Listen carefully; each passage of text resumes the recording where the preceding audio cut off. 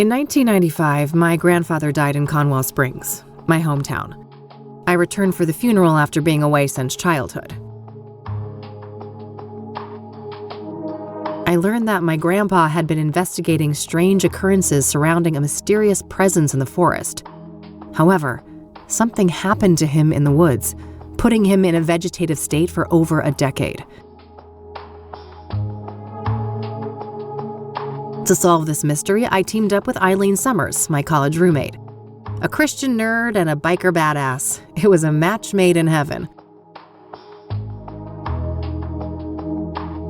A local church turned out to harbor a secret cult worshiping the malevolence in the woods, referring to it as the Old God. An endangered hallucinogenic flower, the red scythe, was somehow connected to the Old God's power. As we came closer to the truth, a servant of the Old God made himself known in dreams and visions, the Crimson One, a scheming trickster. Things came to a head when the priest of the corrupt church, Isaac Price, abducted Eileen, intending to offer her to the Old God. I managed to track them down and have Isaac thrown in jail, but Eileen was in a catatonic state and was about to suffer the same fate as my grandfather. I continued alone and found my way into a great field of red scythes in the depths of the forest. Greeted by the Crimson One, I descended into the Old God's bizarre realm, a place straddling the line between the physical and the otherworldly. The powers of that place tried to break me. My past trauma was manifested and turned against me, including my shadow, an evil doppelganger.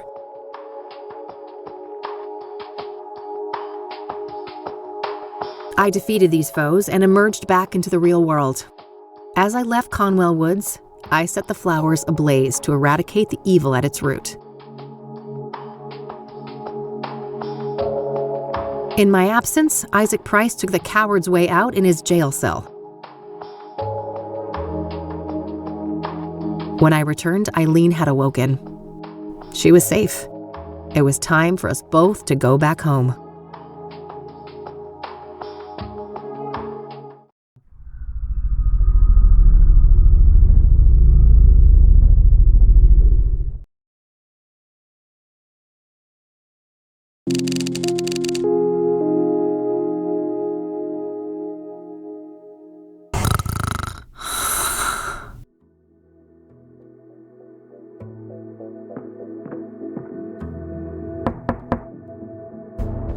We're closed. For fuck's sake.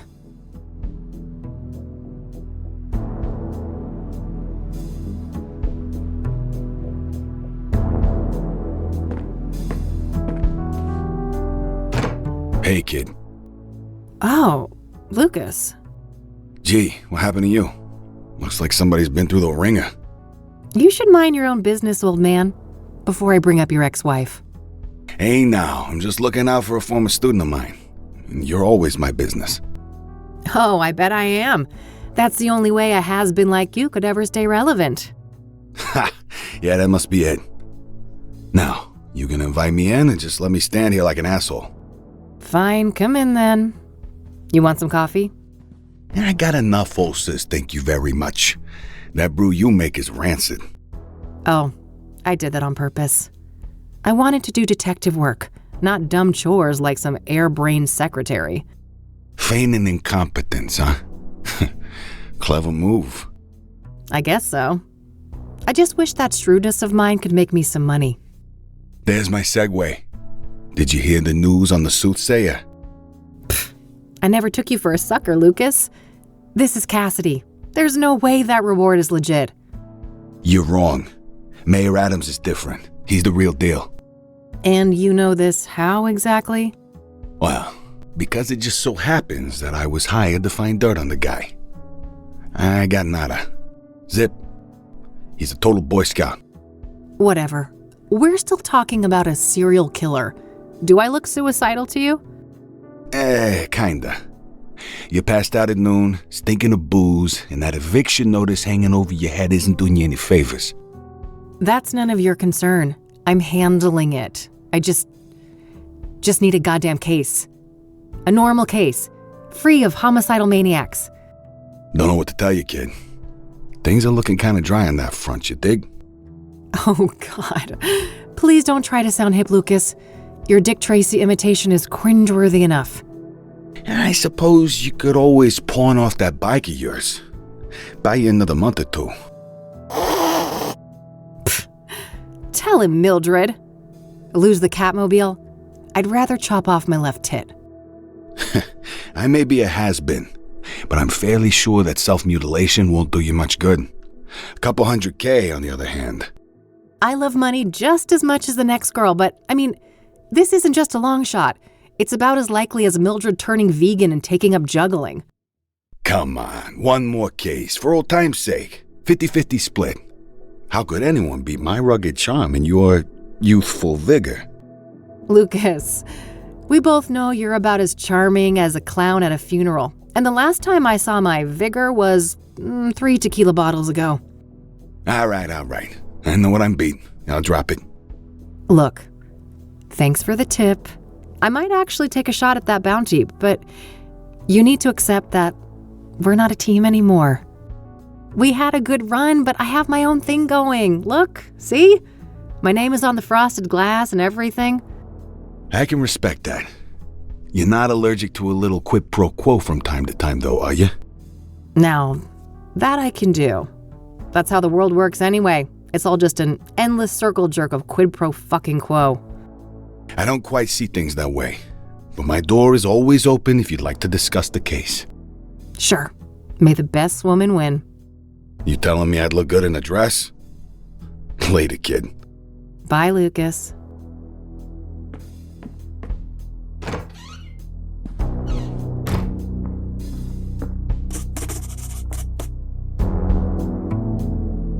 Well, it's not like I have anything better to do.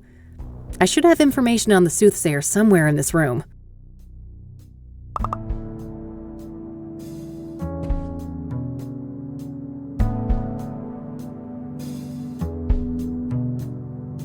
What bills? Never saw those. Nope, no siree. What bills?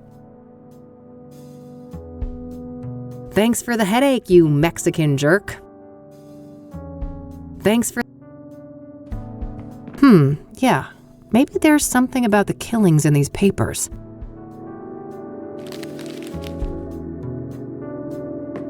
All right. I found a few interesting articles about the most recent murder. Daily papers from the last couple weeks. They have, accidentally made their way here from the recycling bin outside. Daily papers... The city we're in, unfortunately. The city... Various reference books and technical manuals. My biggest fan, as depressing as that is. Empty. All this gumshoe has left to pawn is her dignity. An article in the Chicago Tribune about the Whitmore affair. My big breakthrough case last year. I've been meaning to get it framed, but I've been too busy with important things. You know, like drinking alone. An article in the Chicago Tribune about When there's new messages, it blinks. It's high-tech like that.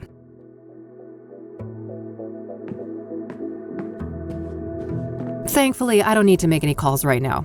Every time I pick that thing up, I pray there's still a dial tone. The Yellow Pages. Handy for looking up people and businesses.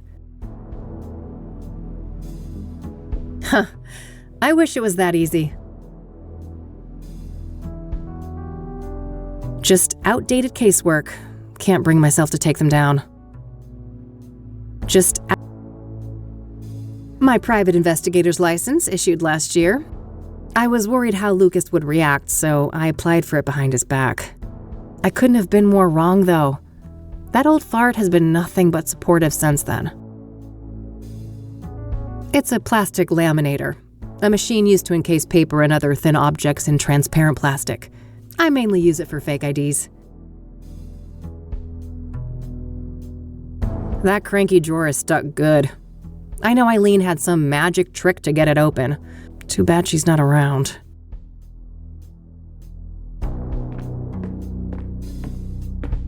I should grab this in case I need to snap some shots. My radio, with a built-in cassette player. I prefer the quiet right now. Nothing out there but a brick wall and a bucket load of misery. Mildred's abode. Who's the best fluff ball? Couldn't agree more. Plotting world domination as usual, Mildred? I better get those pets in then. I've already caught myself a little serial killer, haven't I? Your secret's safe with me. Looking for something to pounce on? Oh, I bet.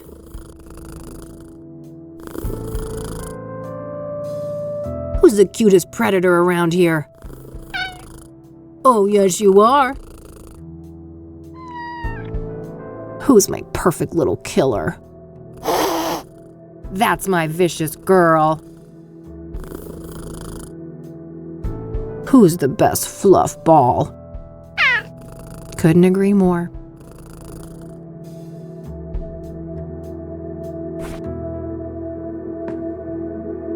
My Michiru instant camera. It's loaded with plenty of film.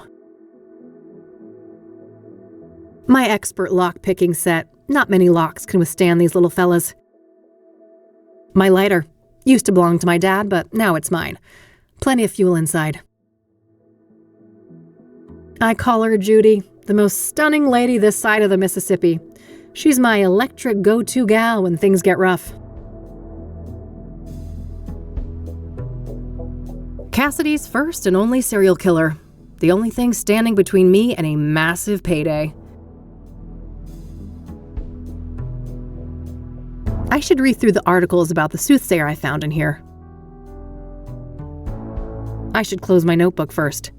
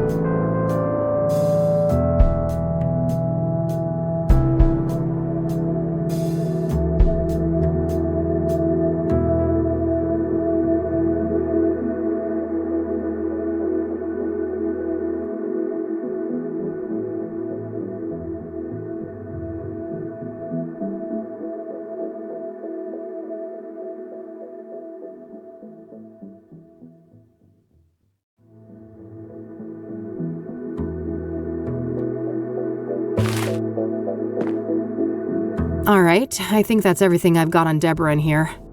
When I'm ready to leave, I should be able to learn more about the other victims at the library.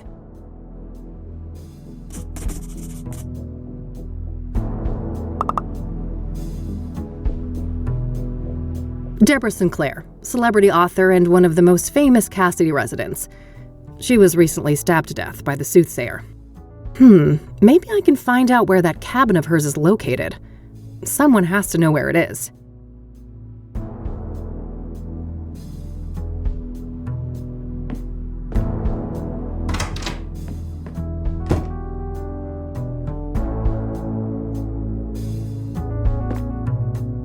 Useful things for when the Catmobile needs a tune-up. Extra helmets. Eileen used to wear one of them back when things were different. Every biker worth her salt has got a box like this somewhere. Nah, I'll live with my current face. Eileen and me, before Rain investigation started going downhill. We worked great together, didn't we? I wish things didn't have to go the way they did. Uh-oh. That's quite a tequila face you got there, Kathy. This might be useful. Ugh, don't make me hurl. I'm way too hungover for coffee. Keeps me in perfect timing. No time to do the stupid dishes. I've got a case to solve. Various spices and condiments gathering dust. Standard electric oven. Barely used. A postcard left by Jimmy Cochran, that strange old geezer I met at a mental institution a few years ago. He was discharged a year after we met, and for some reason he seems to think I had something to do with it. I better not open that. Wouldn't want the mold to spread. It's a photo I took of the West End Bridge here in the city back in the day. Teenage Kathy had one of those artsy photographer phases. My walk-in closet. It's a real mess in there. I better not open the door or I'd risk spilling all sorts of shit out here. Nah, no fun alone and sober. How's it hanging, Lampy? Still same old Cassidy, City of Gleam. Manhunt. I prefer their old material, but their latest album wasn't half bad. Oh, Cryptic Chaos. Can't wait till they're back in town. Yeah, I figured the room needed some extra groove. Maybe later. The red one goes better with this set. I shouldn't need to bring that. There's storage on the bike if I need it. I better put that away later, for Mildred's sake. That little rascal has proven that, yes, cats can get drunk. I wish, but if I don't shape up and get some work done, I'm gonna end up sleeping somewhere way less comfy.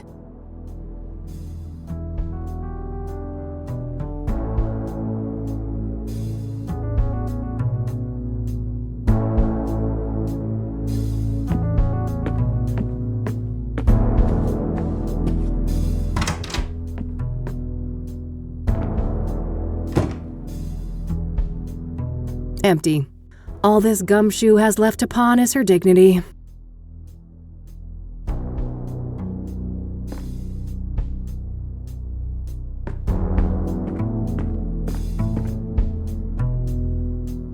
No dice.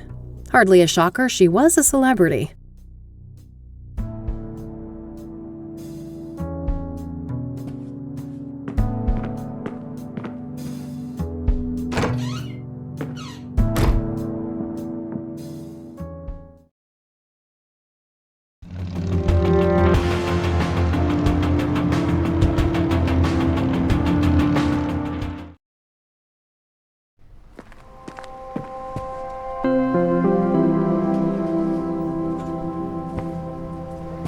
No thanks. Ballet is not my kind of scene. Nah, I got one at home. That an actual avocado tree? Sure looks the part.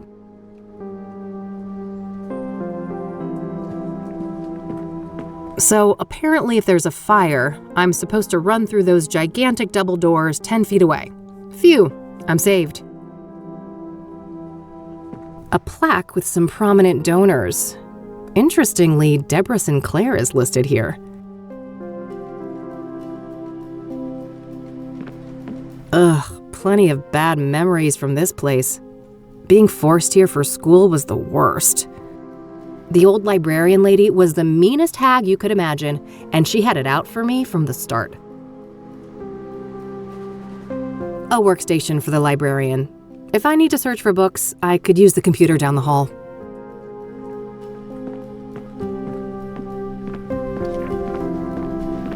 You can rent one of those if you lack a fixed address. Let's hope things don't come to that. A bunch of magazines. Mostly celebrity gossip, it looks like.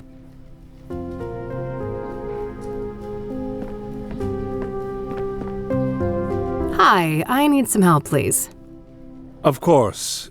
How can I be of assistance? I'm looking to find some information on the Soothsayer. Ah. Quite a few people have taken an interest in that case lately. That's so. Well, I'm not scared of a little competition. So, you got anything for me? Yes. I would direct you to the microfilm viewer at the end of the hall. We have full scans of all of the major newspapers dating all the way back to the 50s. Perfect. I should be able to browse those for some articles about the murders. Indeed.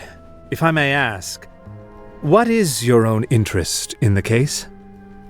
You probably heard there's a reward, right? I'm a PI, and money is tight, so... I see. I suppose we each have our own ways to make a living.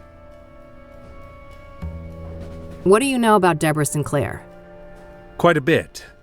Do you have a more specific line of inquiry? What do you know about the murder?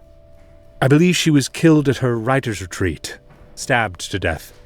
The police say the MO was similar to the other victims, with the shattered mirror and all that. Where's this writer's retreat located exactly? There's an area called Bear Creek, just on the border of the national park. Sinclair owned a small cabin there. All right, got it. That's a decent drive, so I think I'll head out there tomorrow.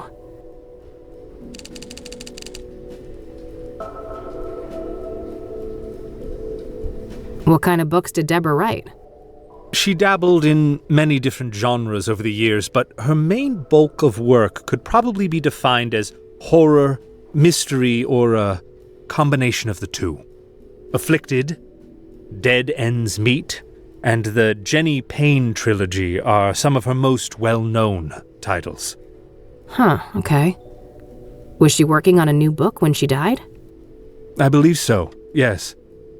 But I don't have any details to share. Was Deborah a popular author? Oh, yes. Even before her death.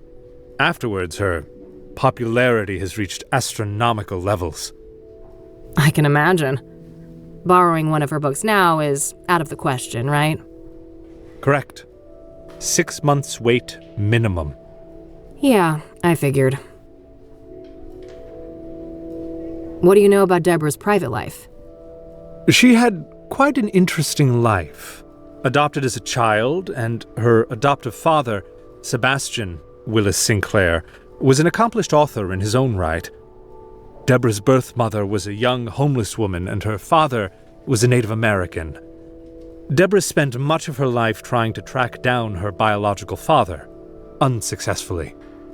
Perhaps in some part due to her roots, Deborah's books have often contained subject matter inspired by Native American religion. She was childless and unmarried when she passed away. Rumors say she was gay, but God knows tabloids are quick to jump to conclusions. I don't think she ever clarified that matter to the public. If you are curious to learn more, I would highly recommend her acclaimed autobiography, Unbound. Oh, I might check that out. Thanks for the information.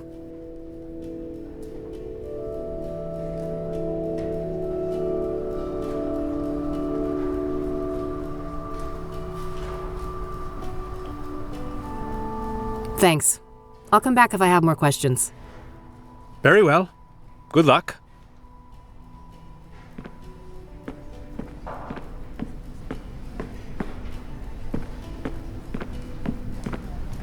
If I need a book, I should use the computer.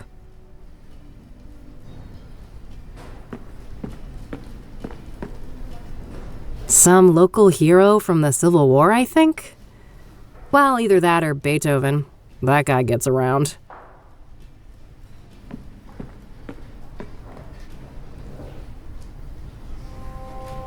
Anything I print should appear here.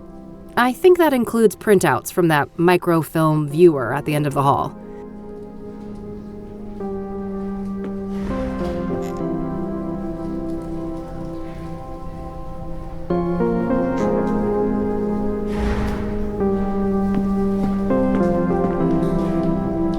Okay, let's see here. It would take ages to look through all the microfilms since the killings began, so maybe I can figure out on what date the murder prior to Deborah's occurred. Hopefully I can deduce the date of the previous murder from the articles I picked up at the office. When I have a good date written down, I can view the corresponding microfilm and look for useful information.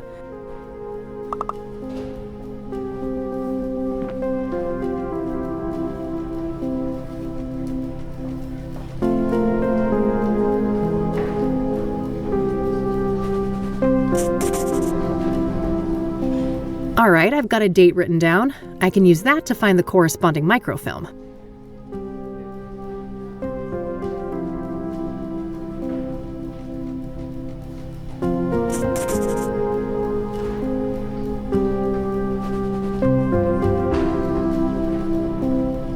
Some antique world map, centered on the US. 1800s, maybe?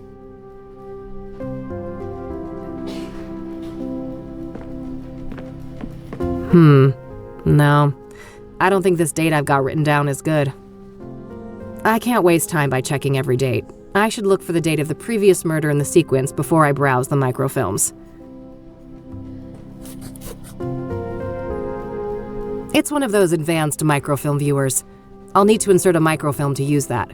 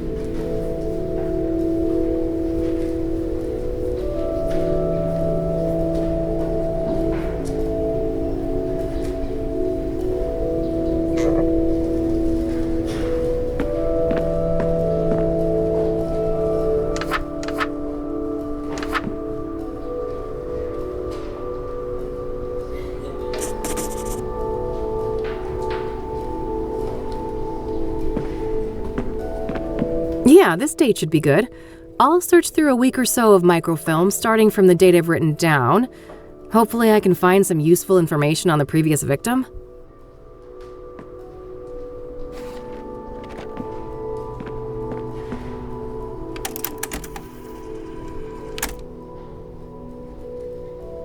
Yes, there we go. I'll have these printed.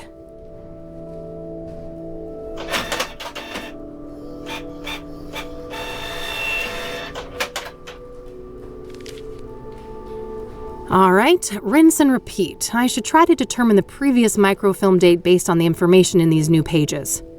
That way I can make my way back from article to article, victim to victim, until I get all the way to the first murder. Let's see here.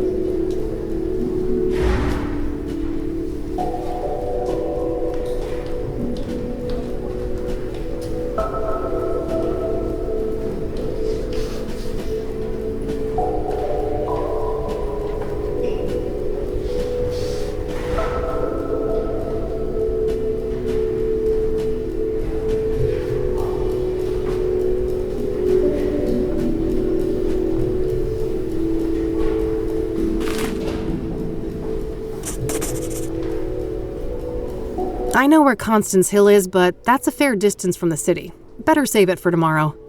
For now, I'll put Jane Doe on hold and see what I can find about the previous murder victim.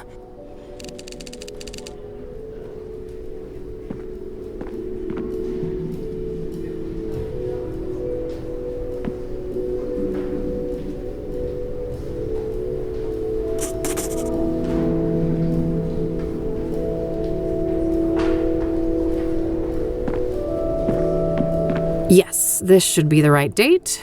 Let's see here. Okay, let's have a look.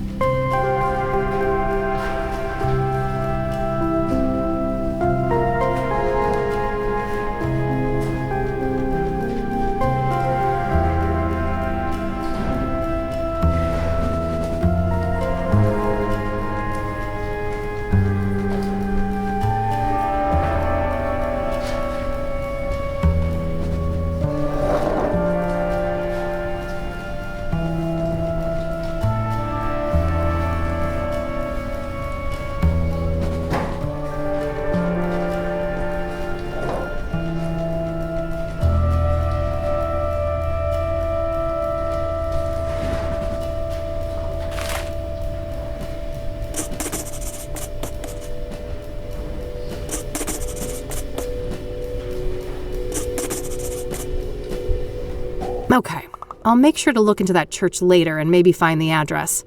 For now, let's move on to victim number 2.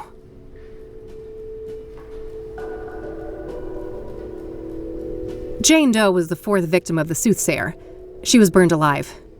I think I'm done with that victim for today. I should focus on my other leads for now. Deacon Benedict Townsend was the 3rd victim of the Soothsayer. He was found hanged under suspicious circumstances. I'm not sure where exactly this church is, but I should be able to find out. Broken obsidian mirrors, so-called scrying mirrors, are the calling cards of the Soothsayer, and the main link between the murders. The King of Kings is a Catholic church here in the city. The adjacent rectory was where the 3rd Soothsayer victim, Deacon Townsend, was killed.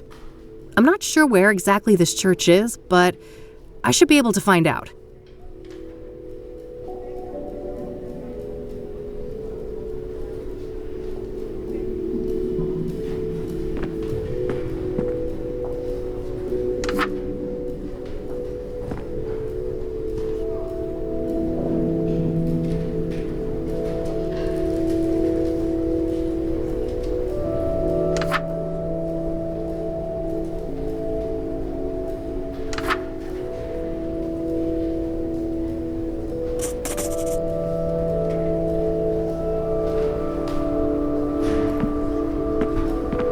Yes, this should be the right date. Let's see here.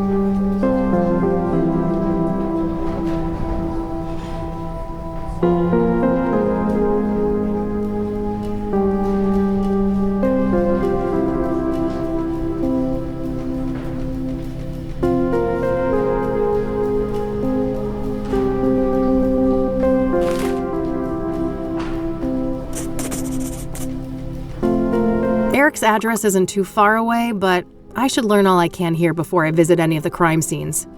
Coming up last, the very first victim of the Soothsayer.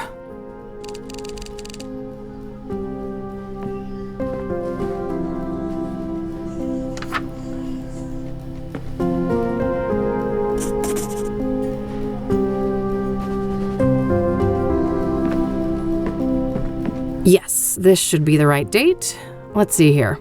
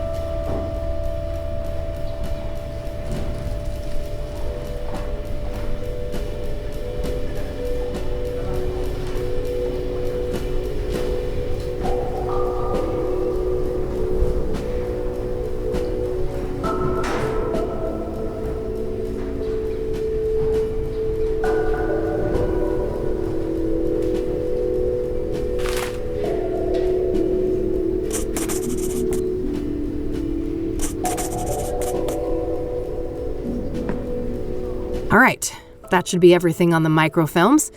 I think I'll continue to focus on gathering information today and then head to each of the murder sites tomorrow.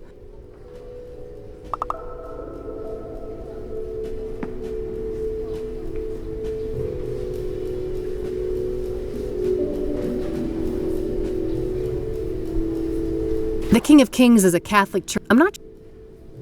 Eric Holloway was the second Soothsayer victim. He was a postal worker in his 30s who was killed by being thrown off a roof. I think I'm done with that victim for today. I should focus on my other leads for now.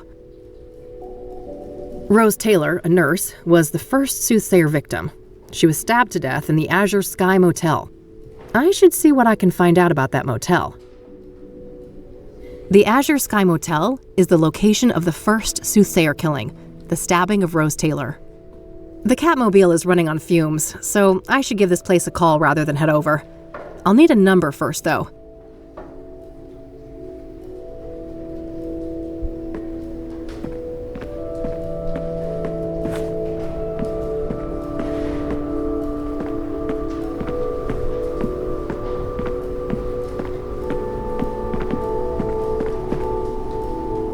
One more thing. Yes? What do you know about Jane Doe, the fourth Soothsayer victim?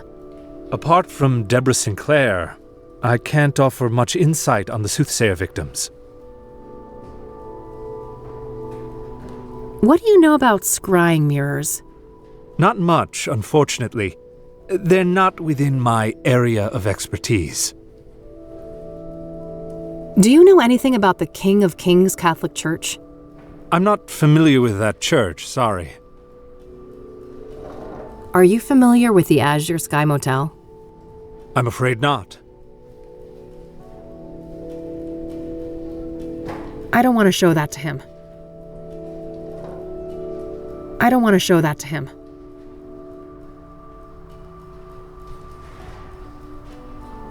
Thanks. I'll come back if I have more questions. Very well. Good luck.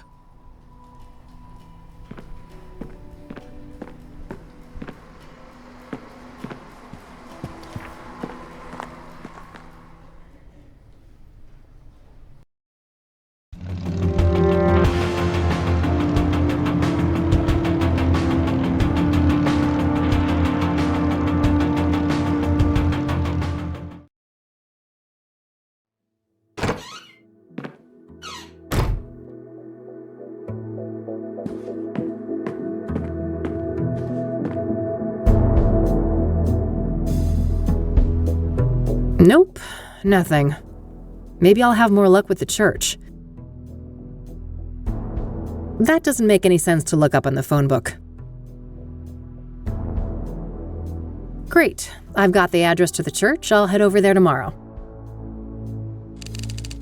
I think it's time to see what I can find about the Azure Sky Motel. It's likely in this phone book here. I have his address already. Nope. Lots of Taylors in there, but no Rose. I guess that makes sense, seeing as how this phone book was issued a couple months after her death. Got the number. I'll call first and see if a visit makes sense. God knows I have to be careful with those last drops of gas left in the bike.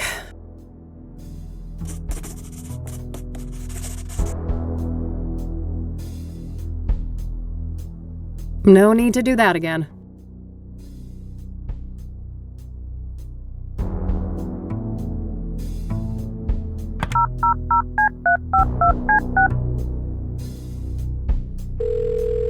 Thank you for calling the Azure Sky Motel, your oasis in Cassidy. How may I help you? Hi there. This is Kathy Rain from Rain Investigations. I have some questions. All right, then. What do you know about the Soothsayer? I know more than I'd like to. I could have gone without a close view of his handiwork, that's for sure. I can imagine. A brutal stabbing, I take it? No offense, but I'd rather not go over that again.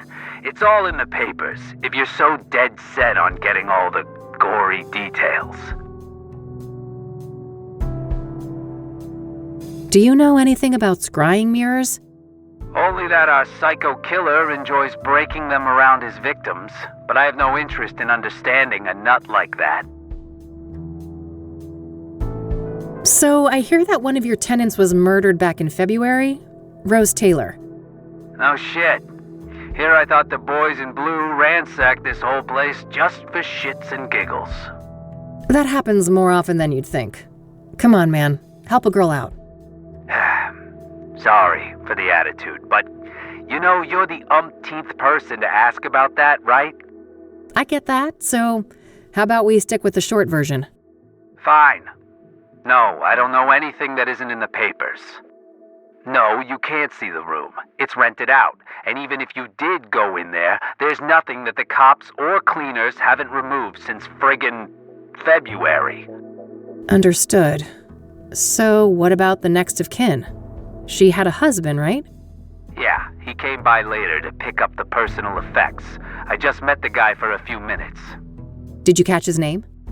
I did, but I don't think he'd appreciate me giving out his name to some random lady on the phone. No offense. I am a bit offended, actually. I'm not some random lady. I'm a licensed private investigator and a renowned one at that. Ever hear of the Whitmore affair? That does sound familiar. Well, that was me. Now, here's a friendly piece of advice. Choose the path of least resistance. I can be a much bigger pain in the ass than this Mr. Taylor, believe me. All right, fine. It's Orson. Orson Taylor. That wasn't so hard, was it? Thanks, buddy. Appreciate it.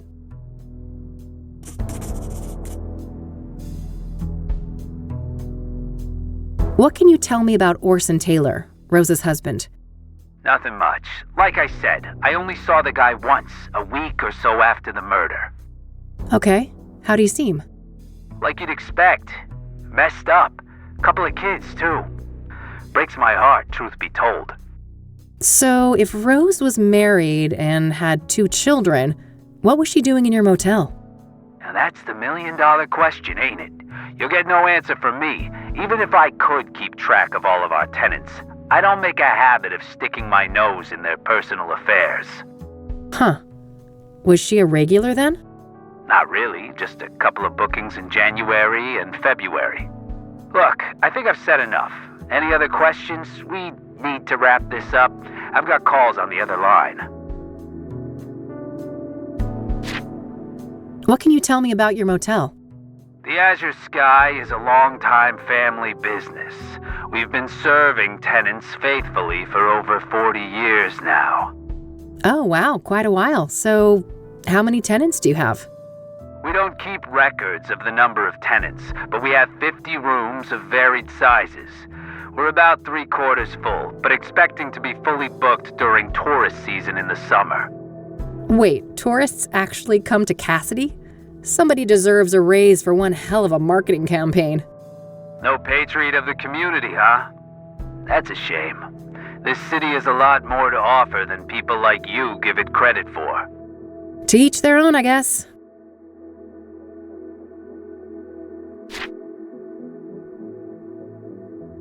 That's all, thanks. You're welcome. Have a great day now.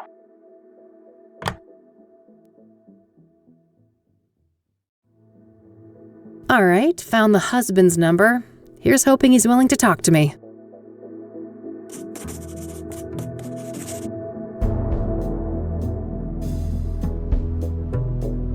No need to do that again.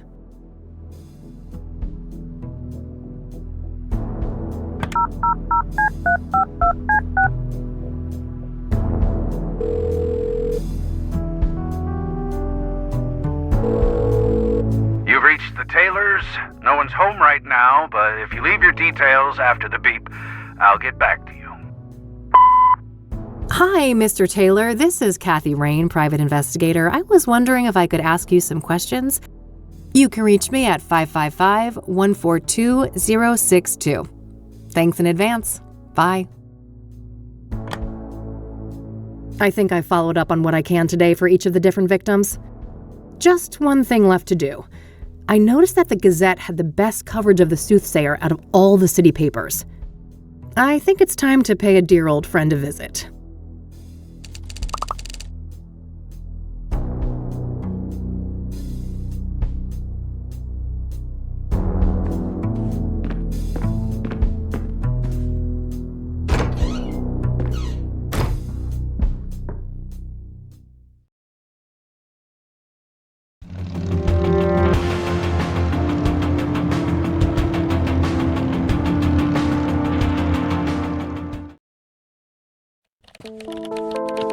All right, here we are. Let's see how E is doing.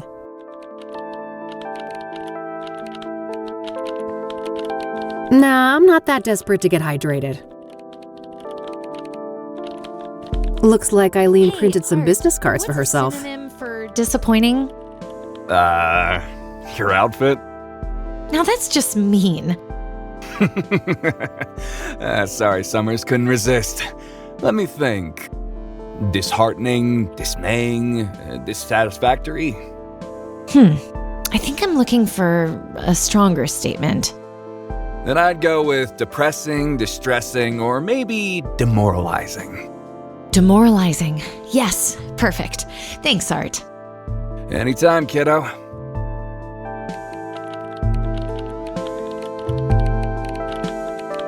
A roll of tape might come in handy.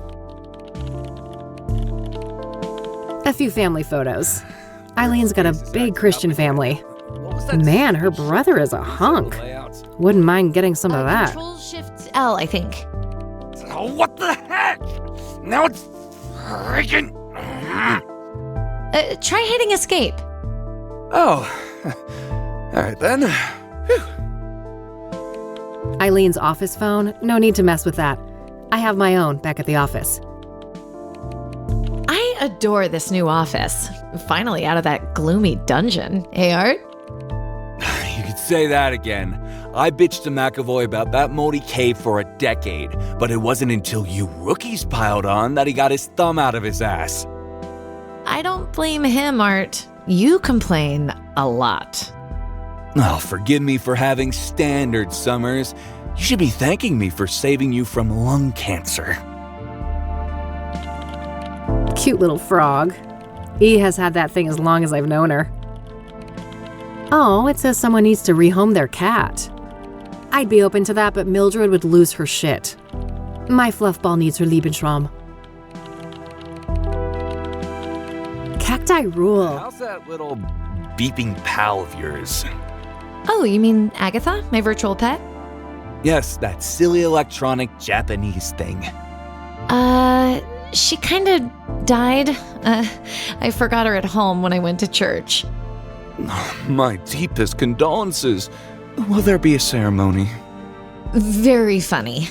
It was a research project. You know I have to stay up to date on pop culture. Sure. Keep telling yourself that, Summers. Nice view of the city from up here.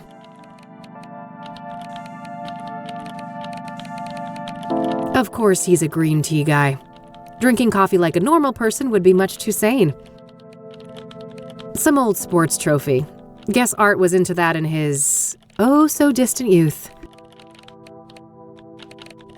Vintage, huh? I can respect that. I remember that. Something about a corrupt church.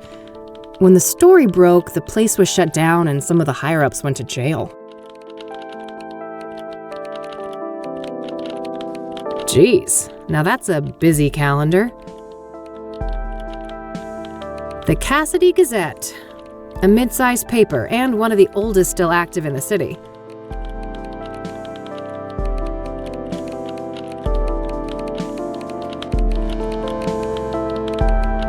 Hello, sunshine. How's my favorite Christian reporter? Oh, what do you want, Kathy? I'm on a deadline here. No small talk, huh? Can't I check in on a friend? I wish, but we both know you only show up when you need something. Ouch. Well, I did have something I wanted to talk to you about. Let's hear it then.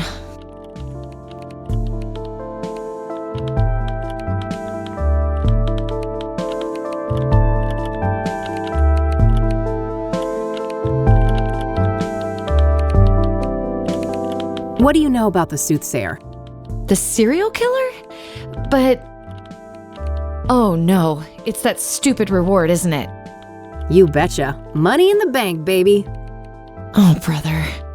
I'd say this is a terrible idea, Kathy, but it's not like you listen to me anyway.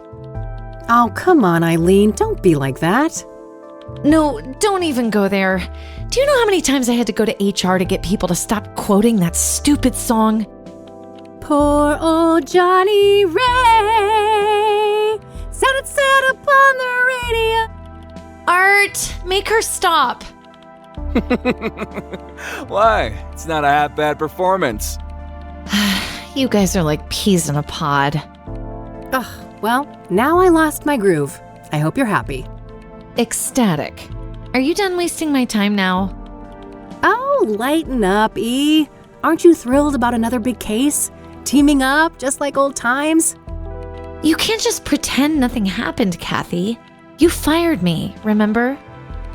I'll unfire you? Yeah, right. How do you even know you'll get that reward? This is Cassidy we're talking about. I was thinking the same thing, but Lucas did his homework. He says this new mayor is the real deal. That silly old man. He just wants one last case with his protege before retirement, even if it means you'll get yourselves serial killed. And I'm all here for it. Of course you are. It's not like self-preservation is anywhere on your hierarchy of needs.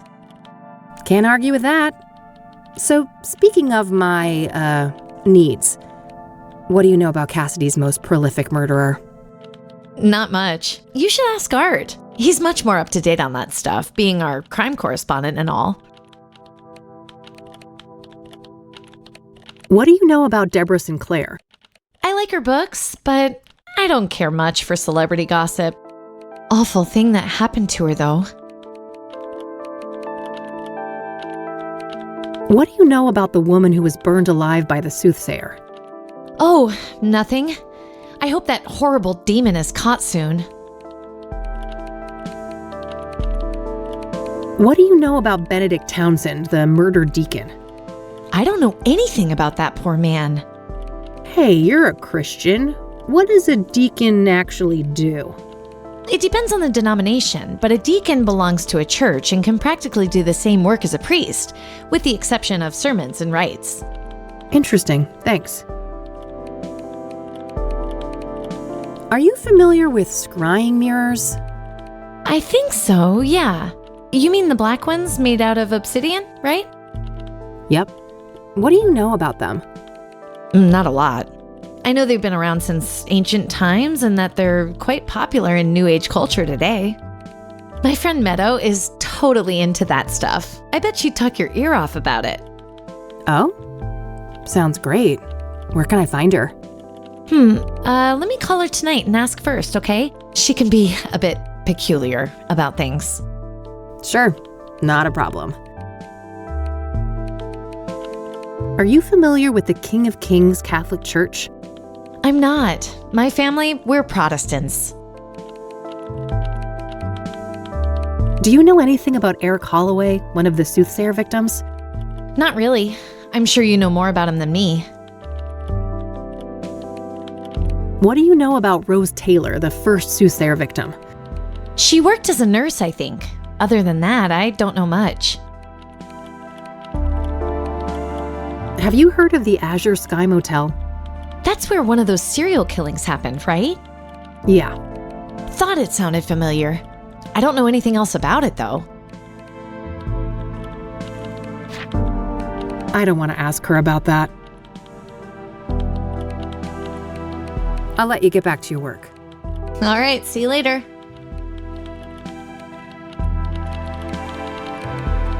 Art Hopkins, just the man I need to see. That's so. This better be good.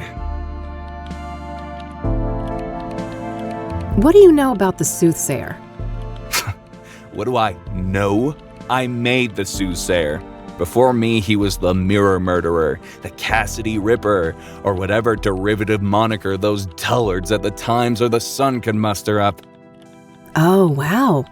So what's your take on the guy? I could see right through you, Rain. You're a bad apple and it stinks all the way up here.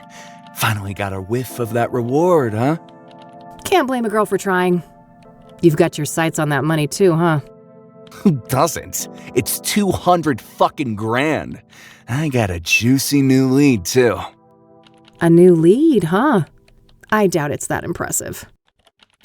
Nice try. I'm not gonna slip up. Word of advice, go back to your cheaters and insurance frauds and leave the Soothsayer to the big boys.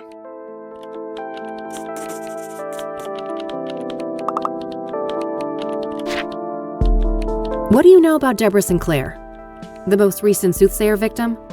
Don't waste your breath about the Soothsayer. I'm not gonna say squat. What do you know about scrying mirrors? Certainly more than you. I'd be surprised if you ever picked up a book. Are you familiar with the King of Kings Catholic Church?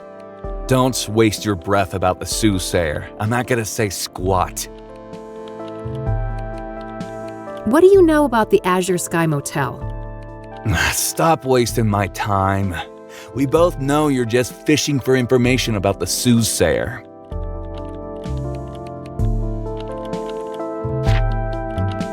I don't need to ask him about that.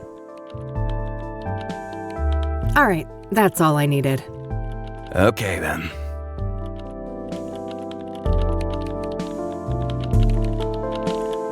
Hey, E, one more thing. Yeah? What do you know about this new lead that Art supposedly picked up on the Soothsayer? Nothing. I don't work with him directly. Maybe you could find out? No, Kathy. I respect Art. I'm not gonna mess with his story.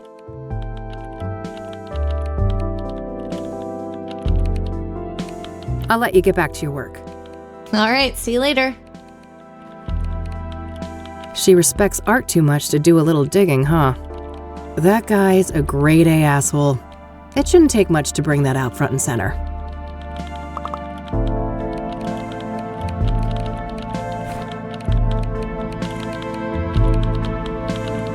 Art is one step ahead of me with the Soothsayer. I need to find out what his new lead is somehow.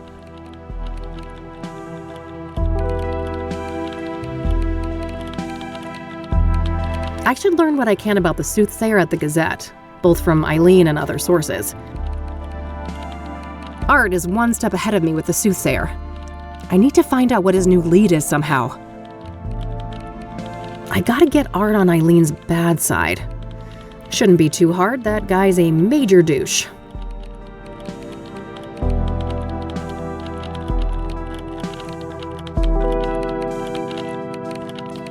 Can I pick your brain for just a few more moments? You're lucky I'm in a patient mood.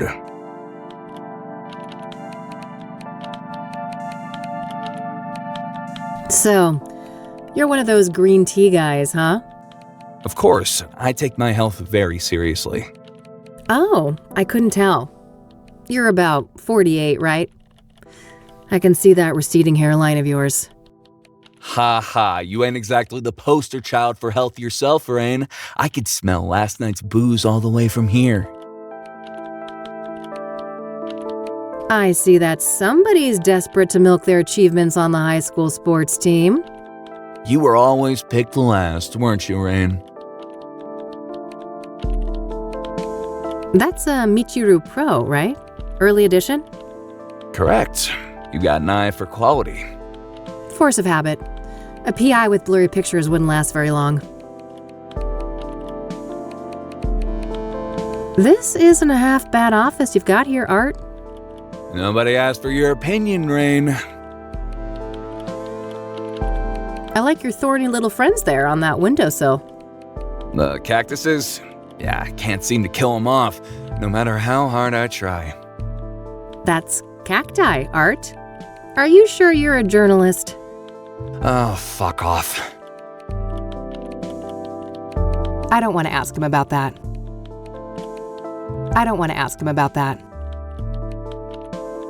How do you think Eileen is doing here? I don't gossip about coworkers. Take that shit somewhere else. I don't want to ask him about that. I don't want to ask him about that. I don't want to ask. I don't want to ask. I don't want to ask. Jeez. Do you get any work done in between those vacations, Art? It's called foreign reporting. It must be an alien concept to a small-time PI like you. Sure thing, buddy. Keep spinning that yarn. How do you like working here? Why? You looking for a job? God, no. I could never work at a place like this. I have authority problems. Don't we all? These days, management doesn't dare try to bother me. They know I'm the only reason this place is still afloat, so they let me write whatever the hell I want.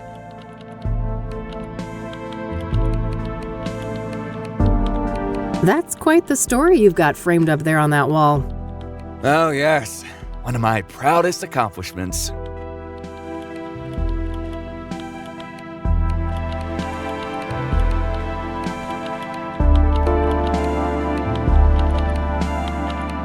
It must have taken ages to break that story, right? Half a year undercover. Now that's a proper investigation.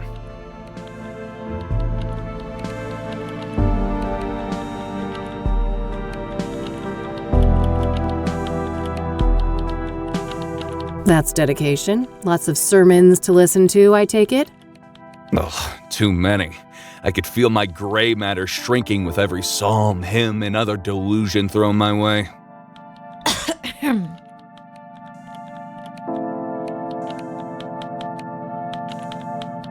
What made you decide to investigate the church? I had a family member in that parish. They told me some strange stories.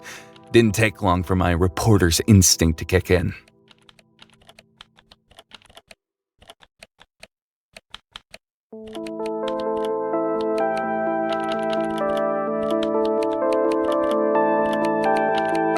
Oh. Must have been tough to ruin a loved one's place of worship. They're better off, believe me. I'd prefer to keep them out of organized religion altogether, but at least now they're no longer associated with goddamn criminals.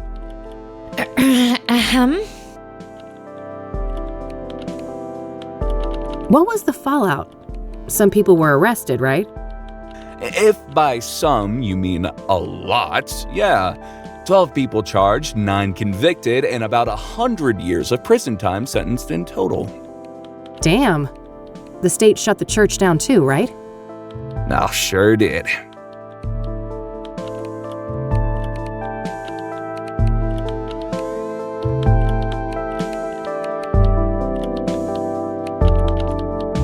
That's a shame. They didn't have to punish the whole congregation just because the leadership was corrupt. You don't know what the hell you're talking about. That place was rotten to the core.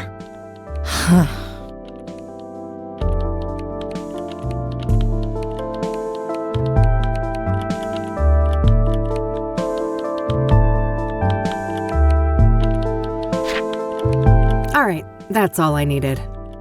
Okay then. Oof. I don't think Art's Eileen's favorite person right now.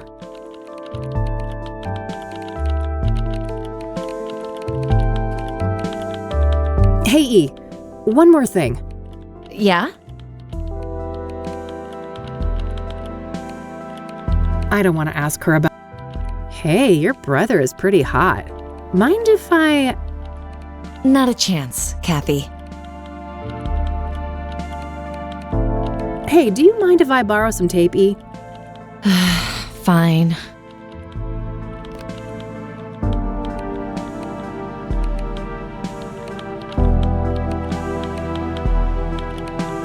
Hey, E, can I have one of your cards? Sure, go ahead.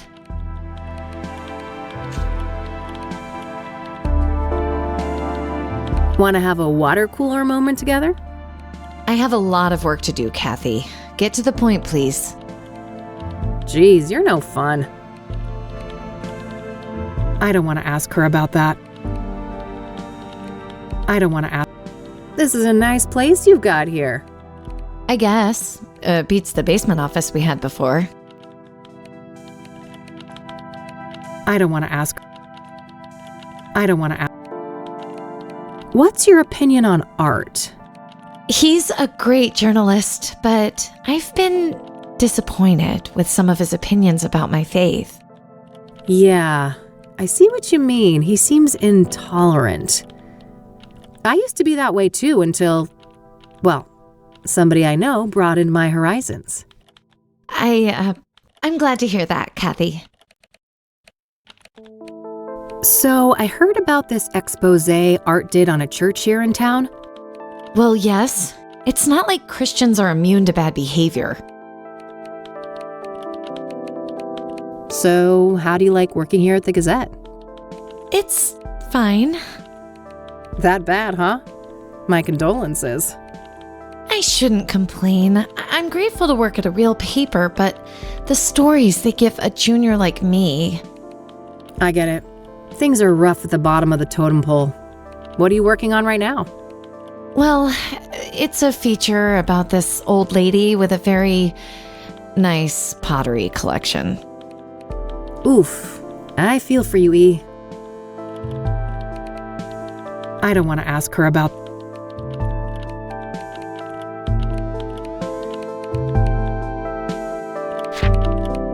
Man, I'm itching to know what Art's new lead on the Soothsayer is. I bet, but I wouldn't know anything about that. Not that he's been my favorite person lately. You could still find out, right? Don't you want to ruffle that arrogant prick's feathers a bit? Oh, well... Pretty please. Okay, fine. I'll try, but no promises. You're the best. Either that or I'm just a slow learner. Alrighty, it's getting late. I'm gonna get out of your hair before Art rats me out and calls security. Oh, he wouldn't do that. He's not as bad as you think, Kathy. You guys are actually quite alike. Oh God, you better take that back before you make me take up smoking again. Huh.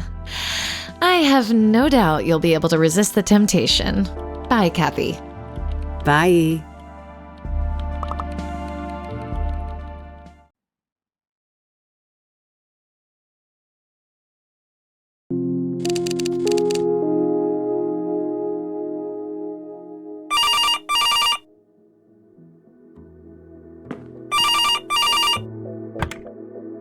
Rain Investigations.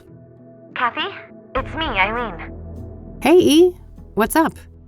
Oh, just burning the midnight oil. So, I wanted to let you know that I found Art's new lead on the Soothsayer. Amazing. Do tell. Well, you know those people who were killed? Apparently, they were all under the influence of some sort of illegal drug. Interesting. What type of drug? I'm not sure, but this toxicology report here says that the street name is Pyre. Never heard of that one. I better go ask Lionel. Lionel? Who is that? My drugged... Well, a friend of mine, that's all. Uh-huh. Yeah, I'd say you should take better care of yourself, Kathy, but you've heard it all before. Pretty much, but seriously, thanks, E. I owe you one. Don't worry about it. Oh, and by the way, you know Meadow, that friend I was telling you about? Yeah, what about her? She said you can come see her tomorrow. She's got an RV over on the west side, Sycamore Lane 21.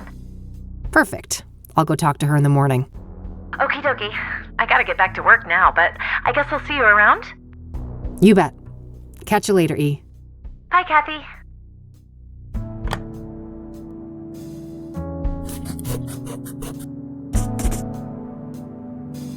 Pyre, huh? I better call the cop shop and ask Josh about that.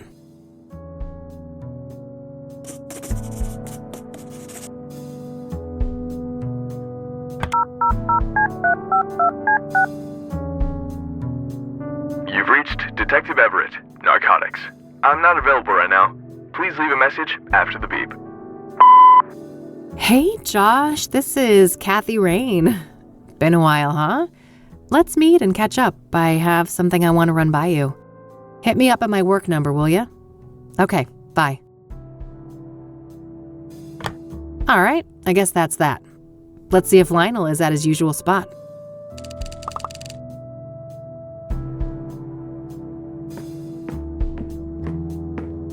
Plotting world domination as usual, Mildred? I better get those pets in then.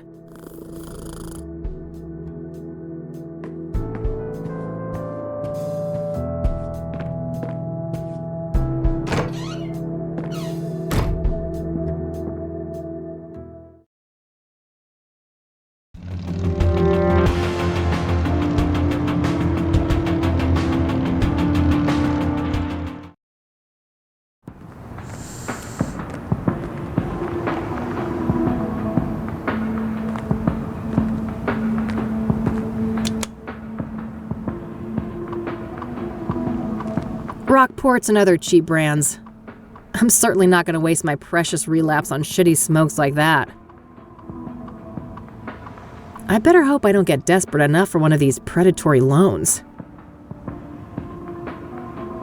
Looks like a seedy place. Pawn shops like this tend to be involved in all kinds of shady business. You know you're really downtown when the amount of neon approaches seizure-inducing levels. Fast cash, huh? Guess I could use some of that. It's closed. Not that I have much left to pawn.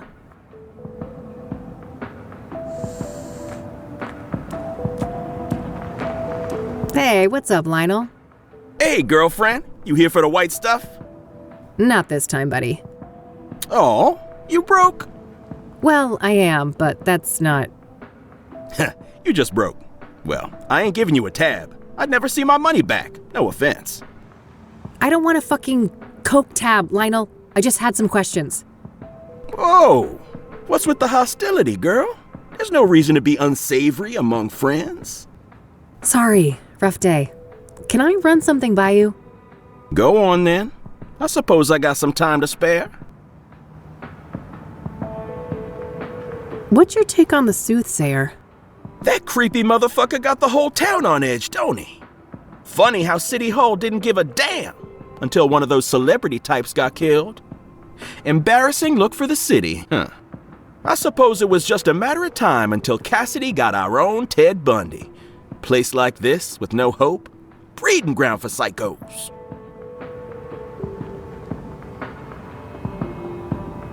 What do you know about Deborah Sinclair, the latest Soothsayer victim?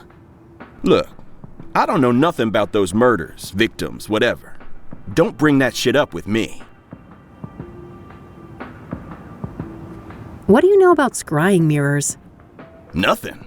What is that? Some new age shit? Oh, never mind. Are you familiar with the King of Kings Catholic Church? You ain't serious, right? Do you remember who you talking to? Oh, forget it then. Are you familiar with the Azure Sky Motel? Nah, haven't heard of the place. I don't need to ask. Do you know Pyre? Oh yeah. Strong trip, they say. I'd love to get my hands on some of that. Hard to come by, I take it? No doubt. I never got so much as a whiff of the stuff. Oh, really? Who's slinging? No one I know. Sketchy motherfuckers, though, whoever they are. How so? Well, for one, you won't find them on the corner like us, regular hard-working candy men. Yeah, you're all salt of the earth. How do they conduct business then? Well, they pretty much don't. I'm not following. Well, join the club, 'cause it's some real candid camera shit. Every now and then one of them dope fiends starts yapping on about some creepy fucker giving them Pyre, and it's always on the house. Trying to run an honest pusher out of business. Some kind of obtuse marketing tactic? If it is, those people sure as hell ain't capitalizing on it. Some half-assed DEA honeypot operation then? No way. The feds don't give a fuck about Cassidy, trust me. Who are these fiends then? Got any names? Nah, I don't ask for names. And the junkie clientele all look the same to me, no offense. Ha. So you don't know anyone who could get Pyre? Some drug dealer you are. Now, I didn't say that. There is this one person who just might be able to pull it off. Yeah? A friend of the boss. Ultra-wealthy connoisseur. Tries everything once, apparently. Rich. I mean old money rich. Deeply connected. Quite the sales pitch. Are you gonna give me a name or just leave a girl hanging in suspense? Now, let's not get ahead of ourselves. Surely a gumshoe such as yourself is well aware that information is a commodity. I told you, I'm fucking broke, Lionel. And I ain't deaf. We're talking a simple exchange. If you find out who's slinging pyre, you send the love lion a word. Deal. Loaded guy's name, please. It ain't a guy, strictly speaking. It's one of those, transsexual types. Prefers to go by the name Hannah Verdue. Verdue? That rings a bell. Some French family, right? Mine owners? You tell me. Sounds about right.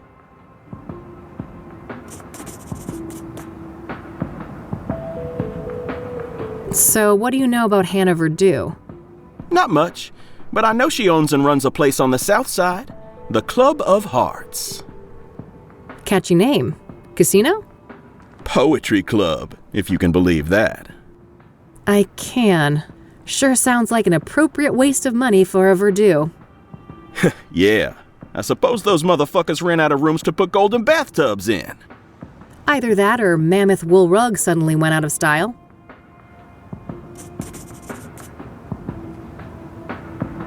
So that poetry club, do you know where it is? South side, that's all I know. Never patronized myself.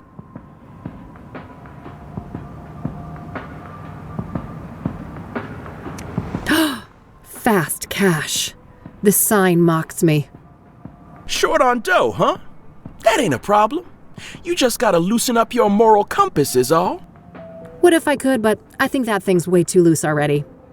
I sincerely doubt that, girl. You play tough, but you ain't fooling anybody. Deep down, you a softie. Oh, quiet you. This place is pretty well fortified, huh? Girl, you lost? This ain't exactly Beverly Hills.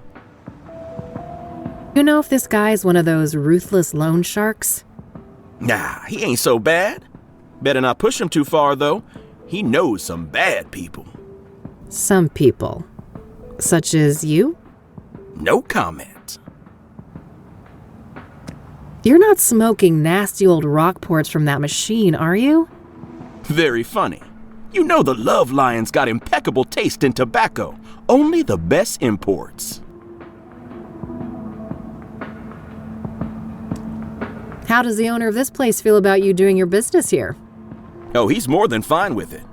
We've got one of those mutually beneficial arrangements.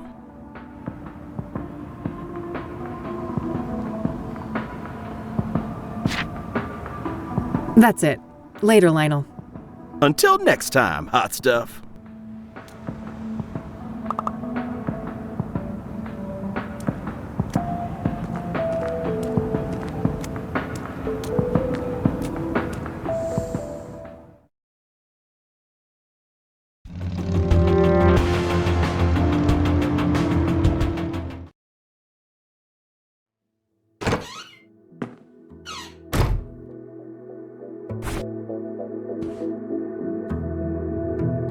I better look up that poetry club in the phone book.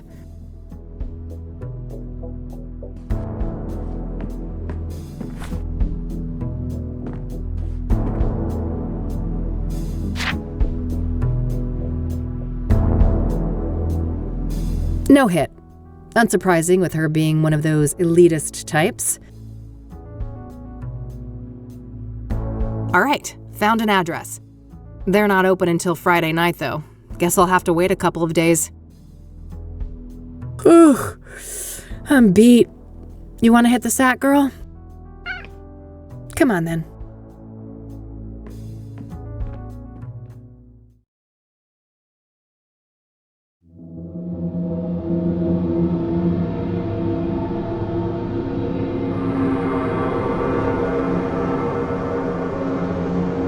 So, there's something I need to tell you. Yeah, I know, kid. Time to move on, huh? Yeah. Is it that obvious? I wouldn't be much of a PI if I couldn't see the writing on the wall for this one. It was nice having you around though, kid. You spruced up the place, I gotta say. Well, don't get lazy without me. I'm sure you still have a couple of years of detective work left in you. Oh, that's all I need. Just a couple of more cases. Then I'm riding off into the sunset. What's going on, Lucas? What do you mean? Something wrong with my vacation outfit? I've always been a sun-kissed kind of guy.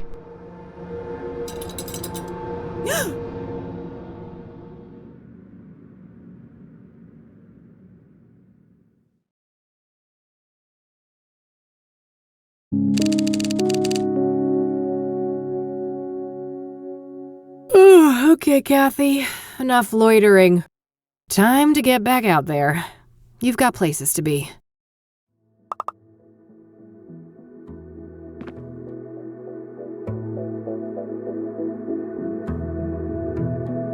Nah, I'll let her sleep. I shouldn't need to bring that. There's storage on the bike if I need it.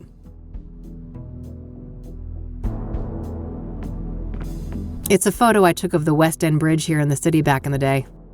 Teenage Kathy had one of those artsy photographer phases.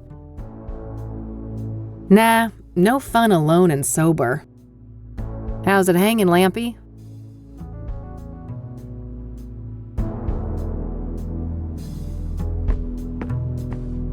Eileen and me, before Rain investigation started going downhill. We worked great together, didn't we? I wish things didn't have to go the way they did.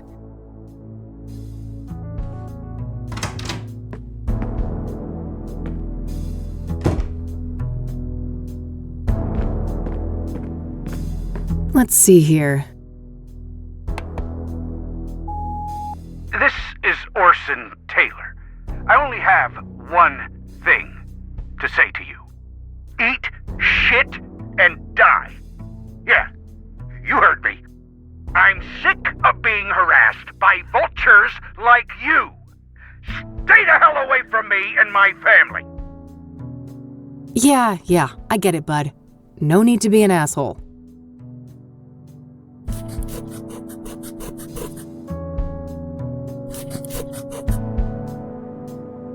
Let's see what this other message says. Hey, Josh here.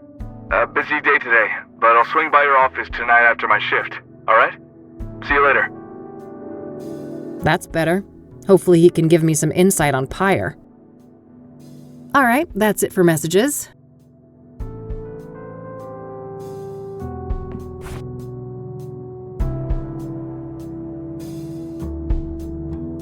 I should look for clues about Deborah's murder, both inside and around her cabin. I should try to learn everything I can about Eric and his murder at the Verdant Street apartment building. I should look for any clues related to Jane Doe's death at Constance Hill. I should learn everything I can about the murdered deacon at the church. Eileen says that Meadow should know a thing or two about scrying mirrors.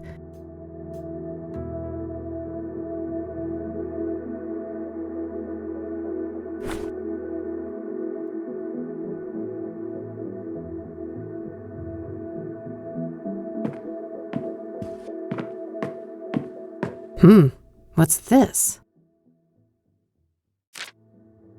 Pyre is the key. T. Damn, this T knows what I'm up to. The question is, are they friend or foe?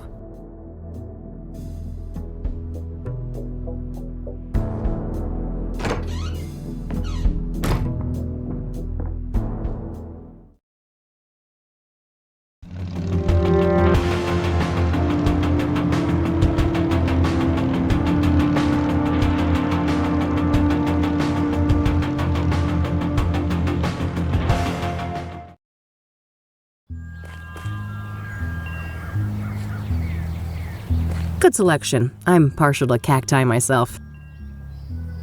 If it wasn't for the atrocious backdrop, those could have actually provided some cozy ambiance. Oh god, that thing is hideous. Not a big fan of the flour, but roasted seeds? Yum.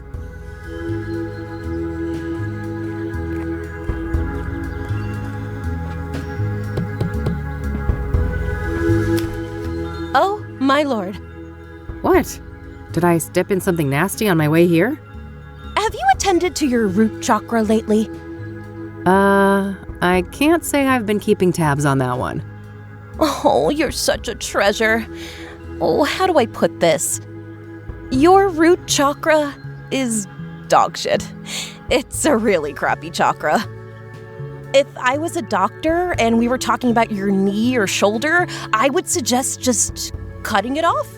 Just cut it right off. It's that bad. Tell me how you really feel. Oh, I'm fine. Thanks for asking. My chakras are in balance, from my toes all the way to the top of my noggin.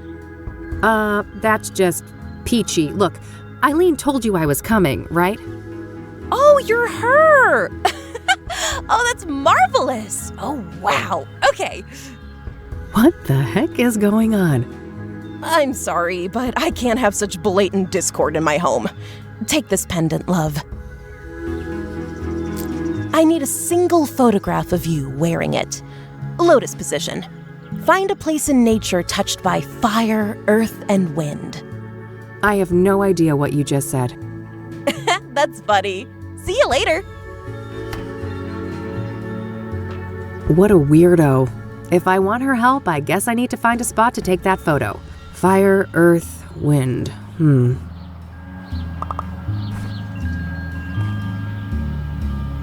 For the chakra photo that Meadow wants, I'm supposed to find someplace associated with fire, earth, and wind.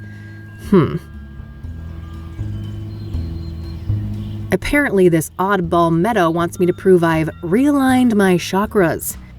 Supposedly, if I'm in the right place, I can do that by taking a picture of myself wearing this necklace she gave me.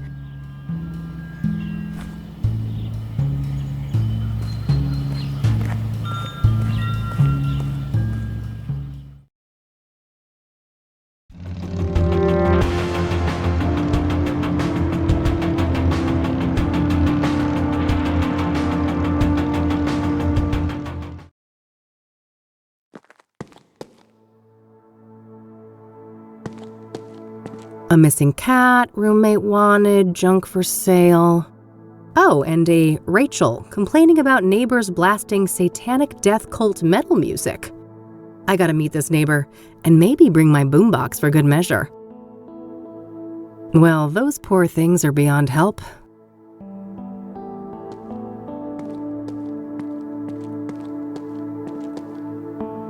Eric Holloway. Standard issue forensic seal. If somebody unauthorized is caught breaking this, they're going to jail. Notes left from friends and family. Nothing in particular stands out. Nothing but overdue bills. I don't think that's worth tampering with. Eric's apartment under lock and seal. Rachel Wang. Hooked on Jesus, huh? Guess they'd get along with Eileen. Standard issue mail slot. I have the same type back at the office. The next door neighbor of Eric. No reason to bother them unless I have reason to believe they knew Eric well. I always wanted to get a chance to use one of those things. Make a real mess somewhere.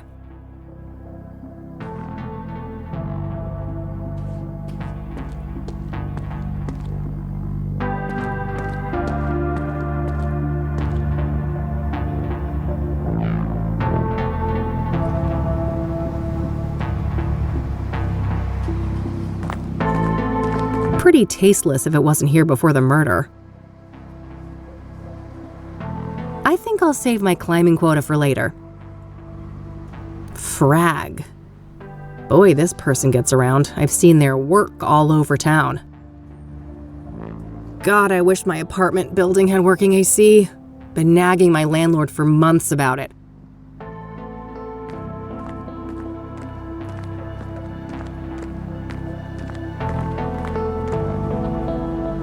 Tons of spent candles.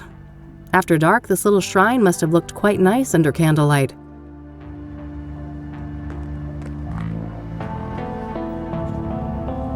It's all generic condolences, except this note here. I miss you. It should have been us. May God watch over you. R.W. Oh, that must be Rachel Wang downstairs. I should go have a chat with her.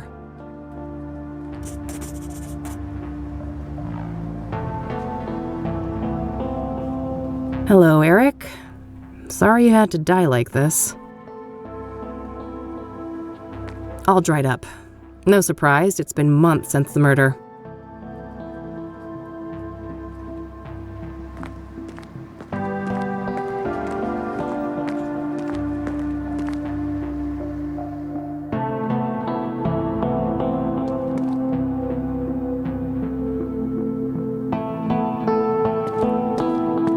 A missing cat, roommate wanted, junk for sale. Oh, and apparently Rachel Wang is complaining about a neighbor blasting satanic death cult metal music. If only she knew what my record collection looks like.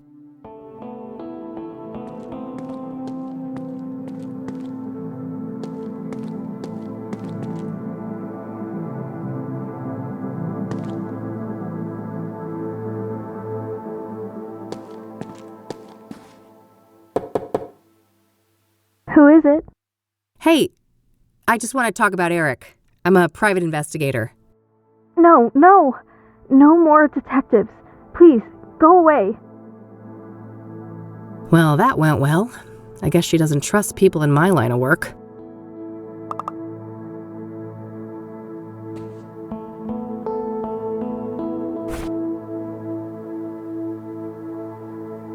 Rachel Wang is the next-door neighbor of Eric Holloway, the second Soothsayer victim. It seems that Rachel doesn't trust PIs. Maybe I need a different approach.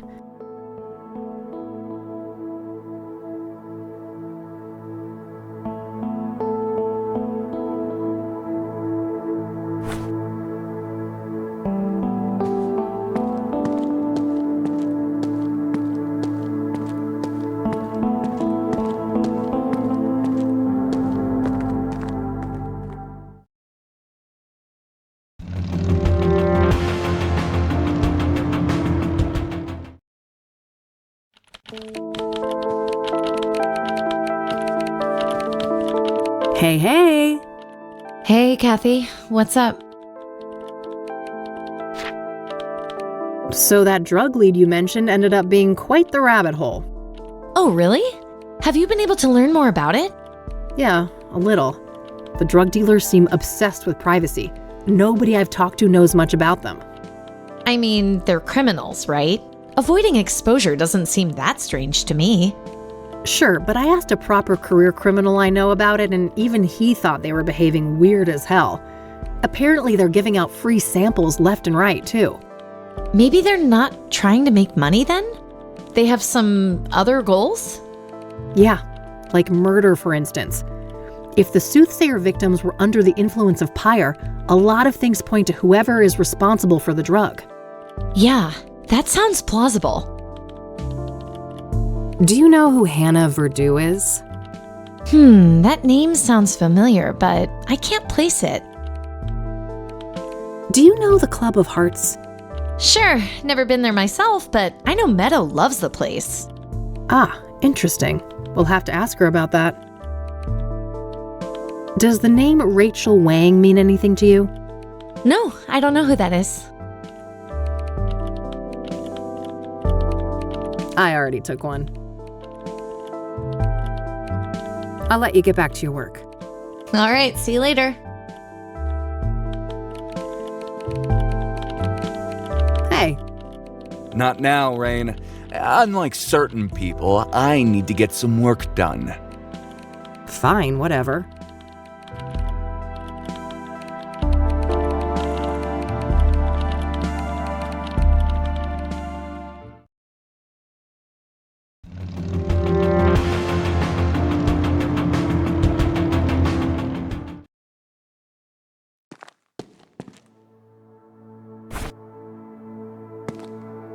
That's Eileen's business card. Eileen Summers, junior reporter. Her work number here might be useful. I'll add it to my notebook.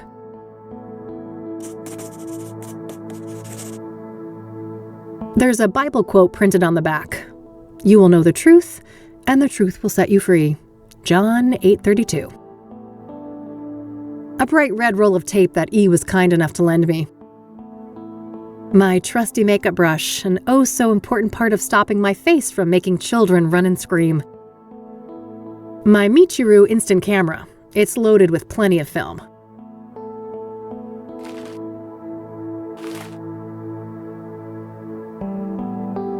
Pyre is the key. T. Damn. This T knows what I'm up to. The question is, are they friend or foe? Not here.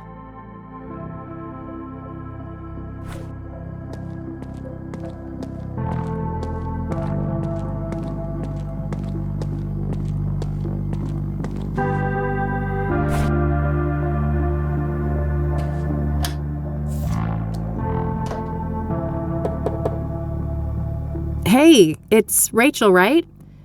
I dropped my card in your mailbox. I just want to talk. You're a Christian reporter? What do you want? Only to talk to you about Eric. It's for a story, a respectful one. Oh, I suppose that would be all right. I'm glad. Could you open the door? It's hard for me to hear you out here. Did you wash your hands? I can't risk getting any germs in here. Of course. Can I come in? No, I prefer it like this. I have a weak immune system. Sure, no problem. Okay, ask your questions then. What do you know about the Soothsayer?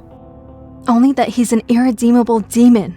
I have faith that when his time comes, God will judge him harshly for all the misery he has caused. Do you know Deborah Sinclair, the author? I've heard her name, but I'm not much of a reader. What do you know about Jane Doe, the fourth Soothsayer victim? I heard she was burned alive. I can't imagine the pain. What do you know about Benedict Townsend, the deacon killed by the Soothsayer? I know that he was a prominent figure in charity work all around Cassidy. My pastor even held a sermon in his memory. What do you know about scrying mirrors? Foul implements, used for witchcraft and black magic. You should steer clear of them. Are you familiar with the King of Kings Catholic Church? I've heard of it, but I belong to a different church. So, let's talk about Eric. All right, what do you want to know? What was Eric like as a person? Oh, he was just such a kind, loving man. Not a bad bone in his body. He had so much going for him.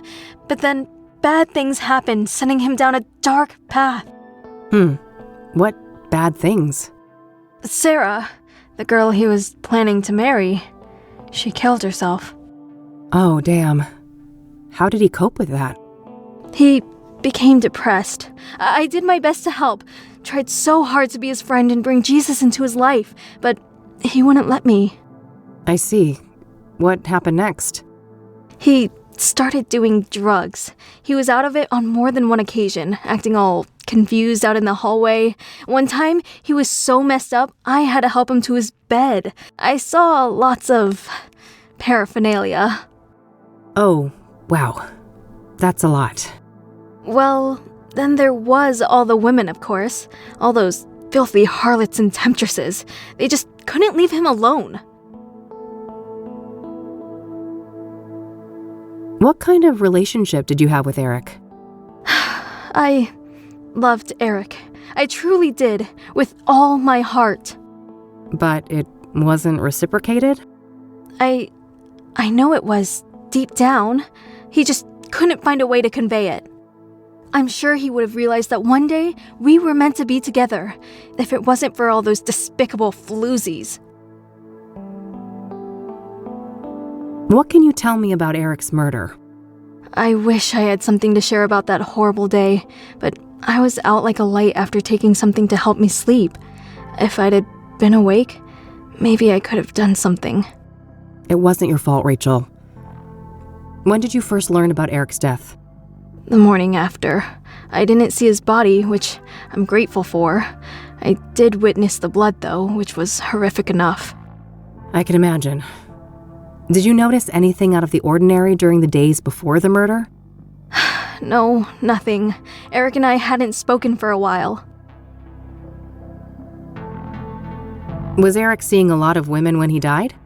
Too many to count. They kept dragging him back into sin. I prayed and I prayed, but they kept on coming. It didn't end until one of those Jezebels killed him. I know it in my heart. That's what happened. Did any of the women stick out in some way? Maybe one of them acted suspicious? Not that I can remember. I'd have to check my... no. You'd have to check your... what? Your diary? I misspoke. Don't mind me. I get confused sometimes.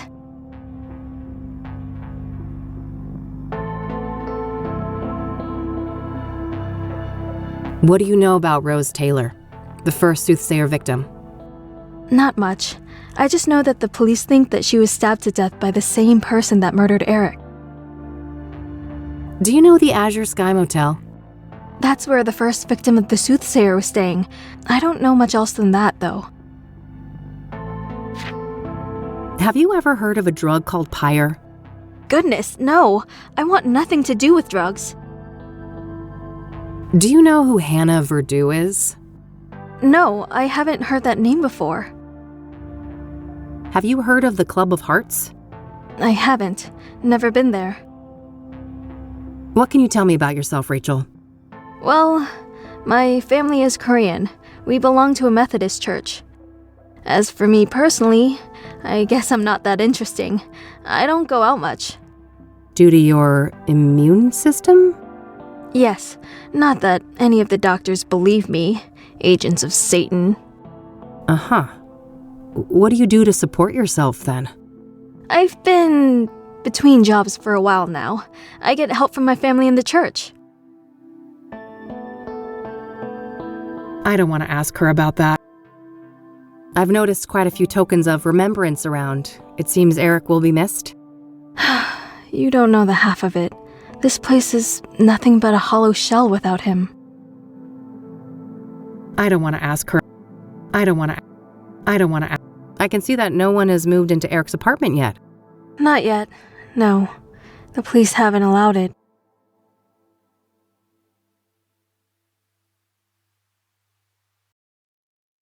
That's all my questions. Thanks. You're welcome. Bye now, and God bless you. Yeah. You too. Poor girl, this Rachel. She seems to have quite a few issues. I'm not sure how reliable her information on Eric is. In any case, I think I'm done here for today.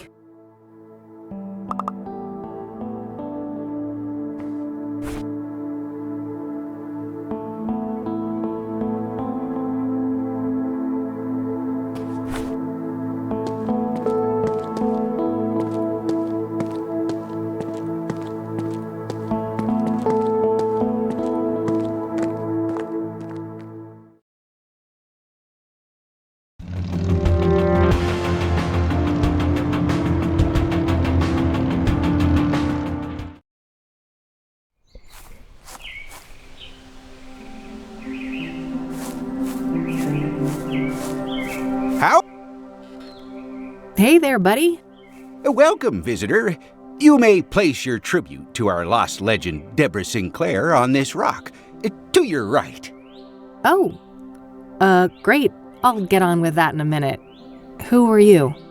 Name's Randy Mulkins, president of the one and only SSS. SSS? Sinclair's Saga Squad, of course. From whence do you hail, fair lady? Oh, I live over in the city. Cassidy. Ha! I mean, which fan club do you belong to? Oh,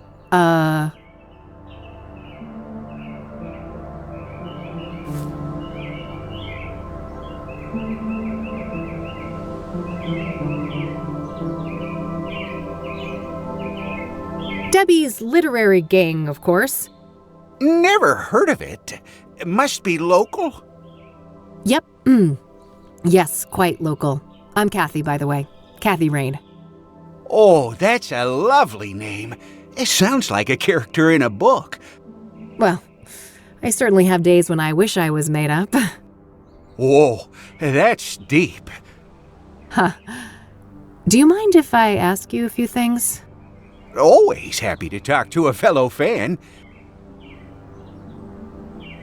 What do you know about the Soothsayer? Only that he took a legendary author away from us. So, let's talk about Deborah. My favorite topic. Don't mind if we do. So, her death. Do you know what happened? Well, I follow the news like everybody else. I didn't think much of the killings. These things happen. But never in a million years would I expect poor Deb to become a victim. So, do you know the sequence of events exactly? Supposedly, some maniac came out here and stabbed her, right in this cabin. No sign of a forced entry, so either the door was open or she let him in. Any idea of who would want to do that to her? Did she have any enemies? No, everybody loved Debbie. Whoever did this is a twisted, sick person. We still have to consider the possibility that it was, one of us. A fan? No way. I refuse to believe that. Well, what about the fact that one of the victims was killed on the anniversary of Storm Chaser? Yeah, that's an odd one.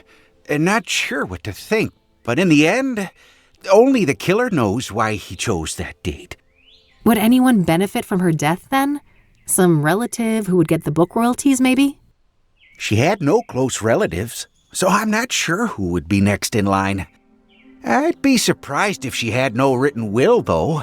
I bet most of that money will go to charity, benefiting Native Americans. Do you know if Deborah was writing a new book when she died? Oh, yes. Years in the making, enshrouded in mystery. Now we'll never get to read it. Do you know what it was about? I wish, but no. Deb was tight-lipped about that one. All she stated publicly is that it wasn't a sequel. Have you ever met Deborah in person? Oh, for sure. A bunch of times. Only briefly, though. At fan gatherings, book signings, and things like that. What's your favorite Deborah Sinclair book? Oh, man. That depends on my mood. But I generally have a weak spot for her early experimental work, like Evermore and The Guidance.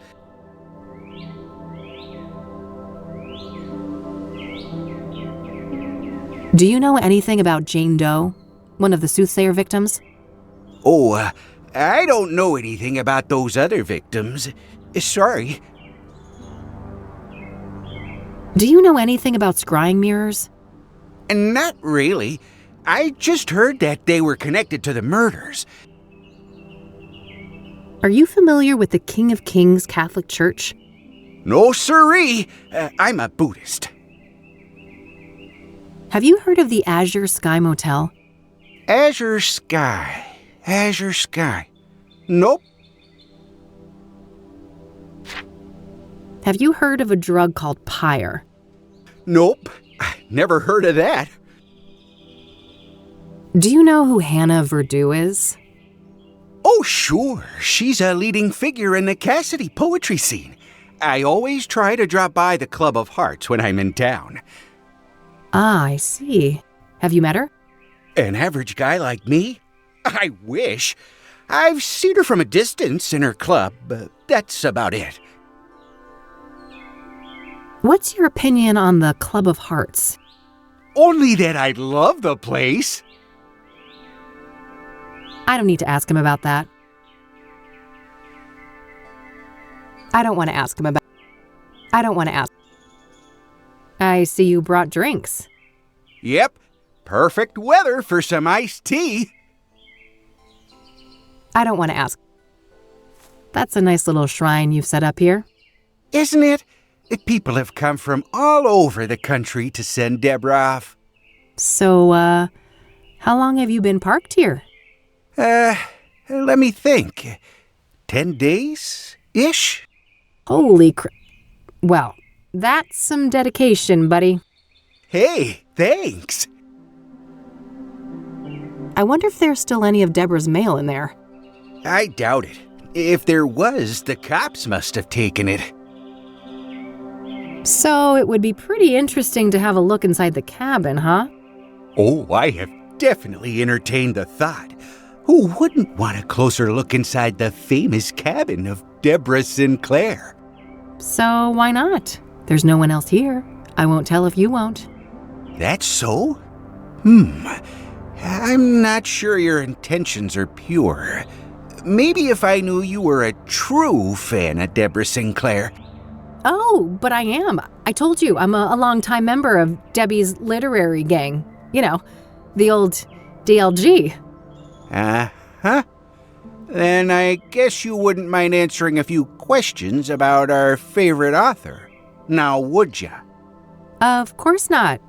That would be easy peasy for an avid fan like me. I'm glad. Let me just dig out this old beaut for you then. Behold, the official SSS membership application form. A written quiz? Are you fucking serious? You chicken. Yeah, I figured you were just a poser. Oh, shut up and give me that thing. There you are.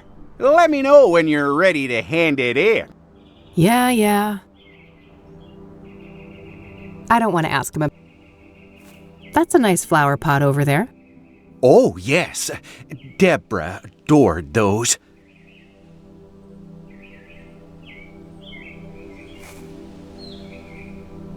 I'll let you get back to your reading. Don't be a stranger. I guess I need to read up on Deborah. There's probably some useful information at the library. Looks like he brought refreshments. People have come by to pay their respects to Deborah.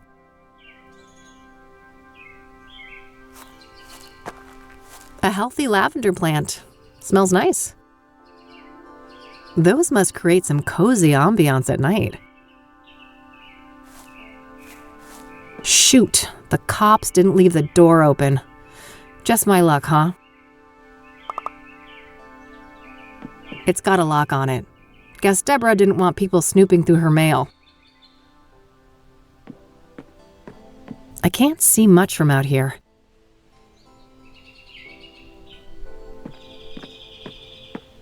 Fuel for a heater or a fireplace. That little supply won't last long in the winter, but this place probably isn't set up for year-round occupancy. Chirp-free, must be lacking tenants at the moment.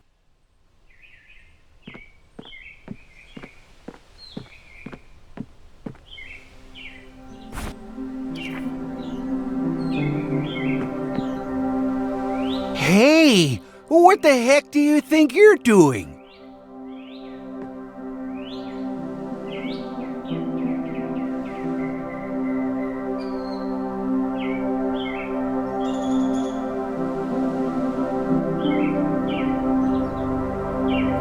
Oh, nothing. I was just admiring the craftsmanship of this mailbox.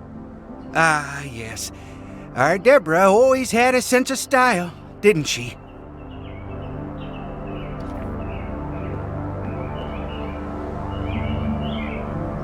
I have to find a way into Deborah's cabin and look for evidence. Ugh, I hate homework. But I'll need to deal with this quiz somehow.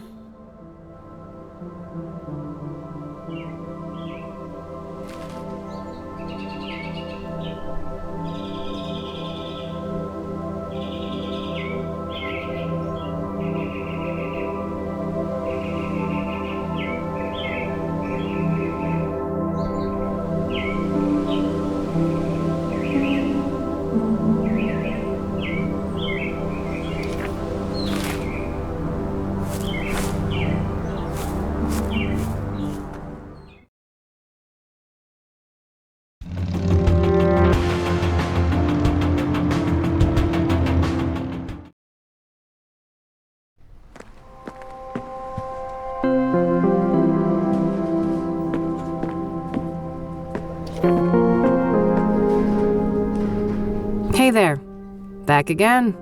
Can I get some help? Certainly. What can I do for you today? I don't want to ask him about... Do you know who Hannah Verdew is? As a matter of fact, I do.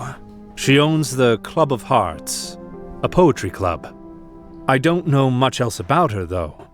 She moves in high circles. Have you been to the Club of Hearts? Sure. Great place for word connoisseurs like myself. I don't want to ask. I saw that Deborah Sinclair was one of the financial contributors to the library. Indeed. This place had gone through a rough patch, and I'm told that her gift came just in the nick of time, saving the library from closure. This place has been around for a while now, hasn't it? Well, that depends on your frame of reference, but the library turns 110 next year. Damn. Must be one of the oldest buildings still standing in the city then. Most likely, yes. I don't want to ask him about... Those boxes over there can be rented anonymously, right? Yes. Would you like me to set that up for you? Not right now. But if I'm evicted in a few weeks, I might just take you up on that. Oh, I sincerely hope it doesn't come to that. Can I borrow one of those magazines? Yes, but only for reading here in the library. You're not allowed to exit the building with them.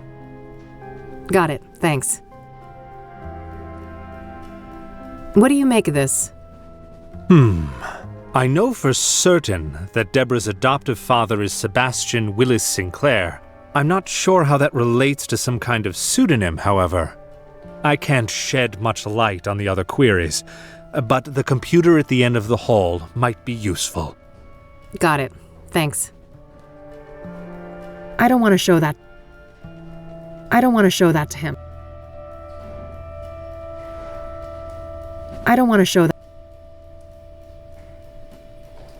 Thanks. I'll come back if I have more questions. Very well. Good luck.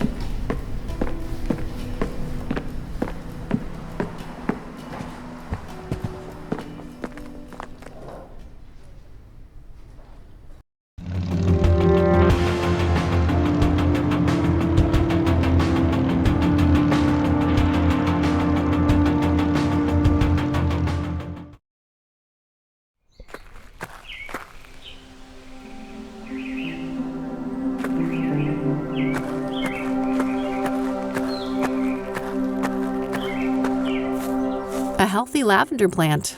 Smells nice.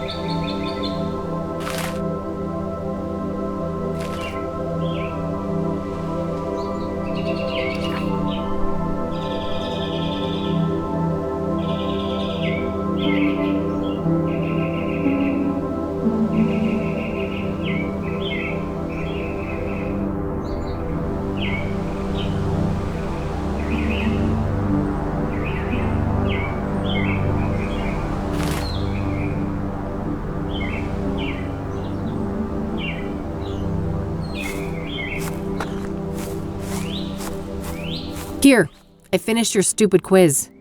I'll be damned! Told ya. Now are we gonna crack this mailbox or not? All right, go ahead.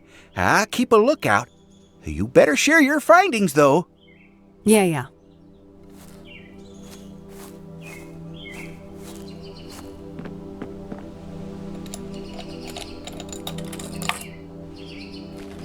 Ugh, nothing but a stupid brochure inside. What a letdown.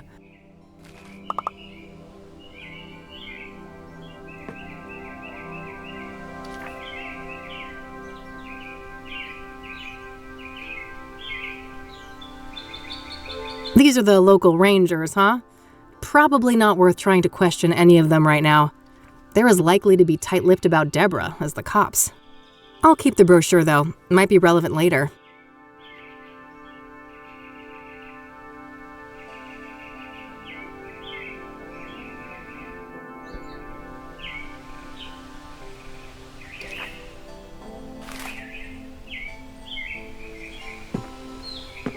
Shoot, the cops didn't leave the door open.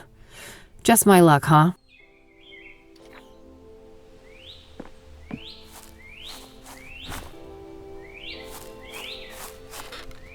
Hey, Randy?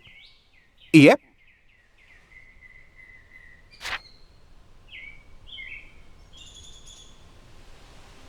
So it would be pretty interesting to have a look inside the cabin, huh? Oh, I have definitely entertained the thought. Who wouldn't want a closer look inside the famous cabin of Deborah Sinclair? So why not? There's no one else here. I won't tell if you won't. Well, a spare key could be around here somewhere. Yeah, any idea of where Debbie could have put it?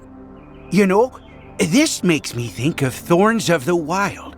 When Johnny was trying to enter Miss Goodman's house, the key wasn't just put in a flower pot. It was buried in the dirt. Well, it can't hurt to try. That's a nice flower pot over there. Oh, yes. Deborah adored those. I'll let you get back to your reading. Don't be a stranger.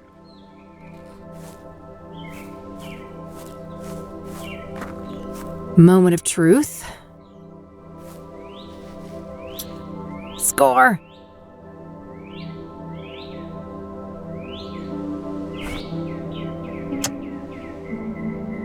This must be a spare key to Deborah's cabin.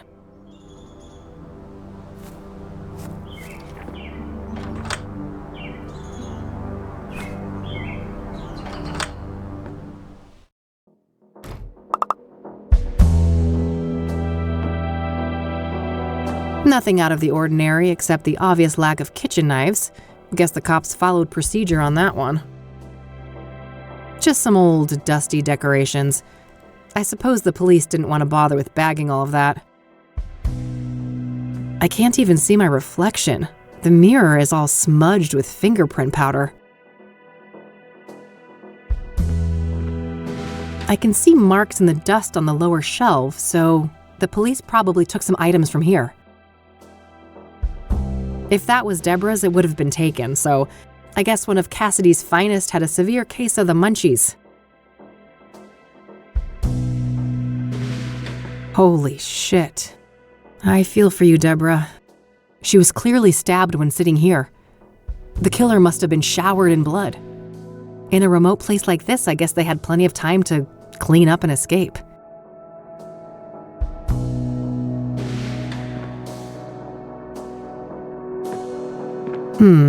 I can see tea stains from 2 cups on this table. Did Deborah have a drink with her killer? Way too clean of a workspace. The cops must have taken everything. Even a die-hard city gal like me can't deny that view. Looks like forensics left a little pile of fingerprint powder here. An author with a book collection. What a shocker. Nice little fireplace. This cabin might be quite cozy if it wasn't for the, bloodbath.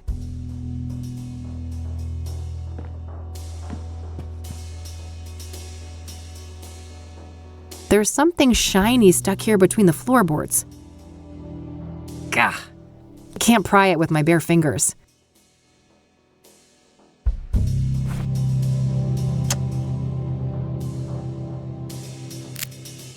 Whoa, it's an obsidian shard.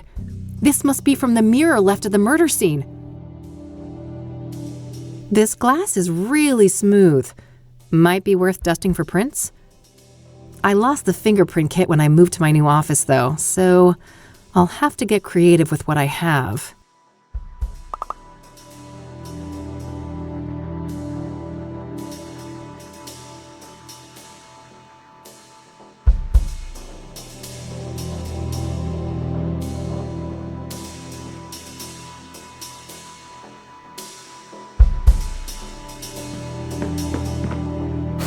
All right, I've got plenty of powder on the brush now.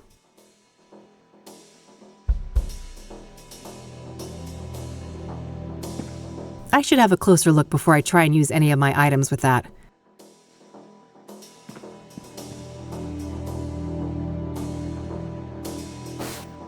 Wow, there's an actual print.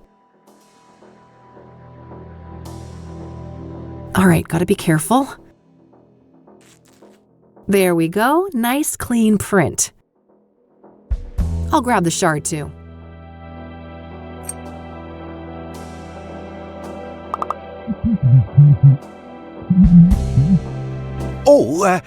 Good day, officer. Mr. Mulkins, the forensic seals have been broken. Are you responsible? Me? Of course not. Look at me. Do you think I could even manage those stairs? I will investigate. Don't go anywhere. As if I'd get far. This thing ain't got a rocket engine strapped on the back, you know? Ever the quipster, Mr. Mulkins. Shit! I can't let him come in here and find me.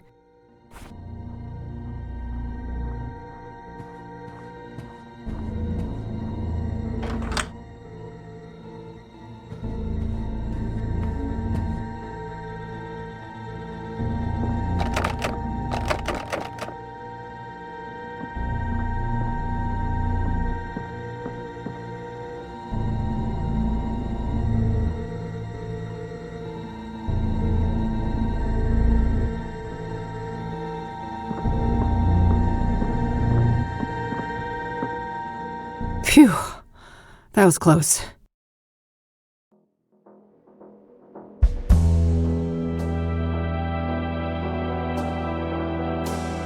The door's locked.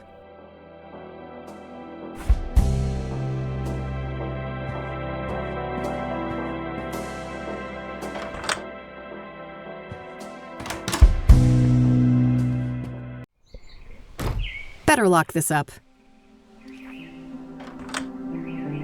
Close one, huh, Kathy? Sure was. Thanks for the assist, Randy. You're the man. Ah, shucks. Couldn't let a fellow fan get in trouble.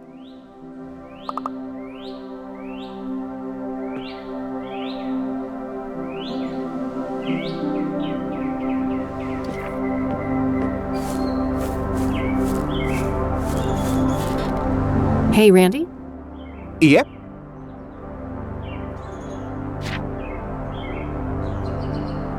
I'll let you get back to your reading. Don't be a stranger.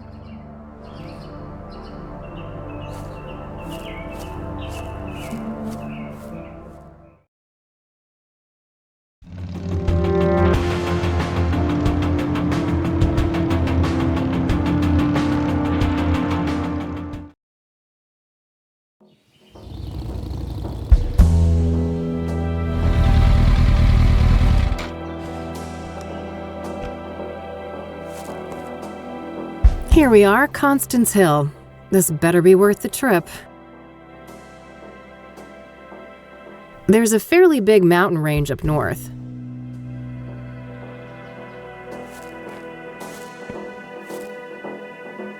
What do you know? Nothing but grime.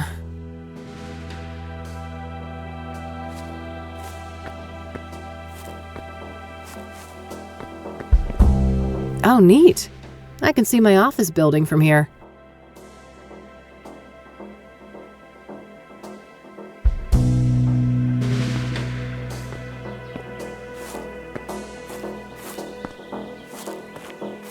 Nothing but some rudimentary makeshift seating.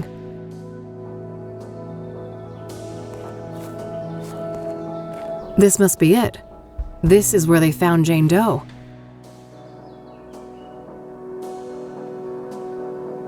No obvious clues.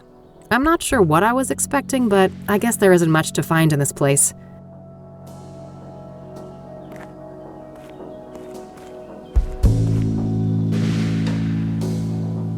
Well, it ain't city concrete if it isn't covered in spray paint. Looks like this place was a party spot. Hey! You're not supposed to be here! It's a free country, nutjob. Step off before you get hurt. Your face is all wrong! Take it off!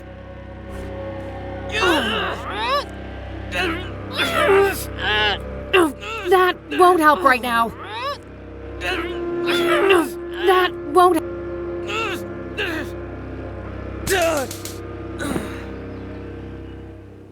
Christ. Cassidy junkies never disappoint.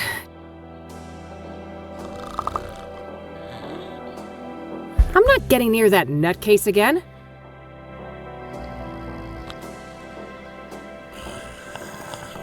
A fire pit for grilling food, but there's nothing but ashes inside.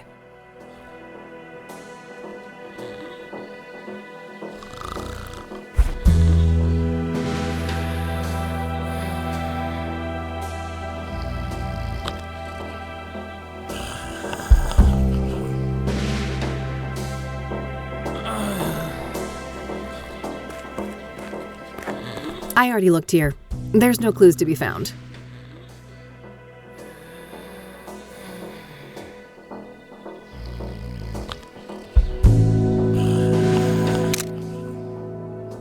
I've got earth and fire present here, but I didn't quite catch the wind.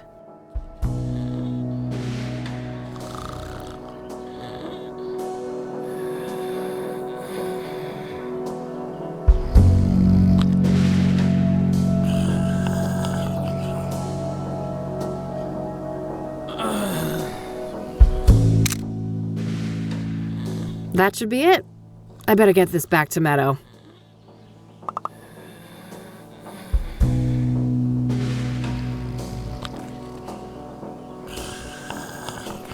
The City of Gleam in all its glory.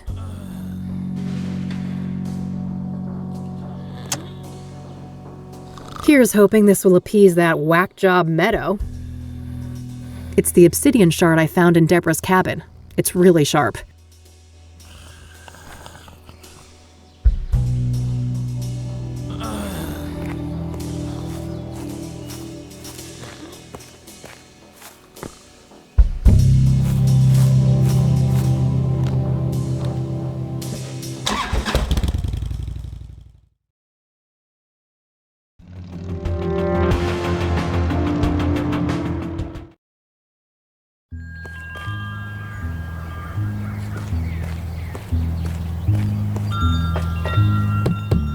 Enter! Wow, look at you! You're positively glowing! Thanks, I guess. I took that picture you wanted. Oh, that's okay. I can see that your chakra is well taken care of. Oh, aren't you supposed to have scars, though? Scars? What are you on about? I've got plenty of emotional ones, if that counts. Oh, never mind. I must be confusing you with someone else. Have a seat, love.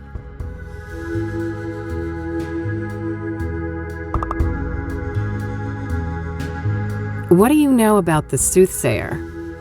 Quite the enigma, aren't they? A soothsayer is a seer, a pursuer of wisdom. An obsessive search for truth often leads down a dark and twisted path. Perhaps that is what happened to our killer? So do you think the Soothsayer is legit? The business with the mirrors isn't just for show? Oh, I'm just a silly Wicca. But wouldn't it be goofy to go through all of that trouble just to make everyone think there's something they're not? Yeah, I guess.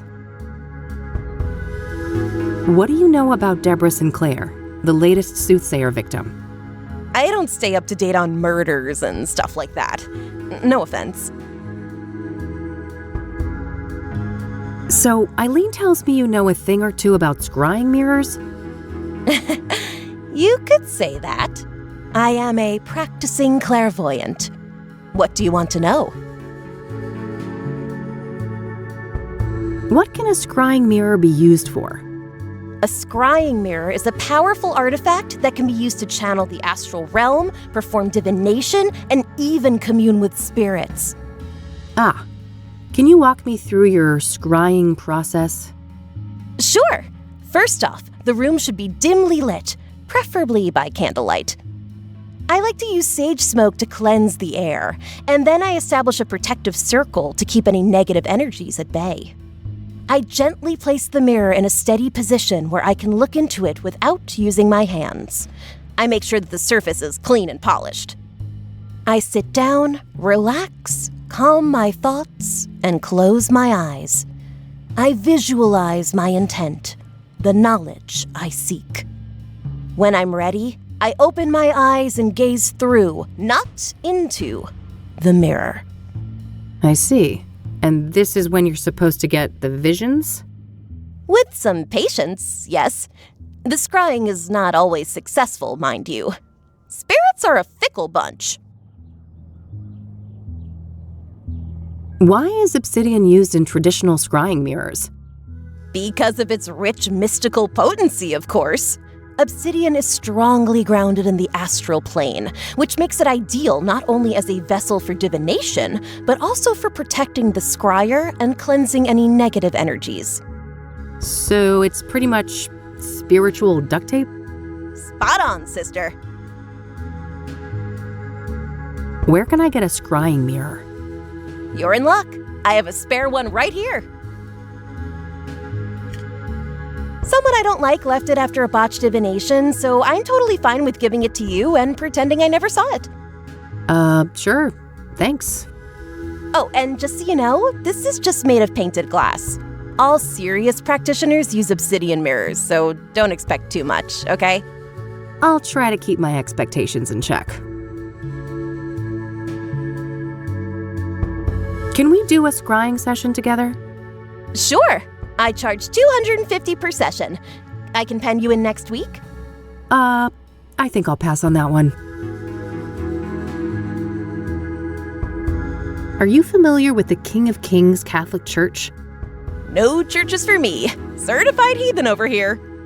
Huh. We should form a club. Do you know the Azure Sky Motel? Nope. Not a motel enthusiast. Have you heard of a drug called pyre? Nope. Good old shrooms are my kind of high. Huh, I can see that. Not a fan of psychedelics myself. This gal's got a truckload of emotional baggage. Way too much fuel for bad trips. Do you know who Hannah Verdu is?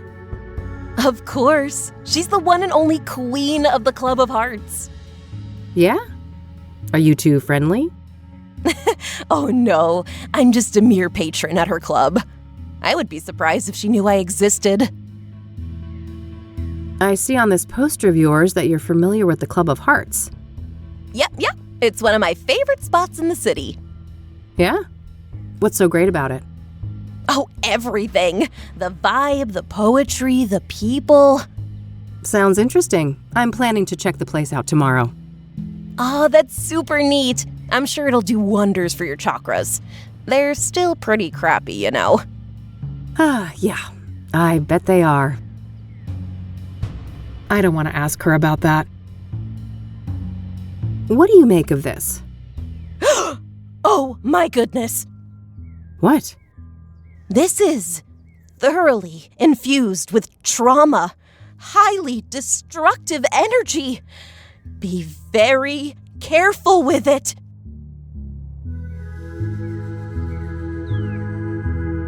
Do you want this back? You should hold on to it. Your chakras still need a lot of work. Do you want to see the photo I took when I, realigned my chakras? Oh, no need. That photo was for you, not me. Thanks for giving me this thing. Oh, no worries. Honestly, I'm happy to be rid of it.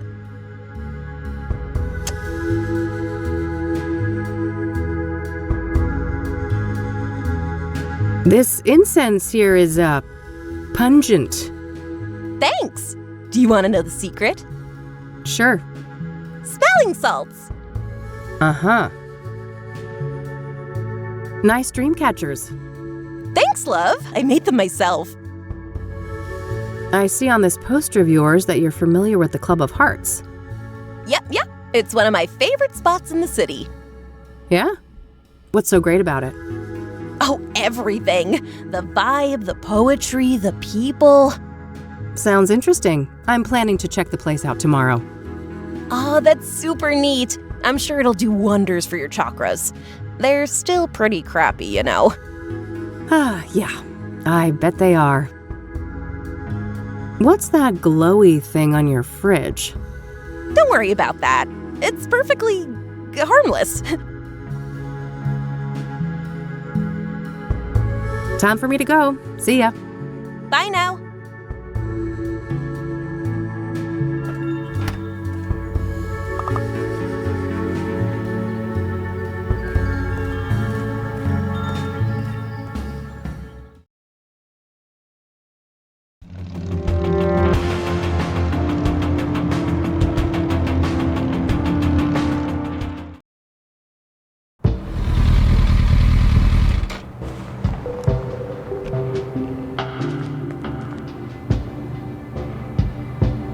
Rows and rows of buried folks. Makes me think of Grandma. I'm glad I got a chance to reconnect with her a few years ago. Not a fan of mausoleums. Some bad shit went down last time I hung out in one of those.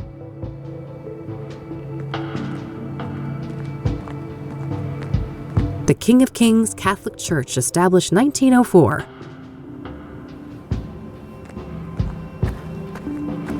Looks like someone is having engine trouble. This place is smack dab in the middle of the city, huh? Not sure what that building is, but it looks related to the church. Stained glass windows. With a new paint job and the right lighting, I bet this place could make a killer nightclub. Oh, and I've got the best name for it too. The Song of Sin. Premier Cassidy nightclub. 24/7 satanic death metal.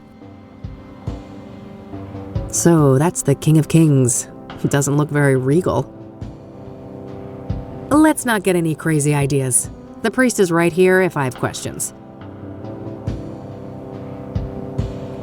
There's an open toolbox on the driver's seat.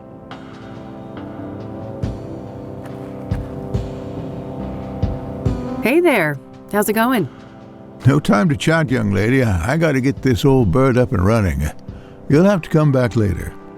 Engine trouble? Can I help? Maybe so. As long as you aren't a complete dimwit. See that toolbox? Yeah, what about it? It's real simple. I'll ask you for tools. You hand them over one by one. No problem. Sounds easy enough. Good. Just don't hand me the wrong thing. That would be an abject disaster. I think I can handle it. I happen to know a thing or two about engines. That's so. There should be smooth sailing then. Let me know when you're ready.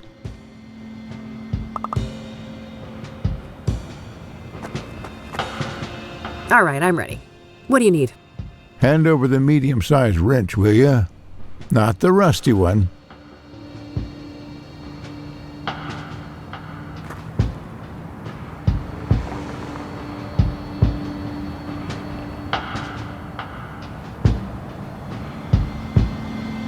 Can you repeat that? Medium wrench, not the rusty one.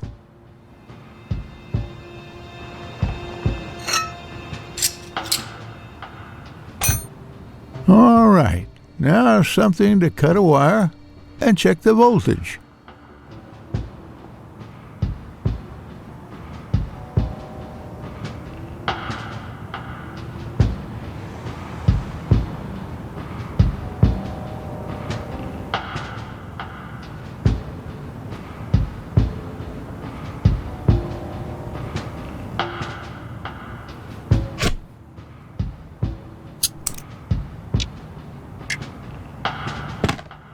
Okay, that part is handled.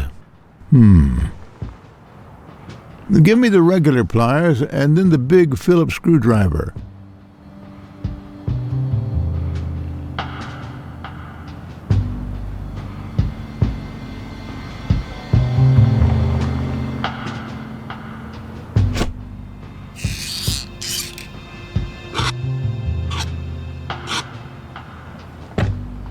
Now I need the key set, the mini wrench, and the other big screwdriver, not the one you gave me before.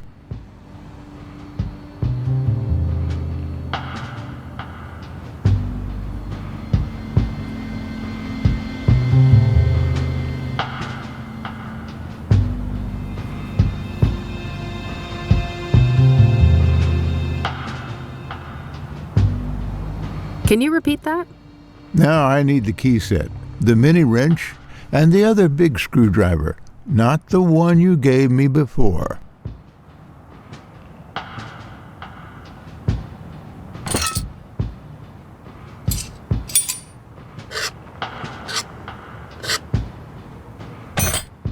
That's finished.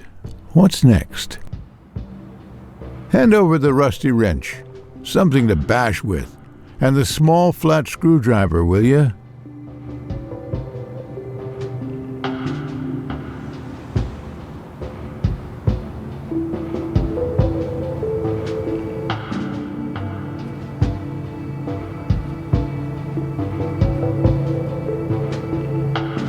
Can you repeat that? Rusty wrench, something to bash with, and the small flat screwdriver.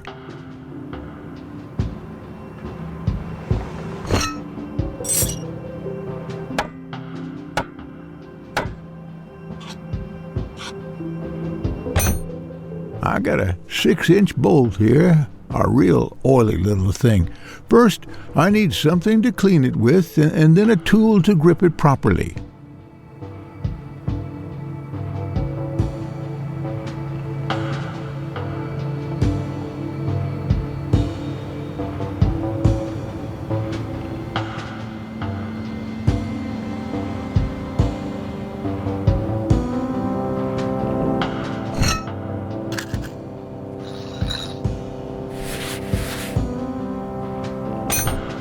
Hand me the other type of screwdriver. Same size as the last one you gave me. Also, I need a wrench 2 sizes smaller than the last fixed-size wrench.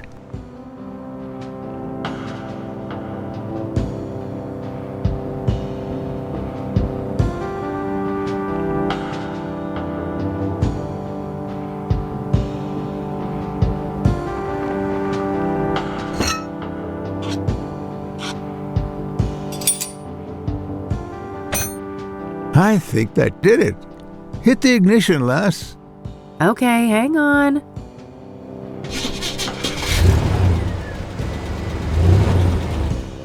Praise the Lord! I prefer to go by Kathy, but thanks. I didn't quite catch that, young lady. Oh, never mind. Now I think I've deserved a little chat. You're Reverend Winters, right? Indeed. Hugh Winters at your service. And who might you be? The name is Rain, Kathy Rain. I'm a private investigator. Oh, I see. Another one. Very well, ask your questions then. So, the reason I really came here was to ask about the Soothsayer. Very well, go ahead. Were you the one who found the murder victim? His name was Ben. Remember that, and yes, I was. It was in the rectory, right here behind us. Do you mind if I have a look inside? Yes, I mind. It's my home. But the police already ransacked the place, and we had the whole room refurbished for the reconsecration. I understand. Can you walk me through what happened that night, then? Well, I came back late, after traveling. The front door was unlocked, which is unusual, but not overly alarming. I entered and kept quiet in case Ben was asleep, but it didn't take long for me to notice that his bedroom door was wide open. That's when my eye caught the shadow of his hanging body. I ran up to the doorway and saw him on full display, and, well, I froze from shock. It was immediately clear that there was nothing I could do. He wasn't moving. He wasn't making a sound, and his face was blue. The world didn't make sense until I got my bearings. Took a small step and heard the cracks of broken glass under my shoe. I saw the mirror shards, and I realized that he didn't do that to himself. Someone must have done it to him. I carefully backed out of the room, called the emergency services, and they arrived shortly thereafter. Did you notice any other relevant details in the room? No, like I said, I was in shock. My friend was dead, murdered. I needed to get the authorities there, and I had to go pray. Understandable. Who do you think did this to Ben? I don't know. But he had plans to meet someone that night. A lost soul, he said. I never inquired in detail, saw no need to ask more. Now I obviously wish I had. Did Ben keep records of his meetings? He did, but none were found, so I can only assume that the killer disposed of them. Sounds likely. Was there anyone that he was seeing like this regularly? I'm sure. I wouldn't know any specifics. I haven't been involved in that work lately. I see. Thanks. What do you know about Deborah Sinclair? Except for Ben, I don't know much about any of these murder victims. If you don't mind me asking, what was Ben like as a person? I'm glad you asked, because these days most people know him as Ben, the murder victim. Isn't it a tragedy how a man's life's work can be so utterly overshadowed by his final moments? Tragic indeed. Perhaps you can help me get a more nuanced view? I'll try.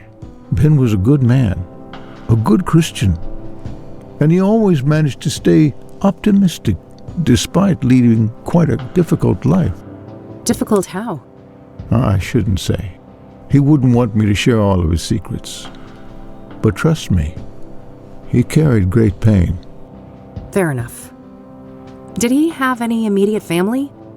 No, and he never married. He had distant relatives out of state, but as far as I know, they were estranged. Okay. Next of kin? Never came into play.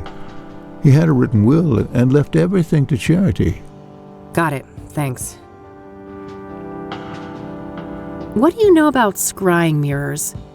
Well, they're pagan instruments used for millennia. It would seem to me they have some ritualistic purpose for the Soothsayer. What makes you say that? Couldn't they just be a signature or a decoy even? No, I was there. That room, it was a place of sacrifice. The view of my departed friend was a monstrous display. I shall never forget it. Care to tell me about your church? Well, the King of Kings is a Catholic church with roots nearly as old as the city itself. These days, we're a fairly small congregation, around 200 active parishioners. I see. So how long have you been a priest here? Coming up on 30 years now. Oh, wow, that's a long time. I suppose so, yes. But I've been nothing but content here, until the murder, that is. Things will never be the same. Yeah, I can imagine. Do you know the Azure Sky Motel? Never heard of it. Have you ever heard of a drug called pyre? I haven't, no. Why would you ask that? Drug tests have shown that the Soothsayer victims had pyre in their bloodstream when they were killed. That's preposterous. Ben wouldn't go near anything like that. He didn't even drink coffee. Covertly drugged then, maybe? Or coerced? Something along those lines. The Ben I knew would never voluntarily abuse narcotics. Do you know who Hannah Verdew is? I don't know. Do you know the Club of Hearts? It may come as a shock to you, but I'm not the clubbing type. Does the name Rachel Wang mean anything to you? I'm afraid not, my child. I don't want to ask him about that. Care to tell me about your church? Well, the King of Kings is a Catholic church with roots nearly as old as the city itself. These days, we're a fairly small congregation, around 200 active parishioners. I see. So how long have you been a priest here? Coming up on 30 years now. Oh, wow, that's a long time. I suppose so, yes. But I've been nothing but content here, until the murder, that is. Things will never be the same. Yeah, I can imagine. Forgive my ignorance, but what is a rectory exactly? A rectory houses the living quarters for the serving pastor, me that is, and it also contains office space and guest rooms for other important members of the congregation. You've got quite a nice plot here in the middle of the city. I suppose so, yes. It wasn't that special when the church was founded, but the city grew quite quickly around it when the mining in this area took off. I'm glad we managed to resuscitate your old bird, even though I rarely tinker with anything that has more than 2 wheels. Heh, biker, born and bred, are ya? I used to drive a Zenkai in my younger days. Oh, no shit. That's neat. I don't want to ask him about that. I don't want to show that to him. What do you know about scrying mirrors, like this one? Well, they're pagan instruments used for millennia. It would seem to me they have some ritualistic purpose for the Soothsayer. What makes you say that? No, I was there.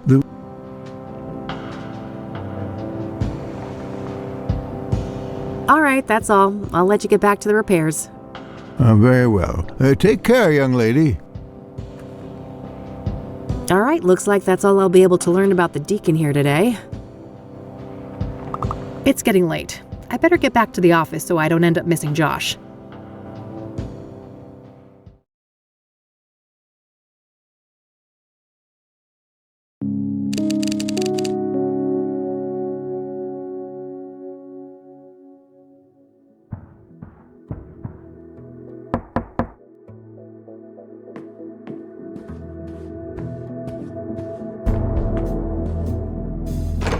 Hey, gorgeous. Oh, hey, Josh. Come on in. How are you, bud? Everything going okay over at the precinct? I guess. Things are tense. The higher-ups are breathing down our necks with all this Soothsayer bullshit. Yeah, I can imagine.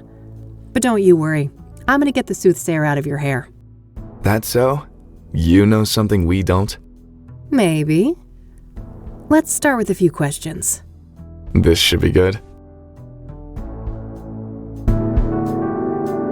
So, the Soothsayer. Got any juicy inside info to share? I wish, but the press is all caught up with me now. I'm not part of the task force, so... Ah, they're keeping things compartmentalized? To the extreme. After the press leaks, they put a big lid on the case. Everything's handled on a need-to-know basis. I see. The feds still aren't involved, though, are they? Nah, not last I heard. The chief fought tooth and nail for that. What do you know about Deborah Sinclair? Like I said, I'm out of the loop on the Soothsayer. I can't give any details on that. What do you know about scrying mirrors? Not much. I didn't even know they existed before they popped up in relation to the killings. Are you familiar with the King of Kings Catholic Church? Not really. I just know it was where one of those murders took place. Are you familiar with the Azure Sky Motel? I am, but only in the context of the Soothsayer case. I'm sure you know those details already.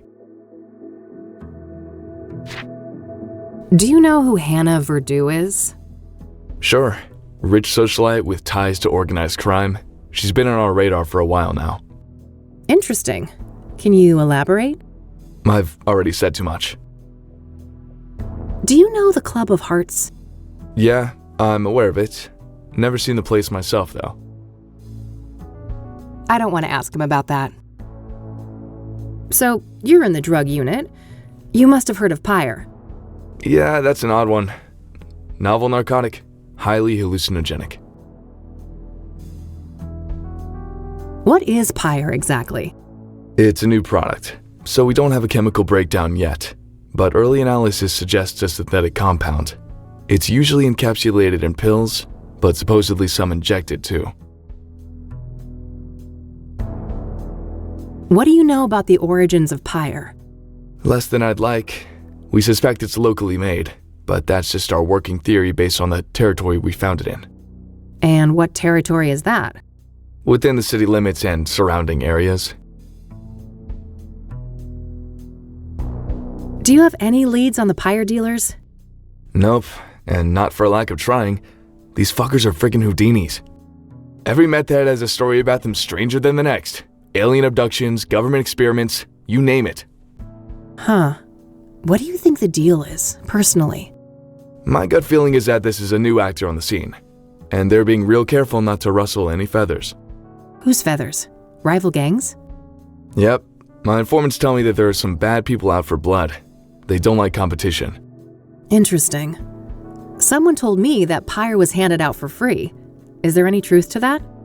Yeah, I've heard similar stories. I wouldn't read too much into it, though. Things like that are common business tactics in these circles. What about Pyre being connected to the Soothsayer killings? That's news to me, but they have seniors from narcotics on the task force, so it's possible they're looking at that angle.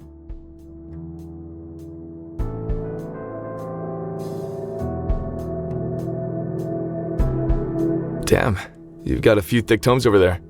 Sleep-inducing reference books? Yeah, something like that. A friend of mine actually did a great job setting it up for me. That's cool. We've got a bunch at the precinct too. Not that anyone ever uses them.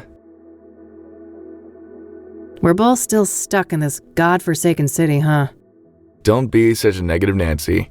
Where else would you be? Oh, the day I can answer that question, I'm gone. I'll believe it when I see it. I don't want to ask him about... I really need another job like the Whitmore affair. That case was a pretty big deal, huh? It single-handedly got my business off the ground. But nothing good lasts forever. Busy board over there. Plenty of work, it looks like. Ugh, I wish. Just outdated casework. Can't bring myself to take them down. Ah, that's a shame. It'll turn around. Things always do. Sometimes I regret becoming a PI. So, quit. Do something else? Who is holding a gun to your head? You're such a guy, you know that? I don't want to ask him about... Where's that furry malice of yours? Why? You scared, Josh? In general, nope. But that cat of yours is something else. Cute photo. What's the story? Too silly to say out loud. Let's just say it's me going above and beyond for a case. I could, but I think I'd rather keep that to myself for the time being. It's the one clue advantage I have over the cops right now. I need to ask you a favor. I've got this print that I need to run. Oh, yeah? This have something to do with the Soothsayer? The less you know, the better, I think. Sounds like a risky proposition. What's in it for me? Well, this girl would be very, very grateful. That's so? Well, if you put it that way... Great. Here it is. Okay. No guarantees, though. And it'll take time. Like I said, things are tense at the station right now. I have faith in you, Josh. I don't want to show that to him. Those aren't your usual colors, are they? Yeah, normally I wouldn't be caught dead wearing something like this. I don't want to show that to him. I don't want to show...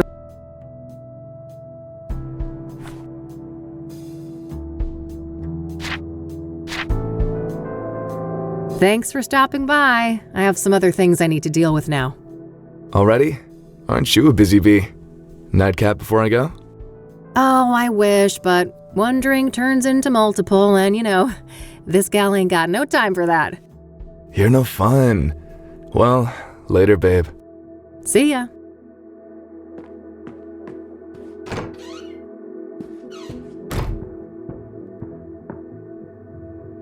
Okay, that's sorted. It might be worthwhile to head over to Lucas. Maybe he's had more luck with some of the clues that led nowhere for me.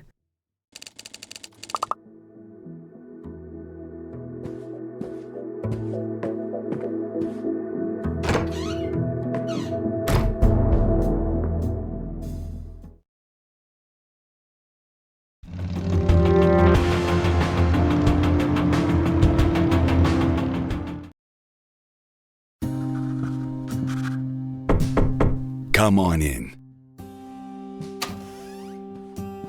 Hey, kid, solved the case yet? I wish. I just, happened to be in the neighborhood. Thought I'd stop by. Uh-huh. Make yourself at home. Let me know if you want to discuss the case. Sure thing, will do.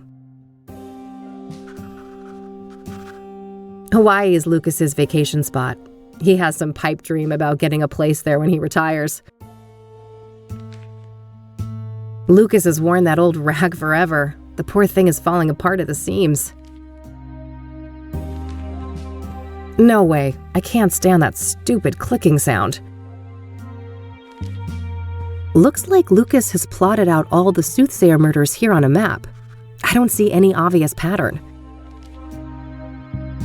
Just some old case files. I don't need to bother with these. Just some old news coverage of a big case Lucas solved in the 80s. Mob-related. Got pretty hairy, he told me. Pretty standard literature in the PI biz. I have copies of most of these back in my office. A case for a Magnum revolver. That's where Lucas keeps his peace when he's not out in the field. I've always been jealous of this view.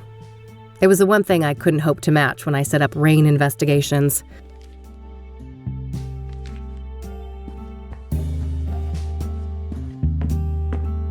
Old pictures of Lucas and his army buddies. He served in Vietnam. Lucas's favorite brand of whiskey.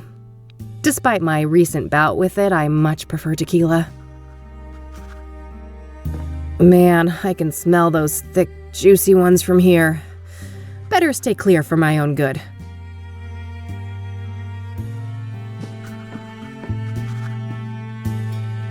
So, you were in my dream yesterday. Oh, my condolences. Yeah, it was creepy as hell. You kept ranting about your retirement and turned into a zombie. Ha! Sounds like every other day at the office. You sure you were dreaming, kid? Huh, yeah. I guess it could have been real life. Anyways, wanna discuss the case? You bet. What you got? The Soothsayer is turning out to be quite an absorbing case. Uh-huh. Are you sure it's the case? I can see those dollar signs in your eyes. Oh, don't get me wrong, I am itching for that money, but I mean, it's not every day we get to investigate a serial killer, right? It's definitely a first, even for this old-timer. Anyway, I haven't found any solid links between the victims, have you? They seem arbitrarily chosen to me. A varied bunch indeed. Different genders, ages, occupations, social class. Not much in common between the 5 murder scenes either. I'm as stumped as you. So, Deborah Sinclair, huh? I gotta say, the Soothsayer is gutsy going after a celebrity like that. Gutsy or riddled with hubris? That's the question. Hopefully it's the latter, and he got sloppy somewhere. Luckily for me, the cops were the sloppy ones. I found a little something they left behind in the cabin. Atta girl. No such luck for me. I went there and some weird-ass fan of Sinclair got in my way. Oh God, bested by Randy? You're losing it, Lucas. Bah. I bet that chubby paraplegic took a quick look at a girl like you and let you do whatever the hell you wanted. You wish. Take your sexist excuses elsewhere, old man. Yeah. What'd you find anyway? Oh, nothing big, just a fingerprint on a mirror shard. Holy moly. That could break the case wide open. Don't I know it? I asked a contact at the KPD to run it for me. Trustworthy, I hope? You might as well take that shit to the task force. Nah, it's all good. Unlike my boy Randy, this guy actually wants to get in my pants. So, that Jane Doe, the burned woman, it's taking some time to ID her, it seems. Indeed. Whoever she was, it appears she wasn't missed much. Now ain't that fucking sad? Some trafficking victim, maybe? It's possible. Vulnerable people like that are often preyed upon by serial killers. I guess so. But I don't know, this guy seems more unpredictable than your average murderer. Agreed. We shouldn't forget that our guy has a tendency to defy pattern. Let's talk about Deacon Townsend. Sure. What do you think of that one? Well, I wonder how the heck the Soothsayer managed to convince him to hang himself. That's the question, isn't it? Every source I talk to paints the deacon as nothing but a devout Christian. Maybe he wasn't as devout as he led people to believe. For all we know, he could have been a willing sacrifice. I don't think so. My gut says he was betrayed by our bad guy. Your gut, huh? We should probably trust that. It's pretty sizable after all. Oof. Low blow, kid. What's your take on the scrying mirrors? Well, I don't think they're just calling cards. Whatever drives our bad guy, the mirrors play an important part. Yeah, probably some fucked up occult ritual. Reverend Winters thought the murder scene looked like a sacrificial room. Oh, wow. That old grouch talked to you. He wouldn't give me the time of day. I'm impressed. What can I say? I'm a people person. Ah, fuck off. Do you know much about the King of Kings? Nope. I only know it in relation to the murder. What are your thoughts on the second victim, Eric Holloway?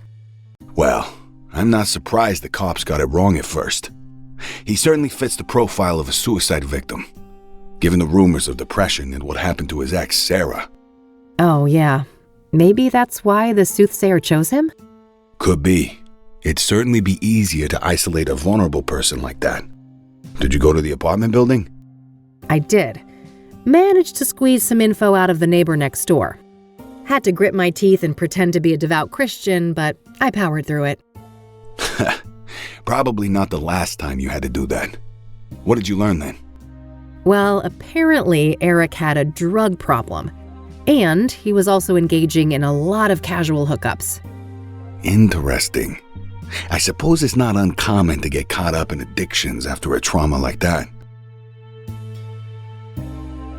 So, Rose Taylor, the first victim, I hit kind of a brick wall there. Yeah, been a while since that one. The husband wasn't very agreeable, I take it? He told me, and I quote, "Eat shit and die." Ha! Well, I caught the guy before he got fed up with us. He had some interesting things to say. Oh, do tell. Now, quid pro quo, remember? What do I get? Not sure. Let's keep talking. Maybe I know something you don't. What do you know about the Azure Sky Motel? Well, we both know that the first killing took place there. Other than that, I don't have any interesting tidbits to share. Seems like any other motel. Yeah, that's my take too. What do you think of the pyre angle? The what angle? Oh, wow, Lucas. Am I ahead of you already? Looks that way. Perhaps it's time for a trade. How about Rose's husband? Sounds like he told you something juicy. Sure, that's a fair trade. Ladies first? If you insist. So, apparently, there's this new drug on the street called pyre. And the Soothsayer victims all had it in their bloodstream when they died. Whoa, if this information is good, it must be part of the Soothsayer's MO. Yes. It could also explain why some of the victims didn't resist, right? Pyre is a powerful hallucinogen, so they probably didn't even realize what was happening. Not a bad theory. What else do you know about the drug then? Your turn first. Orson Taylor. Fair enough. So he and his wife, their marriage was a train wreck. They were going through a divorce. Just like every other marriage in '98. Did he tell you why?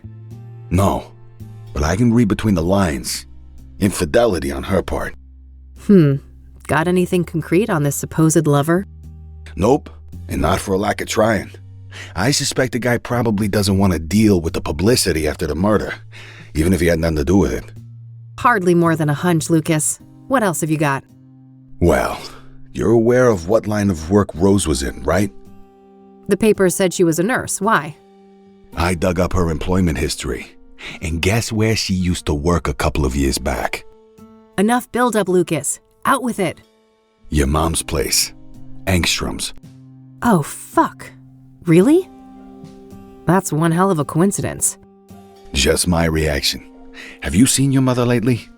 I don't want to talk about it. Well, do with this what you will. Maybe she knows something about Rose. That's all I got. Your turn. All right. So the pyre dealers like privacy, and they've managed to stay out of reach of both the law and rival criminals. Interesting. How'd they manage to do that? Obscure dealing practices, for one. I haven't got any first-hand information, but rumors say that they find dope fiends and give them pyre for free. Huh, very strange. I'll need to look into this further. You do that. As for me, I guess I'll have to go to Ingstrom's tomorrow. Fuck me. Do you know who Hannah Verdew is? Nah, should I? Not really, just curious. Do you know the Club of Hearts? Nope. Any relation to the murders? Nah, just might be a useful source there. Damn, those cigars are giving me some serious cravings. Don't even think about it. I ain't sharing those babies. Only for special occasions. A trench coat wearing, cigar smoking whiskey drinker. Man, you really are a walking caricature of a PI. Well, at least one of us is a proper gumshoe. Huh, touché. Are you still keeping in touch with the guys from Knob? Of course. It's my turn to host our regular get-together in July. Can't wait to show the boys around town. The brick wall outside my office window sure makes me wish I'd appreciated the view here more. Yeah, I never get tired of it. And I've watched sunsets from here since, well, way before you were born, believe it or not. I don't want to ask him about that. I don't want to ask. That mob case way back when was pretty wild, huh? Oh yeah, wildest case of my career. Wanna tell the story again? Maybe when we're done with the Soothsayer. You know how long that tale is, and we both got work to do. All business today, huh? Fine. I see you've plotted out the murders on that map there. No pattern, right? Not that I could see. They're all within the city limits or the immediate surrounding areas, but that's pretty much it. I don't want to ask. One of these days, someone is going to mistake you for an actual bum in that raggedy old coat of yours. Shows what you know, kid. Can't get any better than a tale of Mason and Thorn. Besides, we both know who of us is more likely to end up on the street. Oh, quiet, old man. Hawaii's still the retirement plan? You betcha. Just 2 more years. That's what you said 2 years ago. Admit it, you'd be bored out of your mind on some beach.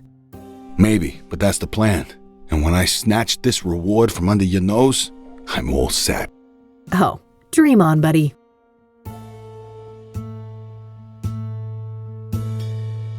I don't want to ask. We already discussed that. What's that? Some, gay pride thing?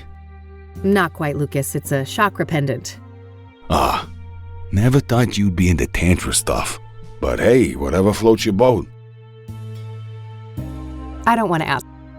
Apparently some mystery person dropped this in my mailbox. Interesting. Someone must be trying to give you advice. New shy friend? Either that or I'm being messed with. I don't like it. I don't want to ask. Ah, I see that you're putting my parting gift to good use. You bet. I love this thing, Lucas. I'm glad. I don't want to ask. Still carrying that beaut, huh? Yep. I go nowhere without Judy. Still holding that old 6-shooter? Sure thing. Betty here will serve me until the end of my days.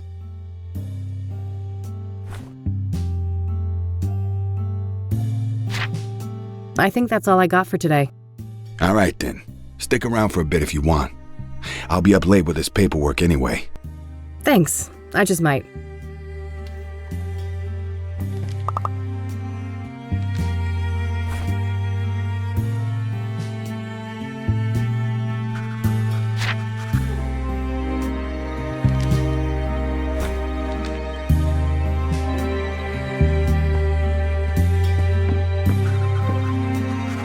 Thanks, Lucas.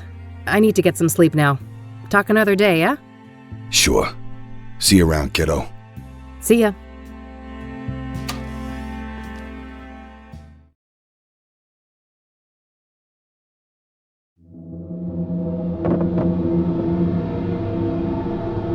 Huh? What's that noise?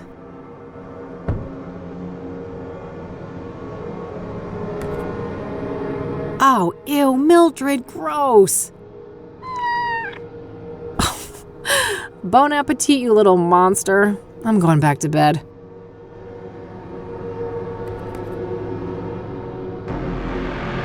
Everyone's here. It's been a busy house. The colors are just right. And we are all so very, very proud. Oh, fuck.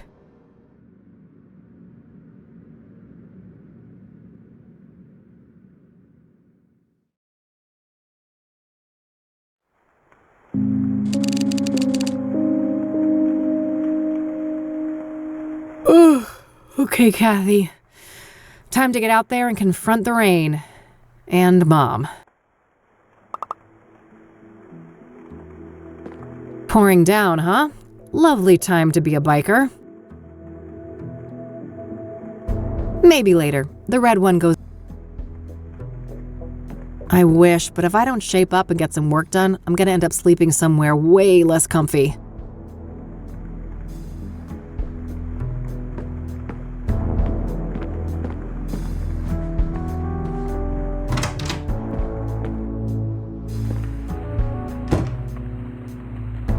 I've already caught myself a little serial killer, haven't I?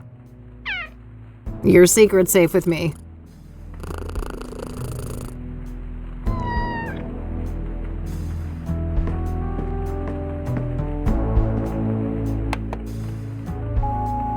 Hey, Josh here. So, that print you asked me to run, apparently it belongs to an old lady called Tabitha Caldwell. 73 years old. Turns out that we grabbed her prints in the 60s for violating some obscure state law about endangered plants. Apparently she owns a small flower shop now, Tabby's Garden. The address is 11 Pine Road. Hope this helps. Gotta go. Very interesting. I should definitely check out that shop today.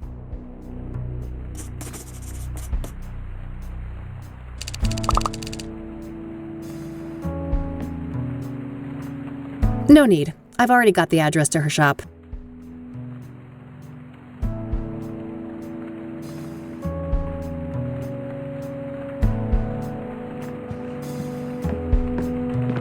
Another one of these. The Queen King of Two Suits longs for human connection and non-conformity, yet is caught in a painful loop of self-destruction. T. What is this cryptic nonsense? Somebody is messing with me.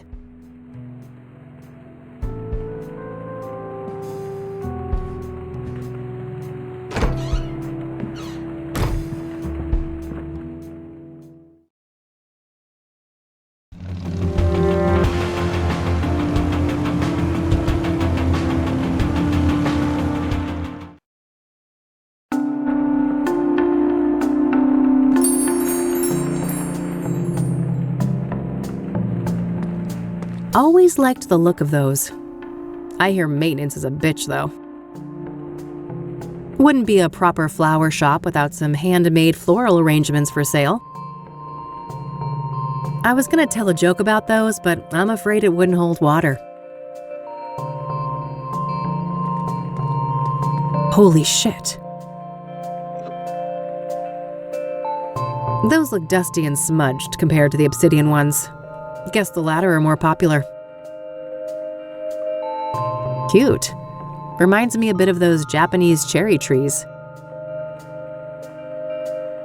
Is that actual wallpaper in a frame? Sure looks like it. Decorative bottles. Indian style, I think? Just a cheap generic poster print featuring some sailboats. Ceramic pots in different shapes and sizes.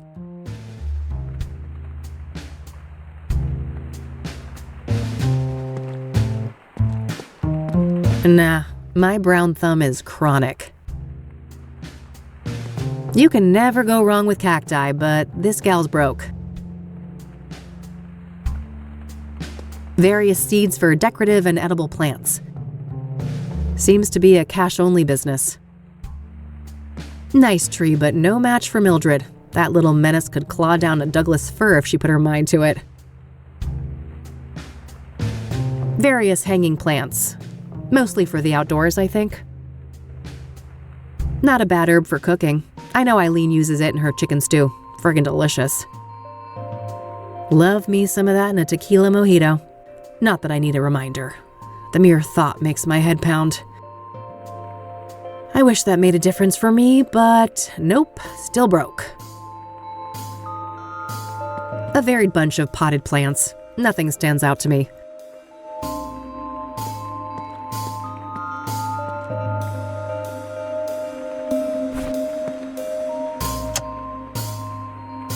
It's a genuine obsidian scrying mirror, likely the same type as the Soothsayer uses.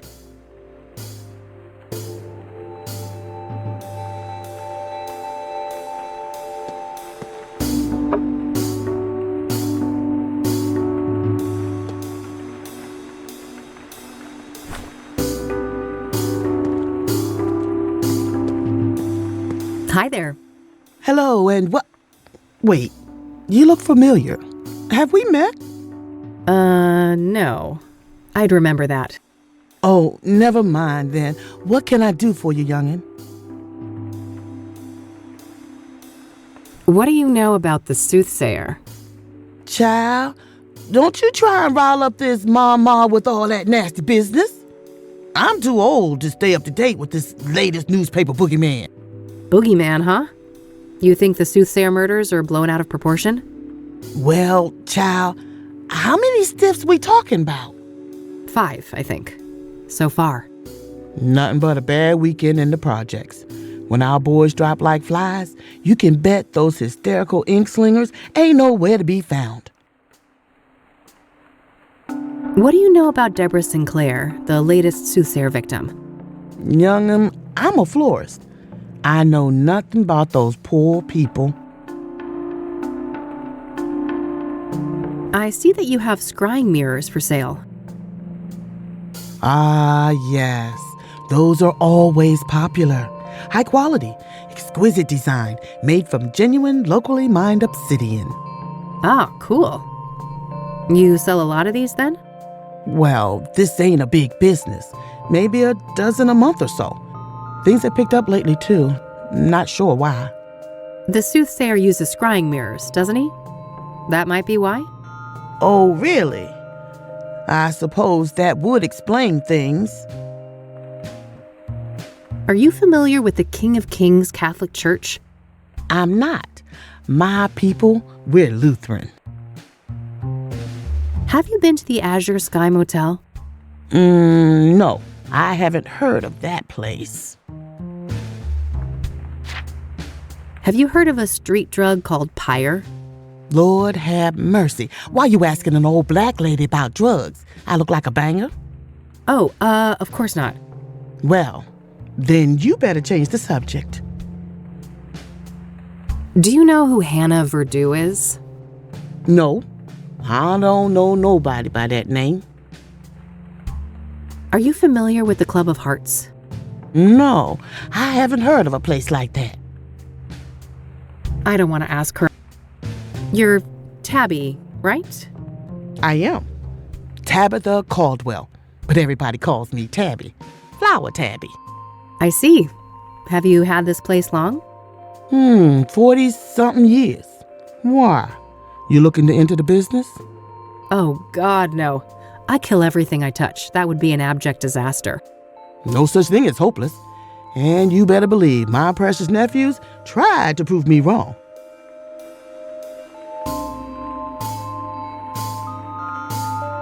I don't want to ask. I don't want to ask. What's in the back? Weird question. That's none of your concern. I don't want to ask. I don't want. Is this place cash only? Yes, call me old-fashioned, but it's worked fine for 40 years and I ain't about to change now. I don't want to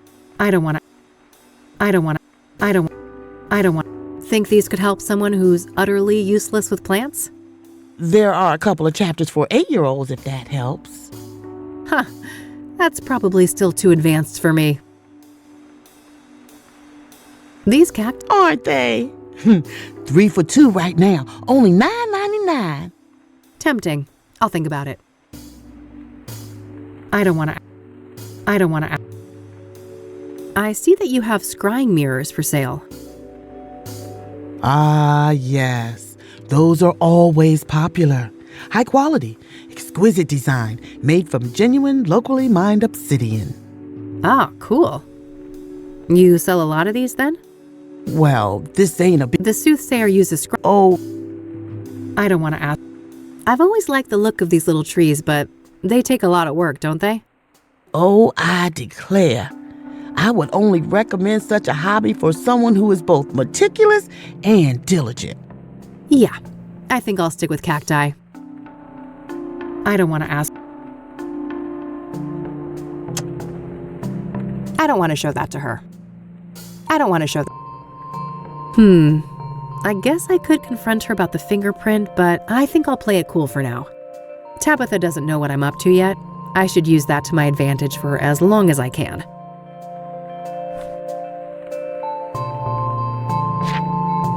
Thanks. I'll go browse some more. You do that. I'll be here.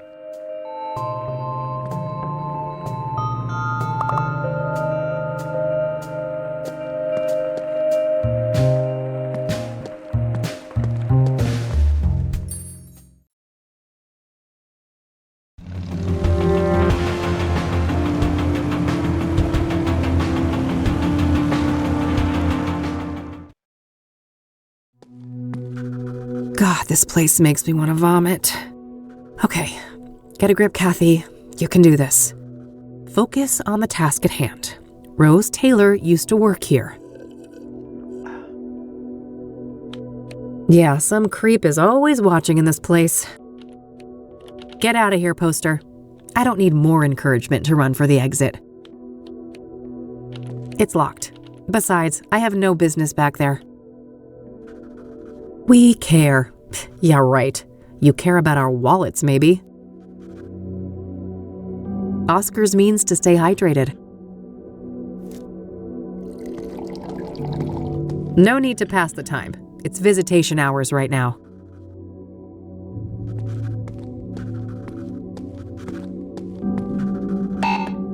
It has to be unlocked from the front desk first.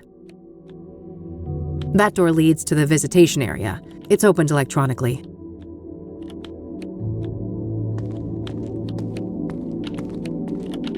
Hey, Oscar. Oh, wow, amiga. It's been a while, huh? I like the new hair. It pops. Thanks, bud. They've got you on desk duty, huh? Yeah, just recently. I don't mind. Got me addicted to crosswords, though. Huh. I guess there are worse vices to succumb to. So, how is she? Better. New meds, and she's moved down a security level, so, you know, progress. All right, that's good news, I suppose. You want to see her? I can buzz you in. Maybe in a minute. I actually wanted to speak to you. Sure. Happy to chat. What do you know about the Soothsayer? The killer? Man, nothing. I don't care for all that morbid stuff. What do you know about Deborah Sinclair? Writer, wasn't she? Murdered by that killer? Yeah, that's her. Well, that's all I know. Haven't read any of her stuff. What do you know about Jane Doe, the fourth Soothsayer victim? I don't know anything about those killings, chica. Are you familiar with scrying mirrors? Nah, I'm Catholic. That's Diablo shit, amiga. I'd be disowned by my family if I touch any of that. Are you familiar with the King of Kings Catholic Church? I've heard of that name, yeah, but me and my family go to a different church. So I hear that a certain Rose Taylor, the woman who was killed by the Soothsayer, used to work here? That right? Yeah, that's public record. She was employed here a few years back. All right. Did you know her? Why'd she leave? Look, I can't go there. Company lawyers ain't messing around. They rip me apart if I leak something like that. Come on, Oscar, how would they know? Don't go too far, chica. I like you, but I like this job more. Do you know the Azure Sky Motel? Doesn't ring a bell, no. Have you heard of Pyre? Nope. That a band or something? Not quite. It's a street drug. Oh, that ain't my thing. A little Mary Jane on special occasions, maybe, but I don't touch the heavy stuff. Do you know who Hannah Verdew is? No, I don't know her. Have you been to the Club of Hearts? I haven't. Should I? Maybe if you had a hidden affection for poetry? Can't say I'm inclined that way. I don't want to ask him about that. I don't want to ask. I see that the Suits decided to add a slogan. Sure did. I didn't see a need for it personally, but I guess those marketing people need to make a living too.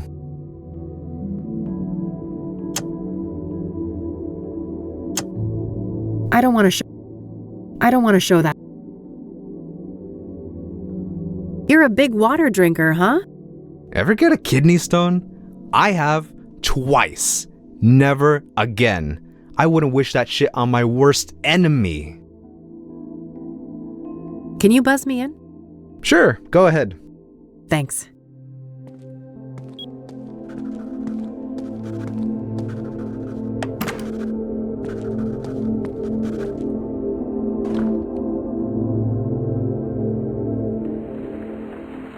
$300 326 days, Catherine. I know. It's been a while, Mom. 326 days and 22 hours, to be exact. I heard you. It's not like you make it easy to come here. Oh, you're the victim, are you?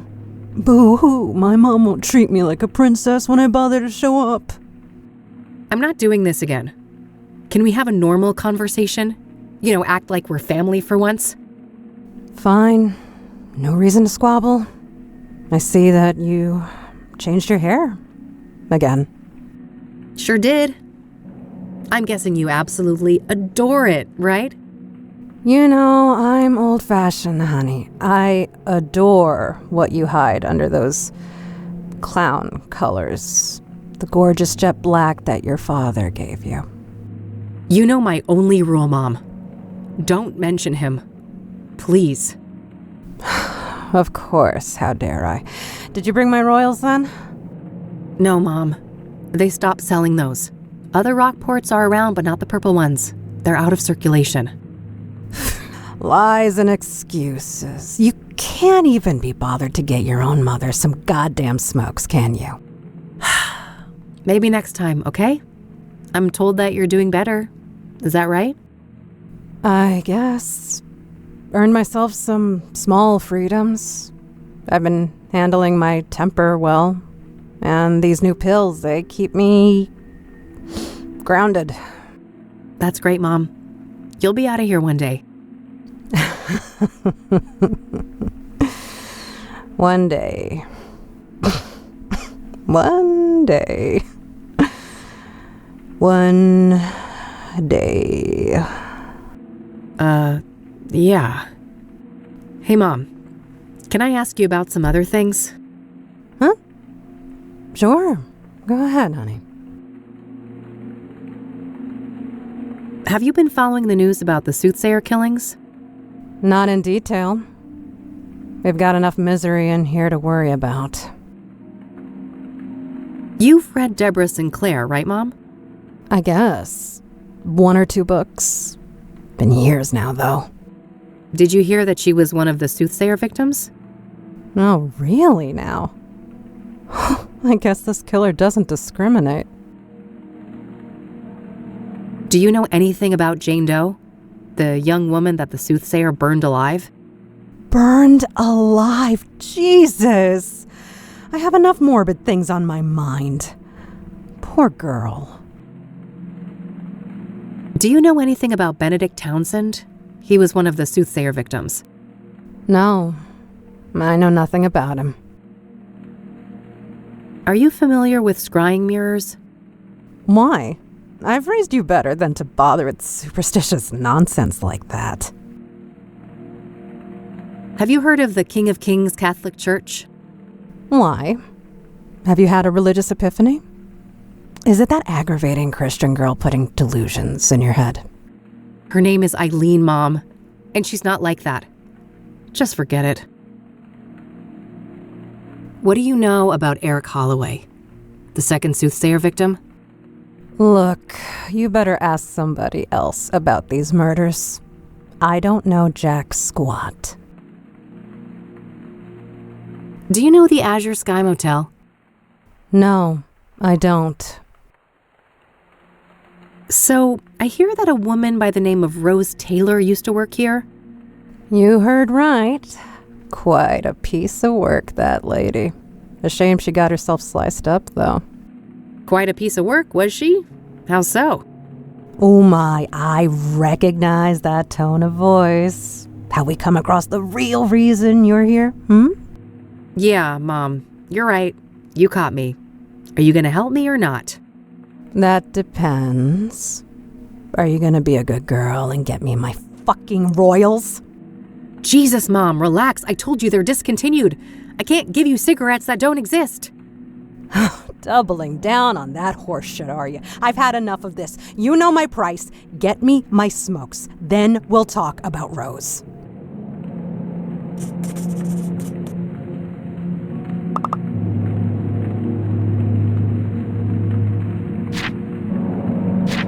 Have you heard of Pyre? I don't even know what that is. Do you know who Hannah Verdue is? No, I don't know that name. Are you familiar with the Club of Hearts? Is that supposed to be a joke? You know my clubbing days are over. I don't want to ask.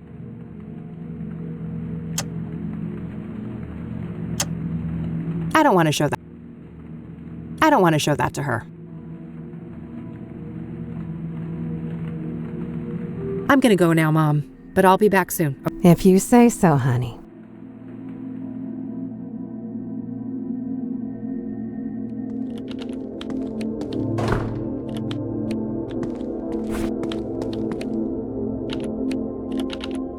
I should try to learn more about Rose Taylor at Ingstrom.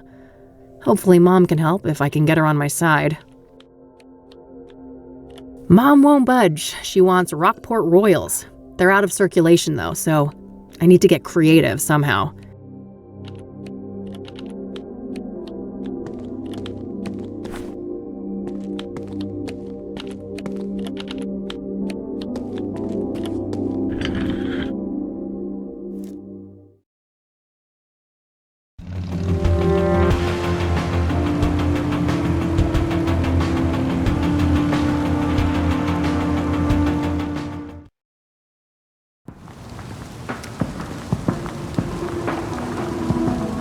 Surprise, surprise, all out of Rockport Royal. Not a shocker. They've been out of circulation for a while now. I'll take a pack of Rockport White, though. Maybe I can get it close enough to fool Mom?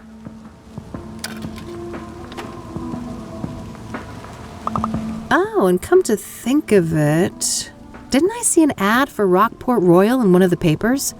Maybe that can help.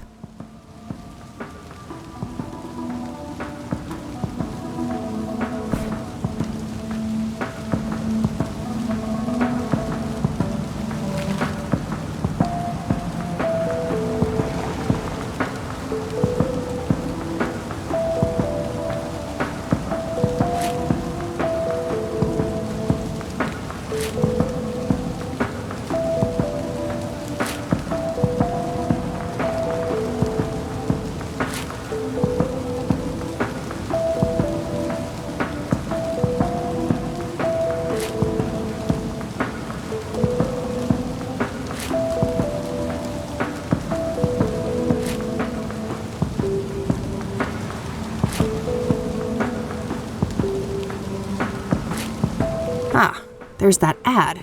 The description might be useful.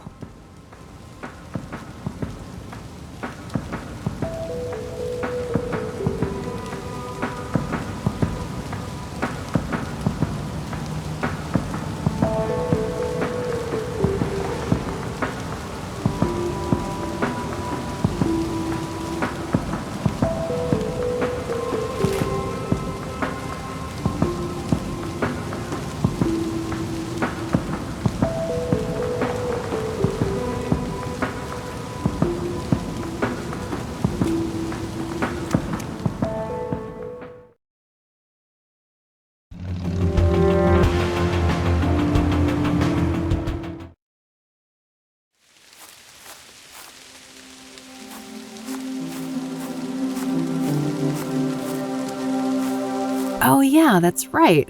Rockport Royals contain lavender. I'll take some and see what I can do with it.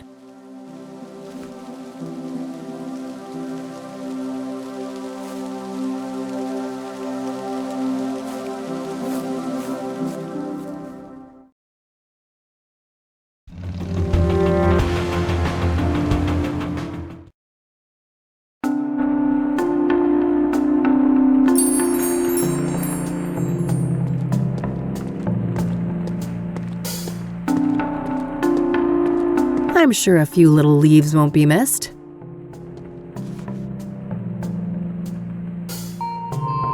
I don't have any business back there.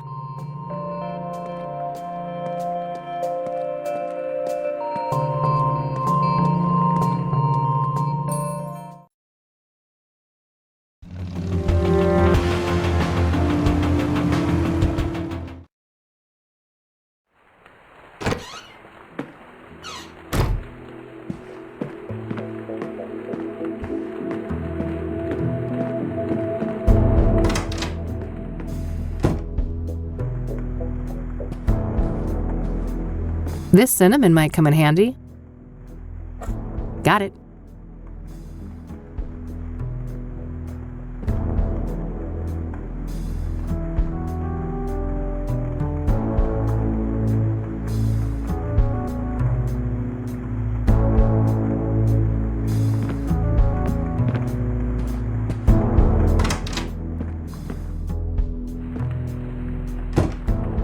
That cranky drawer is stuck good. I know Eileen had some magic trick to get it open. Too bad she's not around.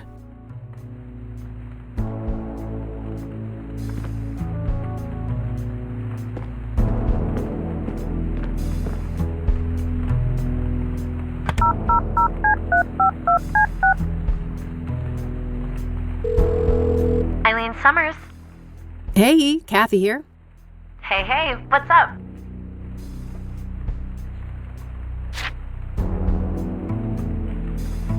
Does the name Tabitha Caldwell mean anything to you? I don't think so. Should it? Probably not. I don't want to ask her about that. Hey, you know that stupid drawer in my office? How do you open it? Oh, just hold it up to the left, tilt the cabinet slightly towards you, give it a good shake, and then pull out the drawer quickly. Easy peasy. All right, then I'll give it a try. Thanks, E.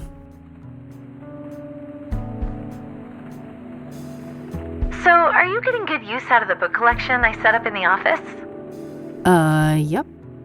You haven't even touched those books, have you? Maybe once or twice. I've been meaning to ask, how do you like living in Cassidy, E? Oh, like any big American city, it's got some issues, but overall I'm happy here. My family and church are both close by. I've got a decent job, and I adore my little garden apartment. Things could be worse, you know? Good to hear. I wish I could say the same, but you know me. I was born discontent. I don't want to ask her. We made quite the team during the Whitmore affair, didn't we? Yep. Those were good times. Sometimes I regret becoming a PI. Do you really? I can't imagine you doing anything else. Me neither. That doesn't mean I can't be miserable, though. Oh, you. Mildred says hi. Oh, pet that little fluff ball from me, will you? I don't want to ask her.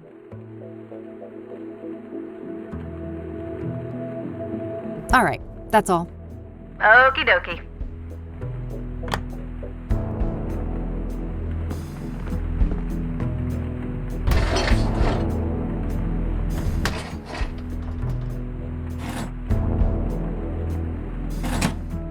Found a pair of scissors and a couple of markers in there.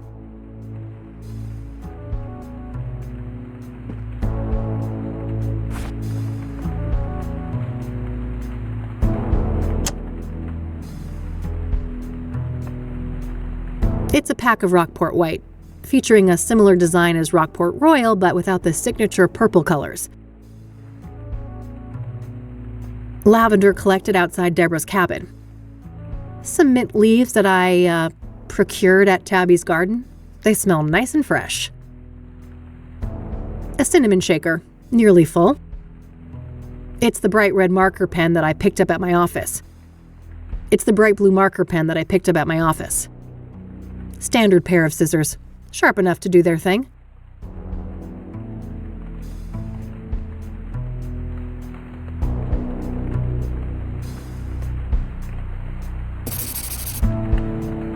I think I've got the shape of the coloring close enough, but the hue isn't quite right. Should be close enough. Let's just hope Mom isn't wearing her reading glasses when I get back.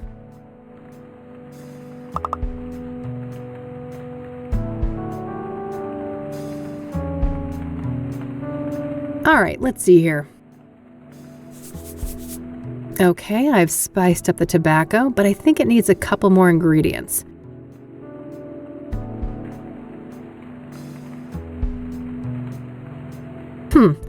Not a bad idea. The flavor would fit Rockport Royal, but the ingredient is too damp. The smokes would get all soggy if I did it like this.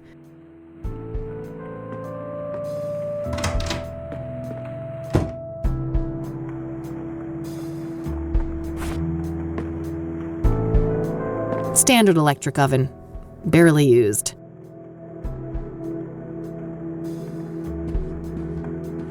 Might as well dry up both the mint and lavender. Let's see here.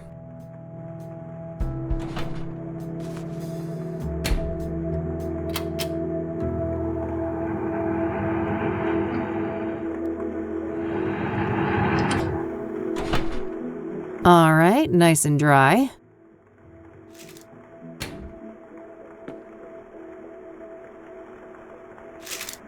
Getting close now, but I think it's still missing one last thing. Now that's the smell of Rockport Royal. It's a fake pack of Rockport Royal, made by copying the purple design onto a pack of Rockport White. I'm pretty sure that this is as close as we're going to get to the flavor and smell of Rockport Royal.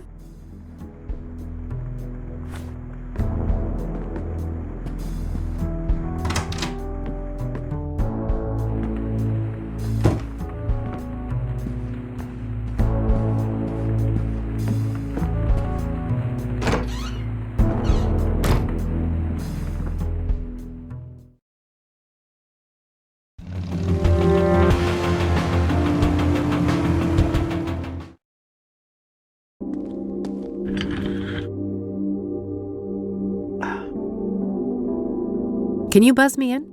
Sure, go ahead. Thanks.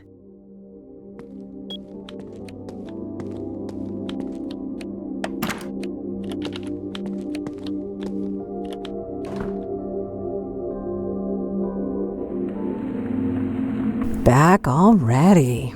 Ain't I spoiled? I was expecting to have to wait another year to see my only daughter again. Nice to see you too, Mom. I brought you some smokes, Mom. Just like you wanted. Good. Hand them over. Well, that wasn't so hard, was it? No. A real breeze. You got your wish. Rose? What's your obsession with her anyway? It's complicated, just work stuff. I held up my end. Your turn. Well, Rose was a bully. Pure and simple. She got a kick out of the power she held over us.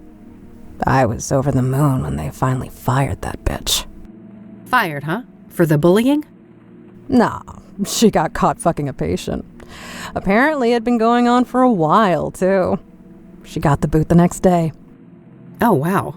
So, who is the patient? Is he still around? I don't know. Happened in a different ward, supposedly. All right. That's useful info. Thanks, Mom. You're welcome. So, I guess that's that then. What do you mean? No reason for you to stay. You're gonna fuck off for another year, aren't you? Keep this shit up and I just might. You will. You're no daughter of mine. I didn't want to see it at first, but you're not her. That's real nice. You're an imposter. A fake. My Catherine would do everything in her power to get me out. I can't deal with this. Nurse, we're done here. Yeah, nurse, time to get this Jezebel out of here! Take care of yourself, Mom.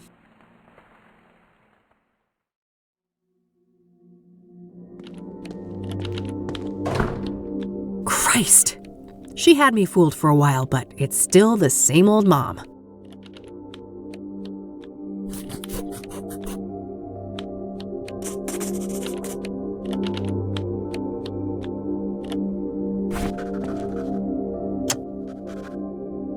I should try to learn more about this person that Rose had an affair with.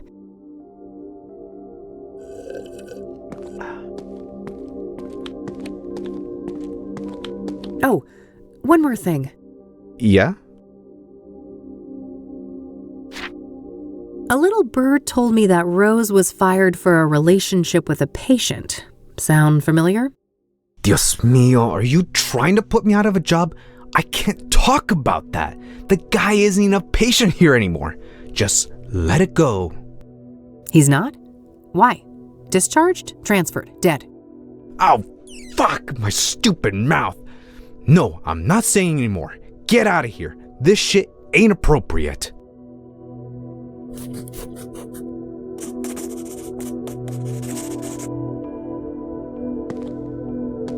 Well, I guess that's that. It's getting late. I better get back to the office and have something to eat before the club opens.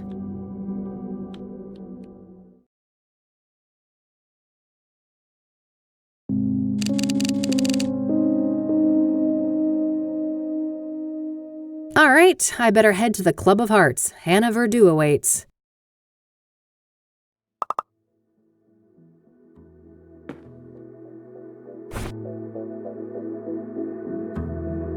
Supposedly Hannah Verdew knows where to get Pyre. I need to talk to her.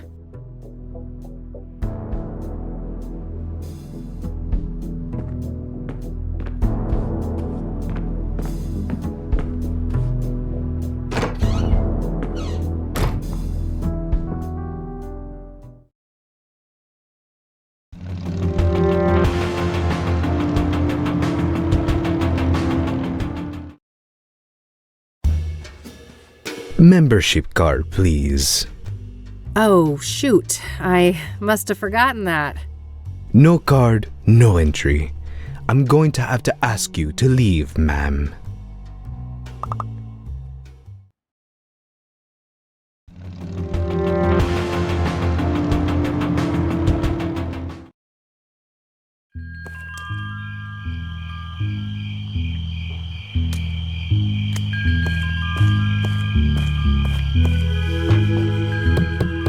Enter!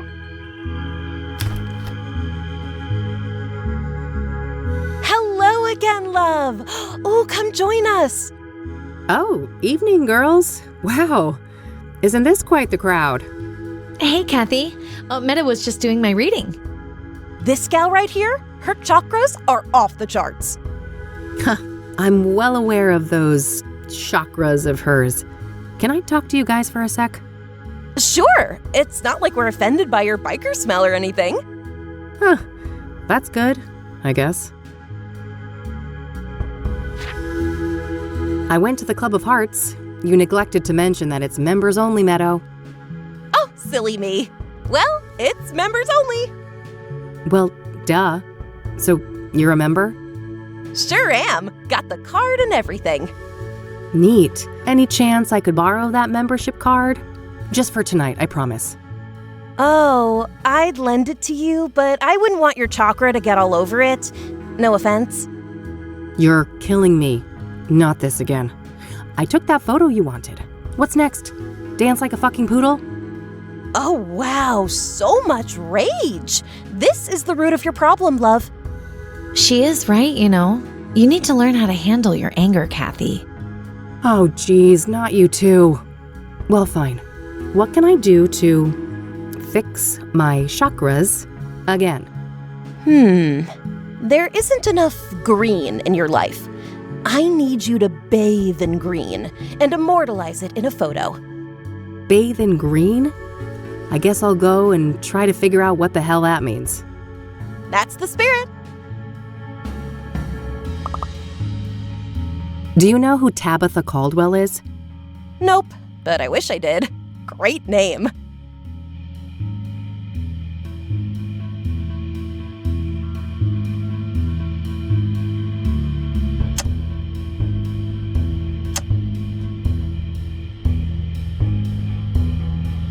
Catch you later, girls. I have places to be. See you. Take care, Kathy.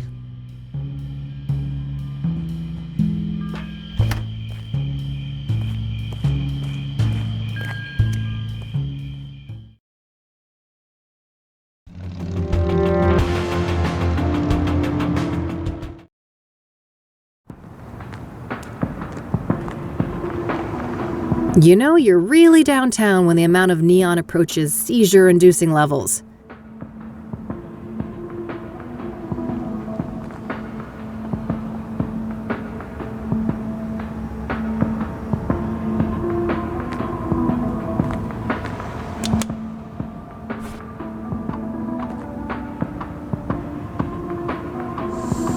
What the hell is that, girl? You trying to get mugged? Oh, shut up. I'm just doing this to get this weirdo to give me a thing. A thing? Uh-huh. I think someone's got the hots for a hippie. Oh, for fuck's sake. It's all good, girlfriend. You're hardly the first to humiliate yourself for some Class A poontang.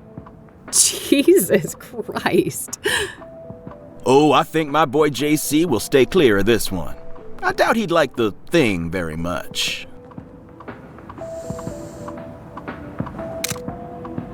Yes, that should be it. Time to get this back to Meadow.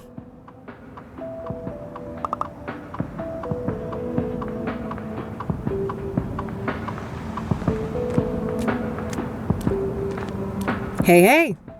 Back again, huh? What's happening? I don't need to ask.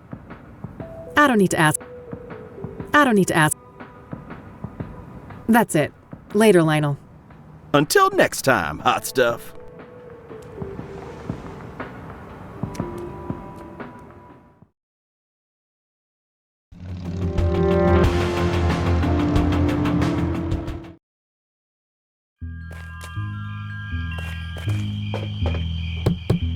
Enter!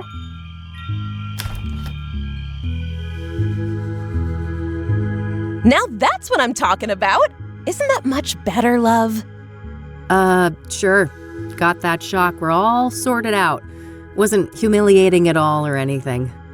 Here you are, as promised. This card has got your picture on it. Well, of course. What did you expect? It's my card. Seriously, how do you expect me to enter the club with this? Plastic surgery, maybe? And a wig? Great plan. I'll get right on that. Maybe start by sticking my head in the oven to melt my face off. Now, I'm sure you'll figure something out.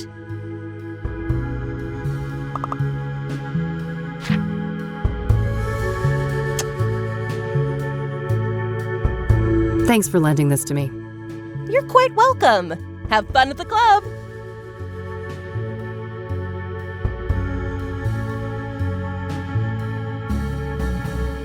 Do you want to see the photo I took when I, realigned my chakras? Oh, no need. That photo was for you, not me.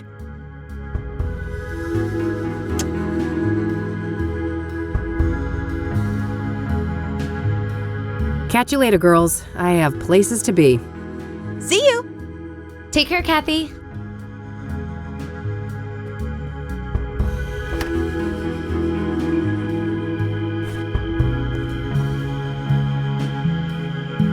I need to get access to the Club of Hearts, but I don't think the card Meadow gave me will work as is. I look nothing like her picture.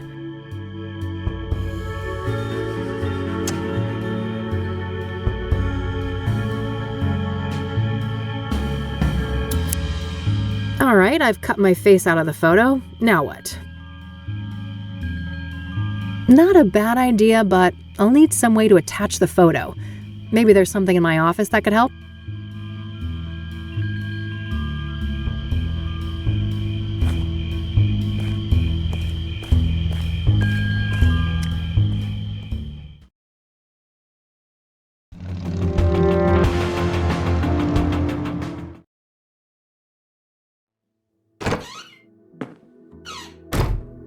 It's a plastic laminator, a machine used to encase paper and other thin objects in transparent plastic. I mainly use it for fake IDs.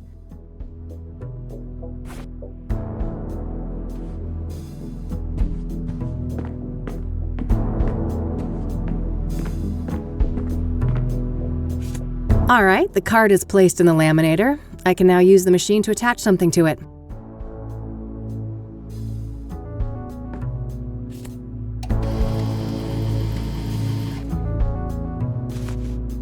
All done.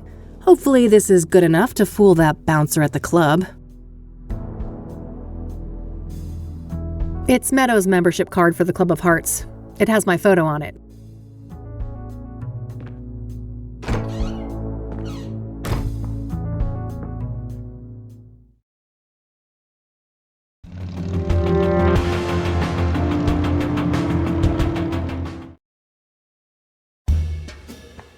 Membership card, please. Here you go. Thank you. Enjoy the Club of Hearts. And I'll leave you with these parting words. What is in a name? Only words spoken, written, yet a soul defined. Thank you. Huh. Who knew librarians had leisure time?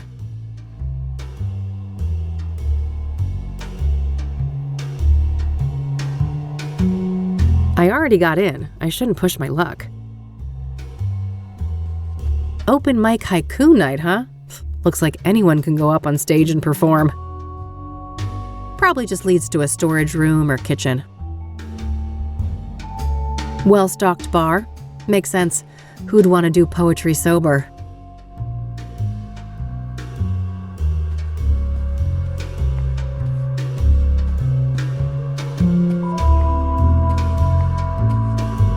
Looks like everybody is waiting for someone to perform on stage.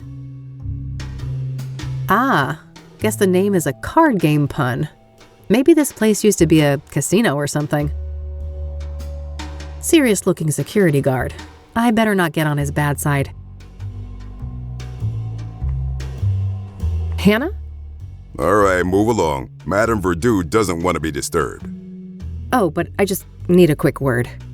Yeah, you and everybody else. Unless she asks for you, it ain't gonna happen. Feel me? All right, fine, relax. Guess I'll have to try and attract attention somehow.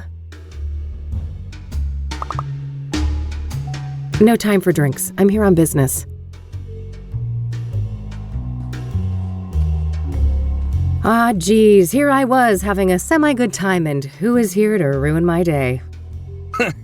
Rain, you conniving schemer. Conned your way in here, did you? There's no way in hell you're an actual member. I haven't the faintest idea of what you're talking about, buddy. I've been a proud patron forever. Don't bullshit a bullshitter, Rain. I could rat you out, but luckily for you, I respect the hustle. Well then, fellow hustler. Want to chat for a minute? No, why not? I'm bored anyway. Everyone's too chicken to go up on stage. So that pyre angle, huh? Pretty interesting. You caught up, huh? Well, you know the drill. I ain't saying squat about the case. So, Hannah Verdue, got any juicy gossip to share? Well, you know, dude looks like a lady. Can't get much juicier than that.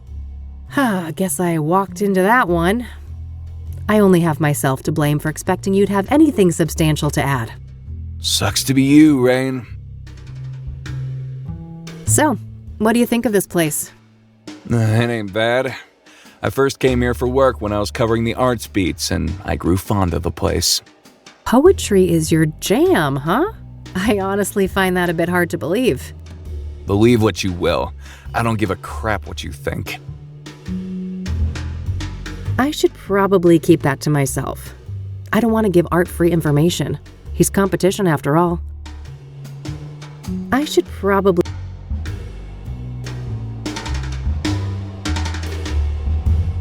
How are the drinks here? Well, they're not worth the price, I'll say that much. I don't want to ask him about that.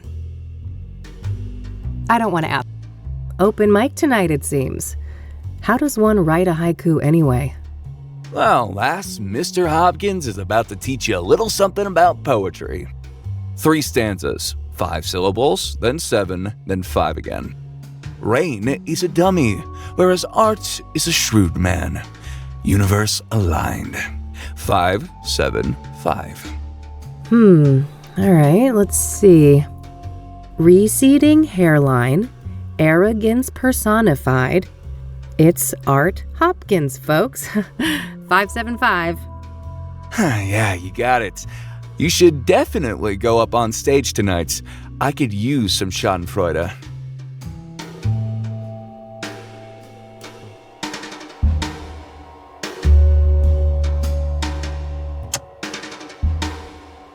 You didn't write this, did you? What are you on about? Never mind.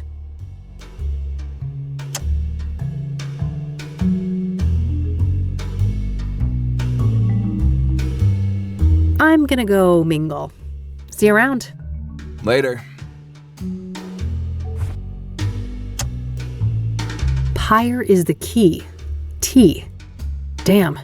This T knows what I'm up to. The question is, are they friend or foe?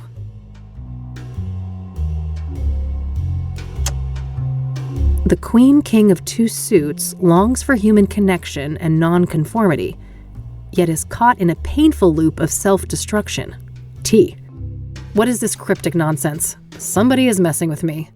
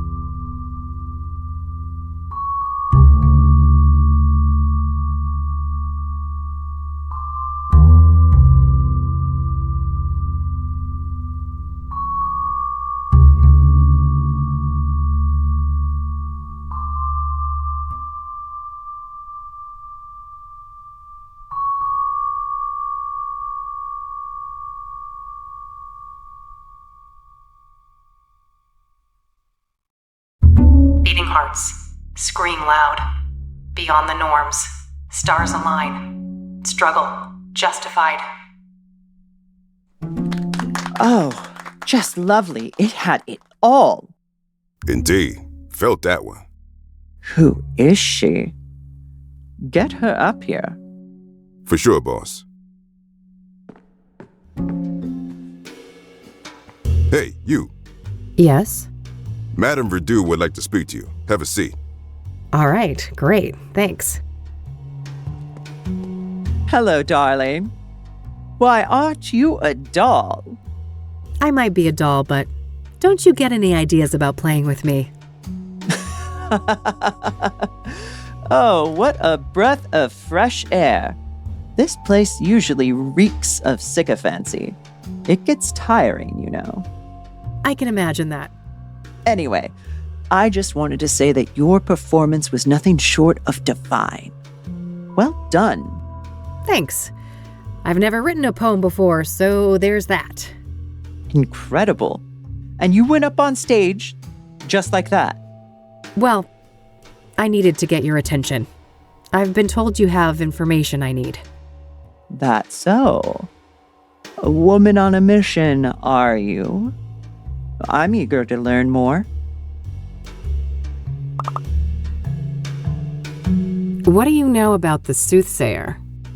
I don't know much about the murders, but as a person with an ear to the ground culturally, I've noticed a shift. Yeah? In what way? People are more nervous, distrustful, on edge. The subject matter expressed on stage has been darker, too. Yeah, I can see that. Serial killers tend to put a damper on things. Do you know Deborah Sinclair? Of course. Lovely woman. She will be missed. You knew her personally, I take it? A little, but I wouldn't call us more than acquaintances. She was fascinated by my journey to become a woman, though. He even considered writing a book about the subject. Oh, interesting. Could that have been what her next novel was about? I doubt it. Last I heard, it was some story about a mental institution, but I don't know the details. Do you know anything about the young woman who was burned to death by the Soothsayer up on Constance Hill? One thing comes to mind. Have you read up on the history of Constance Hill? I've been meaning to. Well, in the old days, that place was a famous site for burning witches at the stake. Oh, right. Doesn't the name itself come from some woman who died there too? Yes, Constance Phillips. She was one of the last women executed for witchcraft in America. Interesting. So it would seem that Jane Doe met a similar fate. Sadly, yes. Do you know anything about Benedict Townsend, the deacon killed by the Soothsayer? Honey, men of the cloth and I run in different circles, to say the least. What do you know about scrying mirrors? Nothing much. I was acutely ignorant of them until the Soothsayer brought them into the limelight. Are you familiar with the King of Kings Catholic Church? Never heard of it.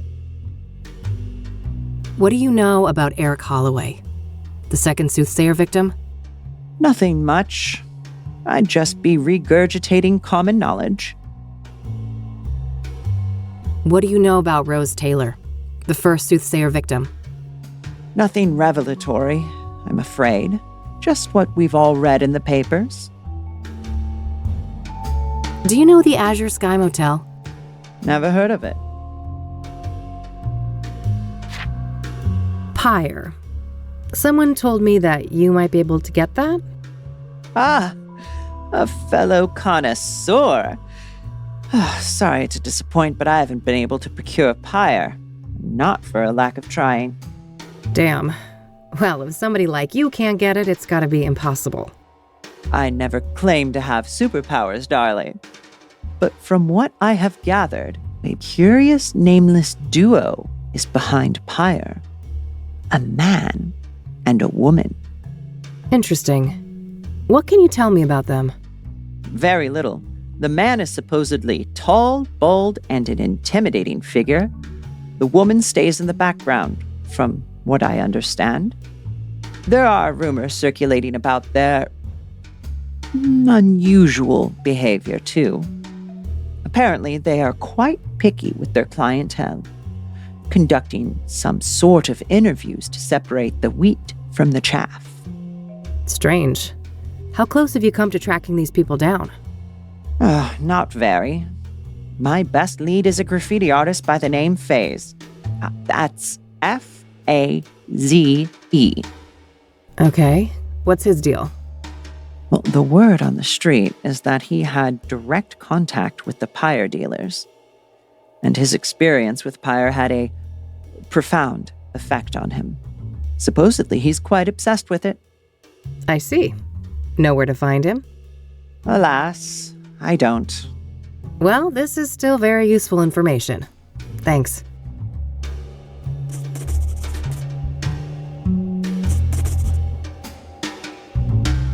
So, what's your deal, Hannah? You come from a wealthy family, right? Oh, how dull. I've enjoyed our little foray so far, and this is my leisure time. Let's not turn this into a boring interview. This is a nice place you've got here. Thank you, darling. It's just a little pet project of mine. I've always been fascinated by language, and in my opinion, there is no purer form of language than poetry. Does the name Rachel Wang mean anything to you? No. I have no recollection of that name. Do you know who Tabitha Caldwell is? No. I'm not familiar with that person. We don't need to talk about that.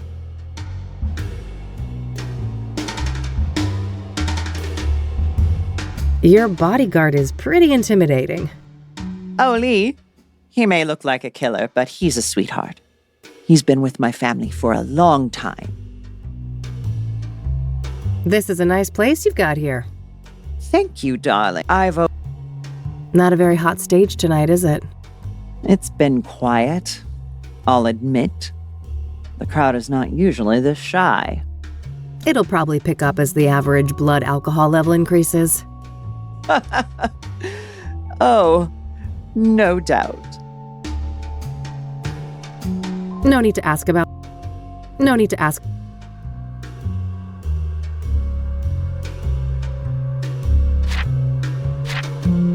All right, I have places to be.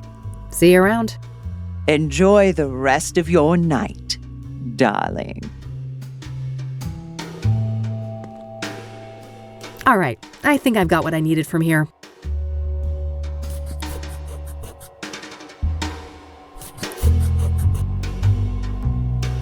Time to head back, but I'll stop by Lucas's place on my way home.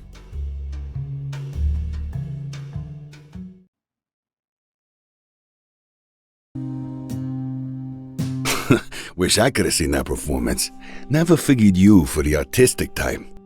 When there's this much money on the line, my type tends to be of the flexible variety. Wow, sounds like it paid off. This Verdue person give you some good info, right? Oh, you betcha. Let's talk.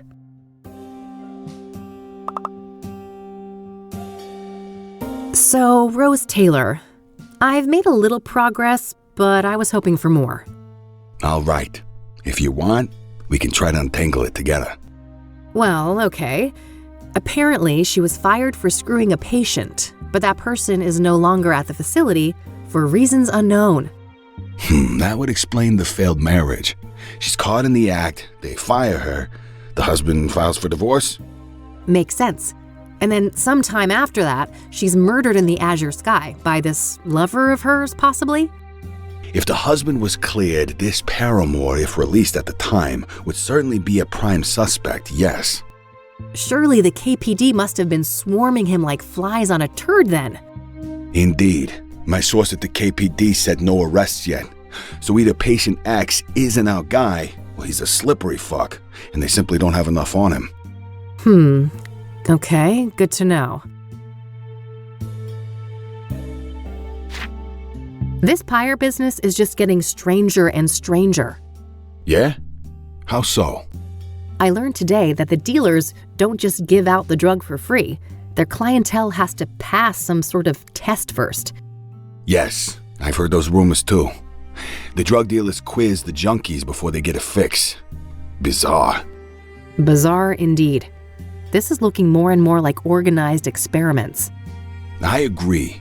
It seems like these dealers are carrying out a deliberate plan.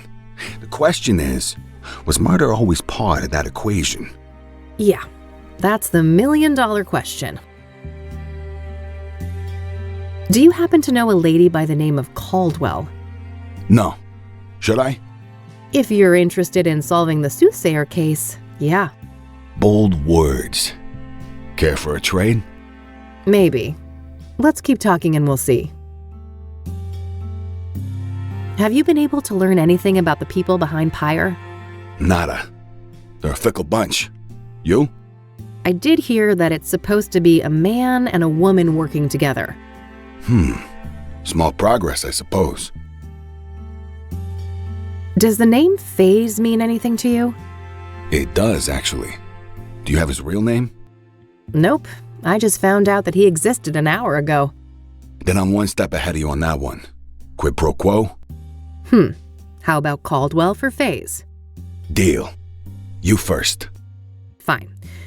So there's this old African-American lady, Tabitha Caldwell. She owns a flower shop, Tabby's Garden.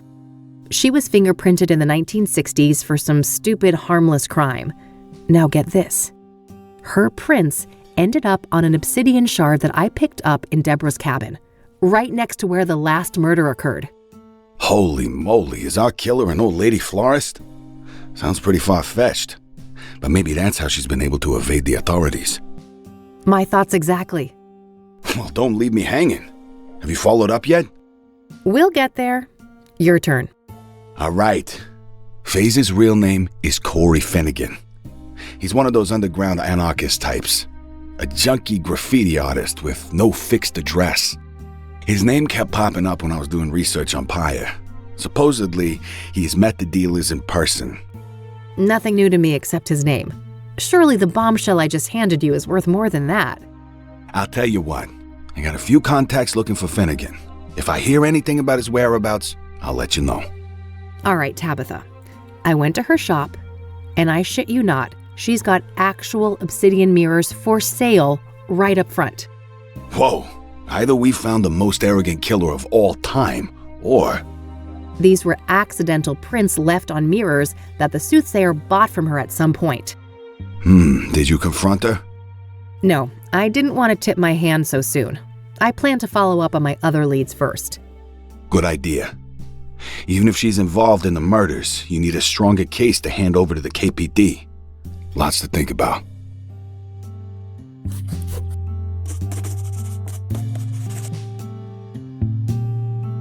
I don't want to ask him about that. I don't want to ask.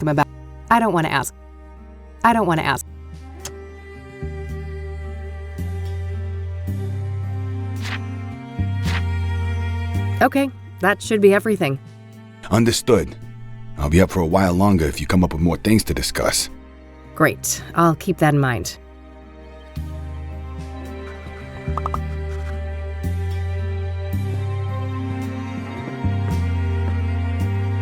All right, that's all I had for today. Same time tomorrow? Sure, but I might be a bit late. There's this place I'm scoping out. But you know, for a non-team, we're not doing so bad, are we? Huh. I guess not. Goodbye, Lucas. Bye, Katy.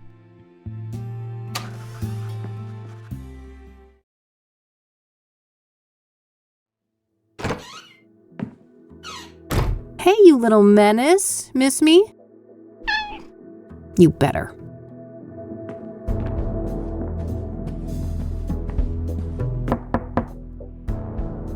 Ugh, what now?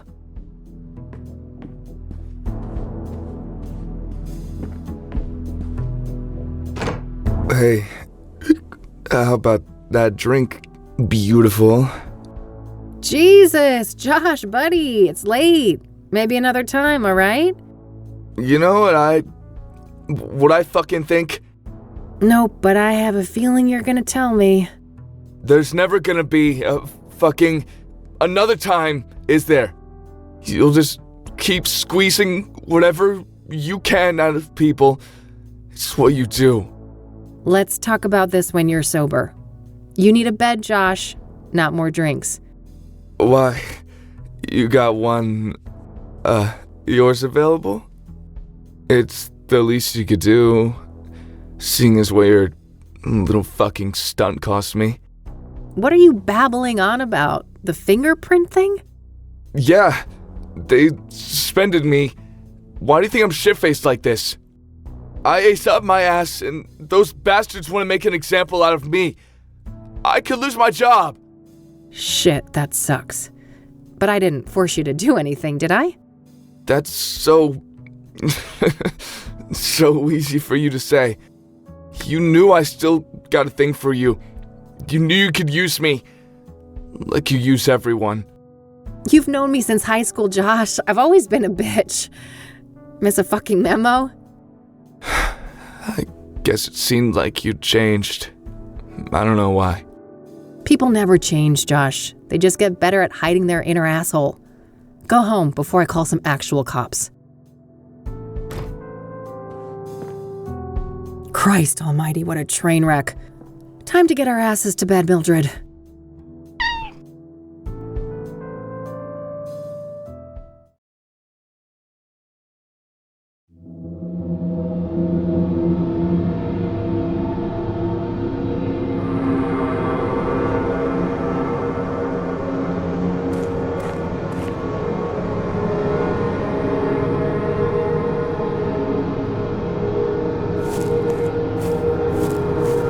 Saturn and Venus, they're impossibly large.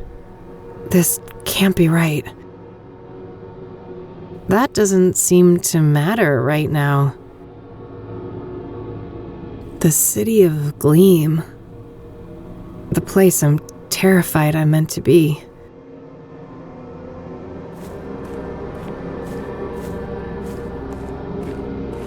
Ugh, what's burning? It stings my eyes. My name is a room. Oh my god. Are you Jane Doe? That's not my name. My name is a room. I don't understand. You will. When you reach our house, you will.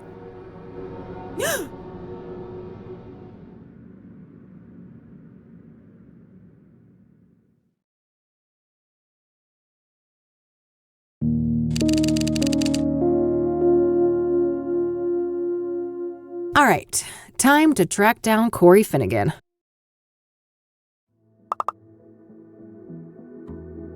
Plenty of places to see out there today. I should get going.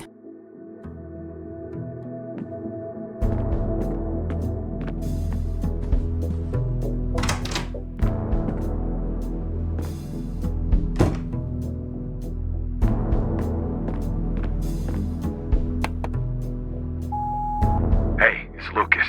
I just heard back from an informant of mine. And apparently, our boy FaZe was sighted downtown this morning. You know, near the pawn shop. All right, kid, we're even. Perfect. I gotta head there right away. Maybe the guy's still around. Nah, I'll let her sleep in peace.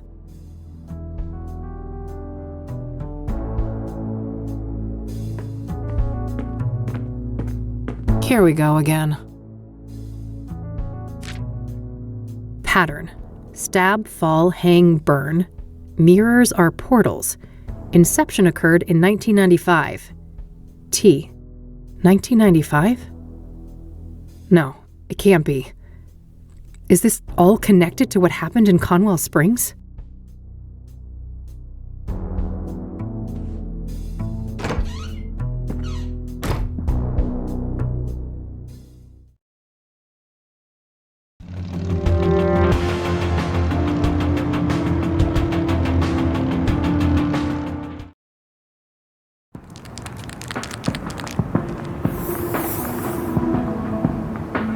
Bulky looking thing.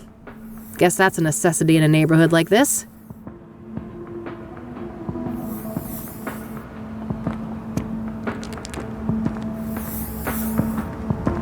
Creepy design. Hey, Corey, right? Only Ma calls me that. It's FaZe, homegirl. Sure thing. FaZe homegirl. You one of those sassy-ass chicks, huh? I've been known to mouth off on occasion. But wait a minute, you look familiar. Huh? What are you on about?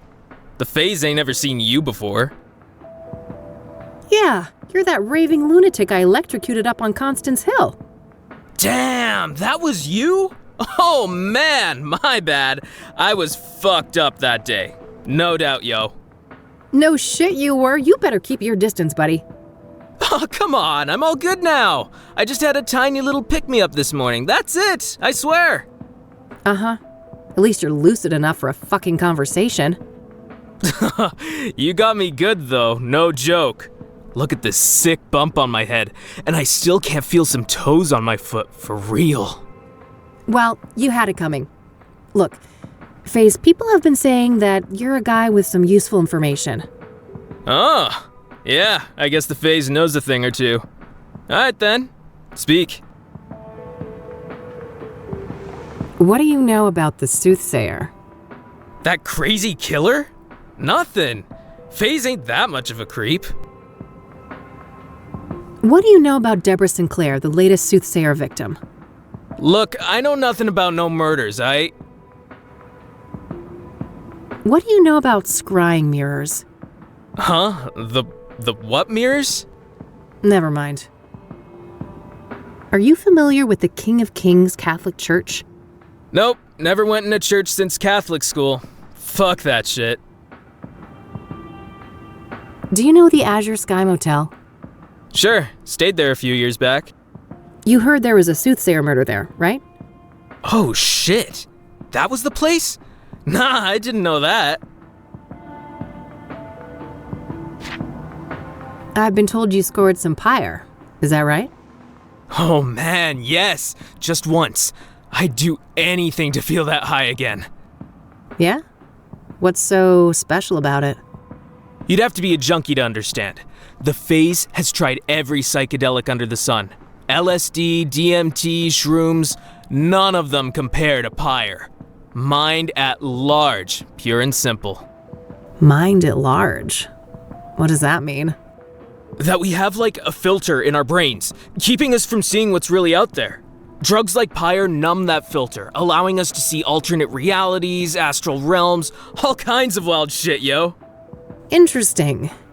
And what did Pyre make you see? Man, most of it can't be described with words. One thing is burned into my mind, though. The eye. The eye of the universe staring back at me. I never believed in a god before, but now I ain't so sure. How did you get Pyre in the first place?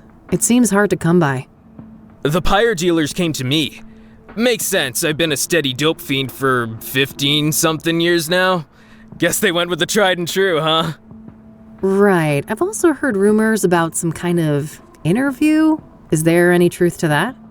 Oh yeah, those fuckers asked all sorts of questions. About my childhood, dramas, and whatnot. Wasn't no problem for me to yap about. The Phase is an open book. Curious. Does the name Rachel Wang mean anything to you? Nah, never heard of that chick. Do you know who Tabitha Caldwell is? Nope, don't know that name. I don't want to ask him about. So, the Pyre dealers. It's a man and a woman, right? Yeah, dude's a big bald guy. I'll never forget his face.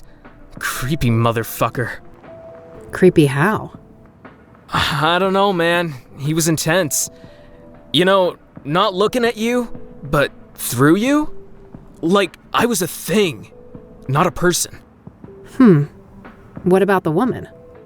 I just caught a quick glimpse of her. She wore a hood.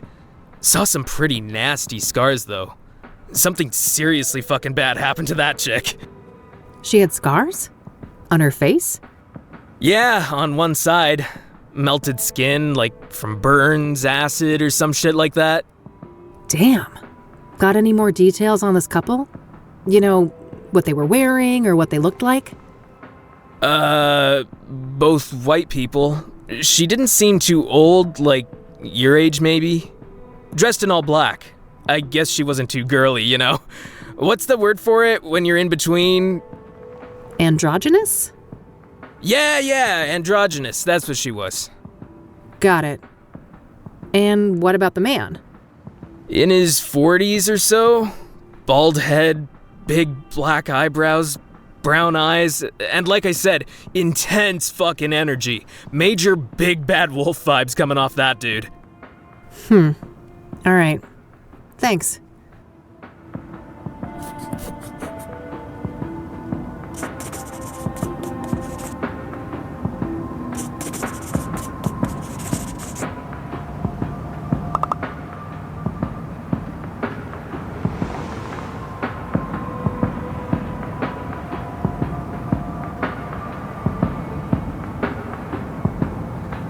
So, what's your deal, FaZe?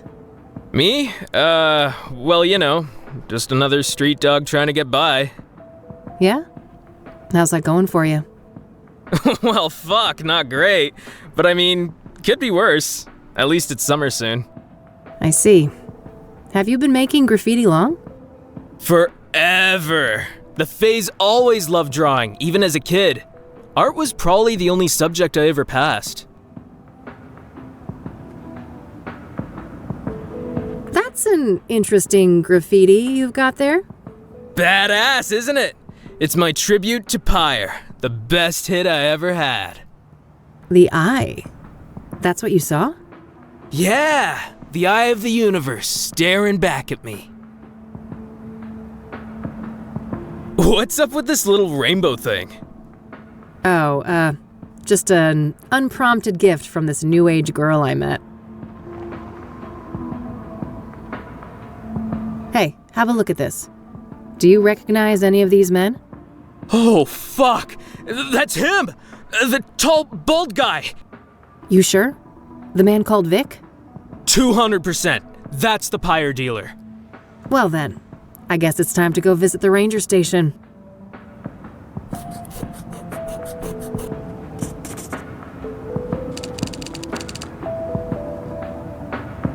I don't want to show that to him. I don't want to show that. I don't want to ask him about that. Gutsy move. Spraying graffiti like this when the shop's open and all. That's the phase, baby. Always living on the edge.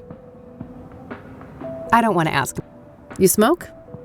Tobacco? Fuck no. That shit kills people. Are you a regular customer here at the pawn shop? Nah, when I need a fence, I got my own guy on the other side of town.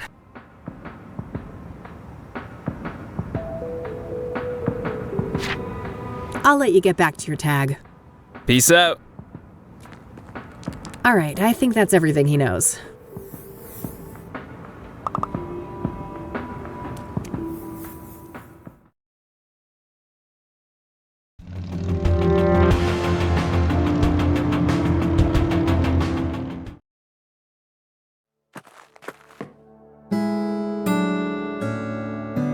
Complimentary refreshments. I'm not thirsty, though. Brochures of various outdoor activities around Bear Creek. Nothing here looks very interesting to me at the moment. I know nothing about fish, but I guess nailing it to the friggin' wall must mean it's not a bad catch. Overpriced pictures of landmarks I've seen 100 times? No thanks. Looks like an office area. No reason to go in there. Looks like a map of the immediate surroundings here in Bear Creek. Various points of interest are marked out. Hello there, and welcome to the Bear Creek Ranger Station. Why aren't you chipper? Cassie, I have a few questions if you don't mind. Don't mind at all. Happy to help. What do you know about the Soothsayer? Horrific stuff, but I don't know much about the murder that happened here on park grounds. Only senior rangers dealt with that. So, Deborah Sinclair must have been quite a shock, huh? Yeah, it was horrible. Everyone around here loved Debbie. Did you know her personally? I wouldn't say that. I just met her a couple of times. Lovely lady, though. She'll be missed. What do you know about Jane Doe, the fourth Soothsayer victim? Nothing much, sorry. Besides Debbie, I'm not in the loop on the Soothsayer victims. What do you know about scrying mirrors? Well, they're part of the Soothsayer's MO, right? I haven't come across one in my private life, though. Are you familiar with the King of Kings Catholic Church? Nope, I haven't heard of that one. Do you know the Azure Sky Motel? Haven't heard of it, sorry. Do you know what pyre is? You mean like a fire? No, this is an illegal drug. Oh, I must have missed the memo on that one. Does the name Rachel Wang mean anything to you? Nope, sorry. Do you know who Tabitha Caldwell is? No, I don't think so. I don't want to ask her about that. Do you recognize the name Corey Finnegan? He also goes by the moniker FaZe. Doesn't sound like anyone I know, sorry. So I saw in this brochure that a park ranger called Vic works here. Is that correct? Sure. Ranger Cooper is one of the rangers assigned to this district. Ranger Cooper, huh? What's his full name? Can I talk to him? It's Victor Cooper, but he's off duty right now. Off duty? For how long? Why? Oh, shoot! I don't have any of those details. Well, what about a phone number or an address? I'm not allowed to give out that information. Sorry. You'll have to run it by the chief. Well, fine. Let's talk to the chief then. Oh, double shoot! He's not here on Saturdays. He'll be back on Monday morning. Well, all right.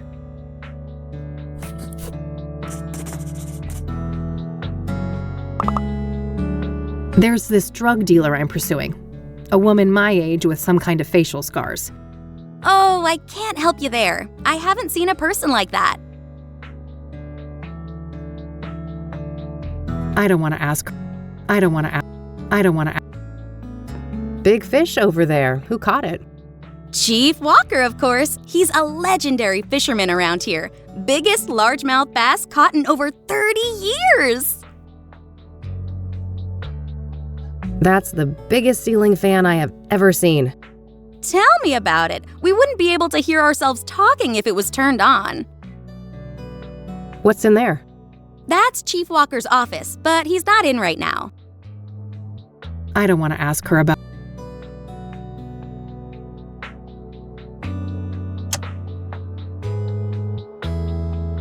I don't want to ask. I came across one of these brochures of yours. Nice, isn't it? I was the one who came up with the idea. I love community building.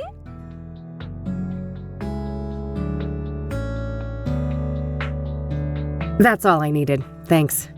You're more than welcome. Have a nice day now. Since I have a better description of both drug dealers now, it's probably worthwhile to return to some of the earlier witnesses.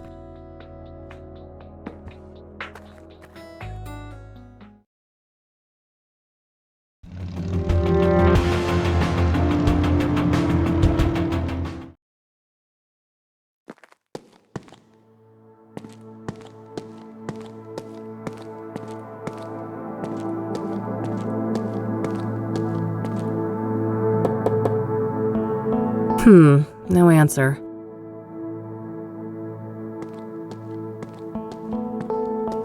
Huh, aren't those Rachel's?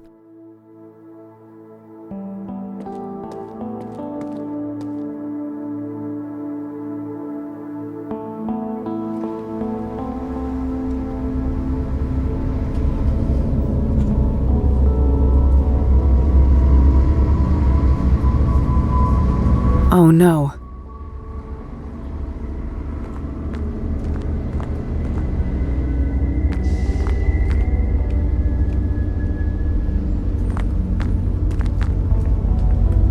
Hey there, Rachel. Oh, it's you. I wonder what went through his mind as he fell. Was he confused? Scared?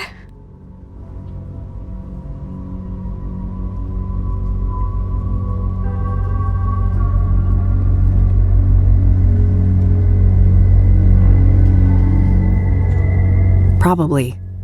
But no matter what he felt, I'm sure he wouldn't wish the same for you. Of course not. He was such a kind, caring man. And I'll never see him again. In this world.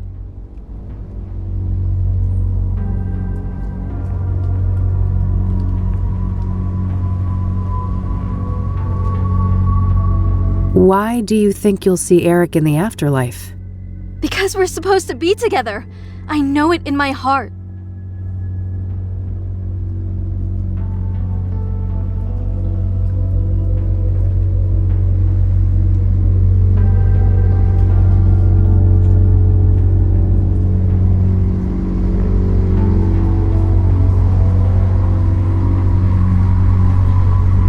If Eric would reunite with anyone in death, it would be Sarah.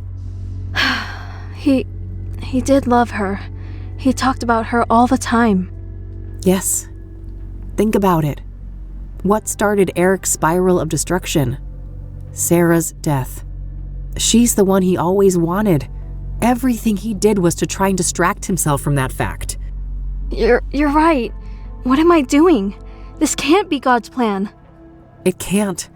God wants something better for you.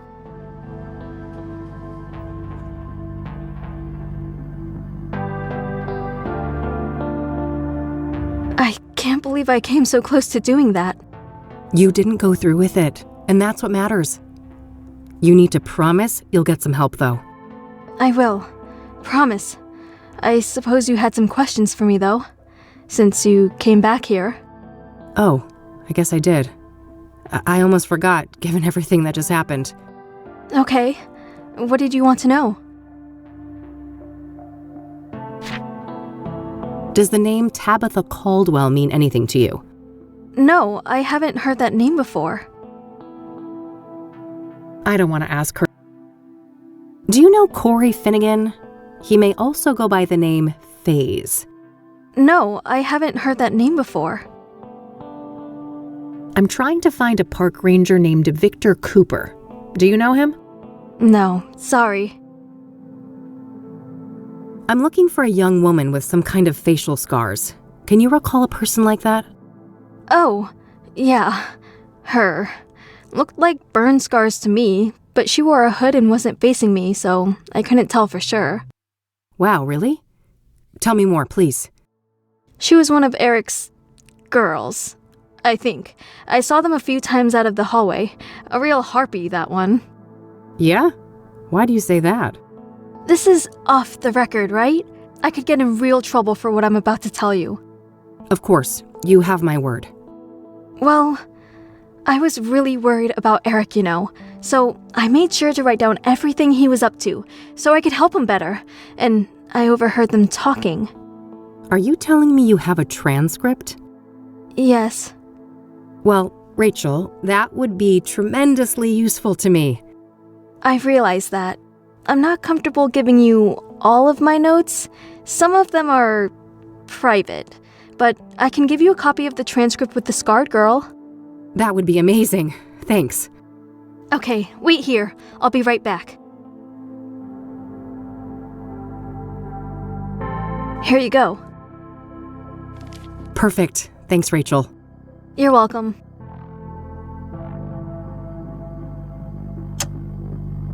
Thanks again for this.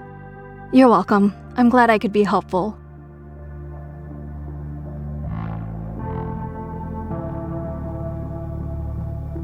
All right. I need to leave now. Will you be okay? I will. I think I'd like to be left alone now. I'll go call my pastor. All right. Take care, Rachel, and, God bless you. You too, Eileen. Actually, never mind. Bye.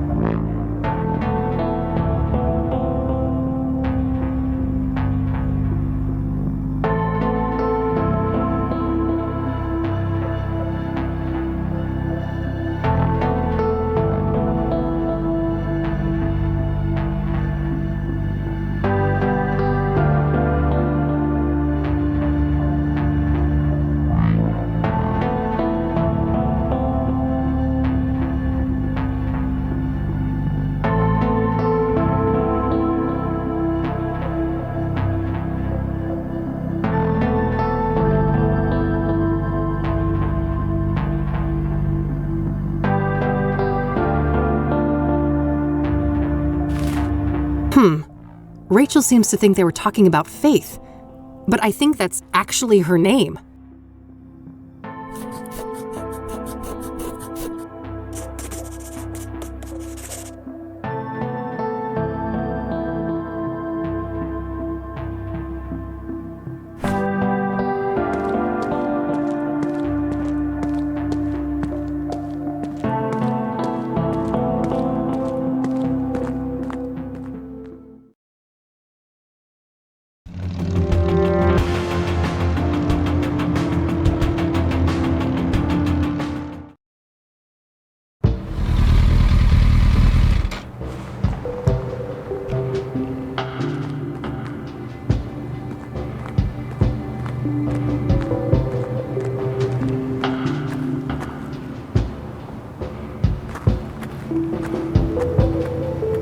Hello again, Father. Welcome back, my child. What can I help you with? Do you know who Tabitha Caldwell is? No, I don't know that woman. I don't want to ask. Do you recognize the name Corey Finnegan? He also goes by the moniker FaZe. That name doesn't sound familiar to me. I'm trying to find a park ranger named Victor Cooper. Do you know him? No, I don't know that person. So, I'm looking for a young drug dealer, a woman with facial scars. I believe her name is Faith. Ring a bell?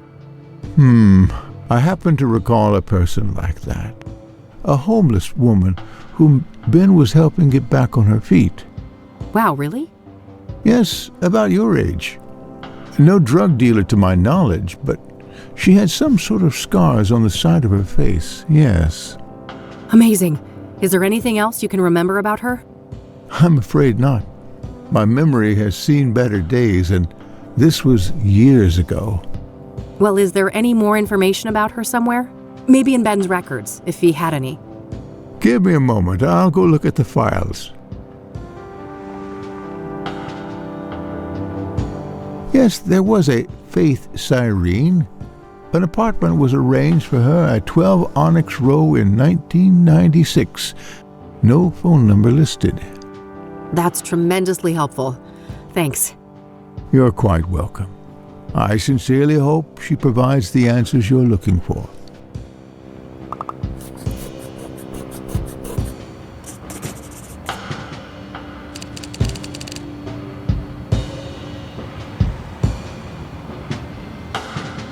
I don't want to ask him about...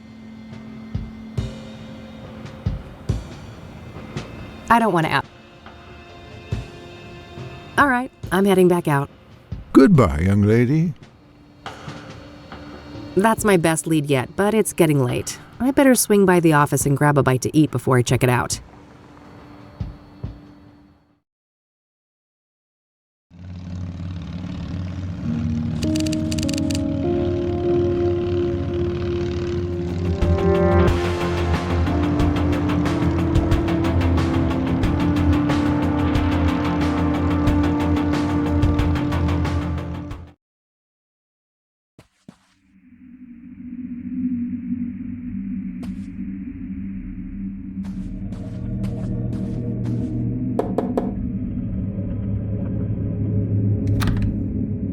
Locked. Guess no one's home.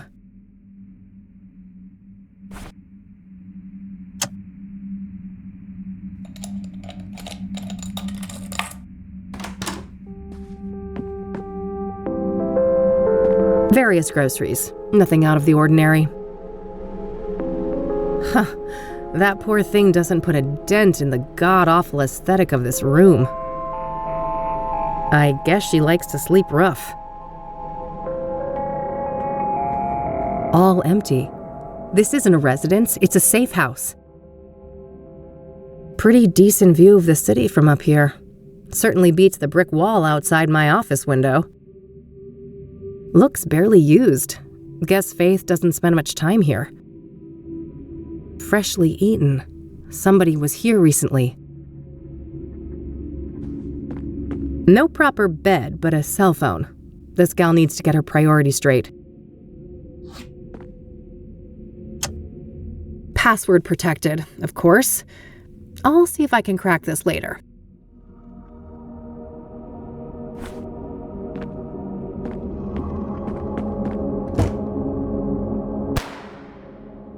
Fuck, that came from the roof.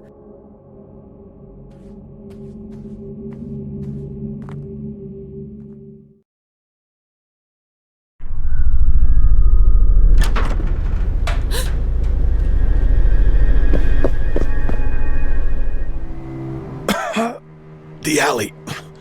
Watch out.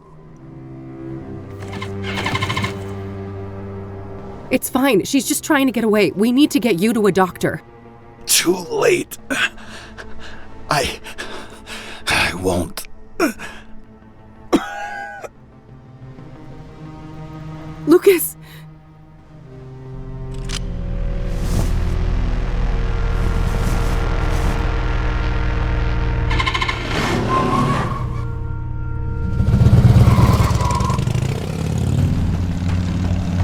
No, you're not gonna get away with this. I'm gonna catch you, and I'm gonna kill you.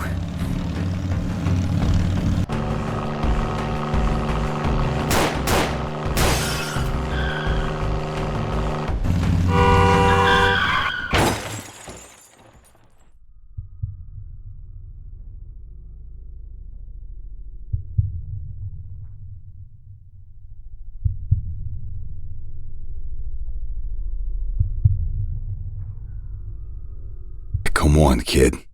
Time to get back up. Lucas? Who else? Your mother? Wait, you didn't bleed out? Passed out from the pain. Didn't bother to check my pulse, did you? That doesn't...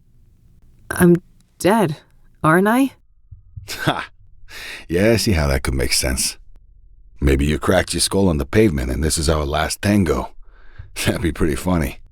No, I can't be fucking dead. I'm supposed to avenge you. Avenge me? An alcoholic has-been? Wife and kids who loathe him? Please. You should be concerned with whomever is willing to avenge you.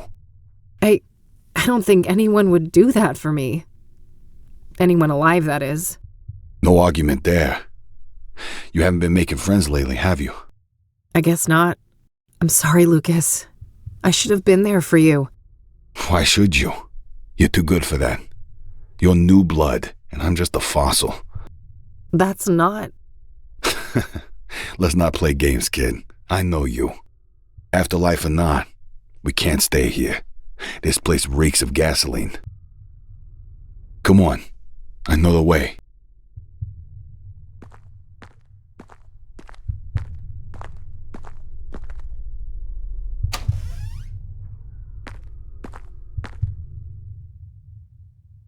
I really lost control there, didn't I? The bike is toast. I'm lucky to be alive. These boxes must have cushioned the crash. I guess that's why I'm still breathing. This city of ours is oblivious and indifferent to what happened here. Nothing but a big load of trash. I don't need to mess with that. Just some drain. I have more important things to worry about.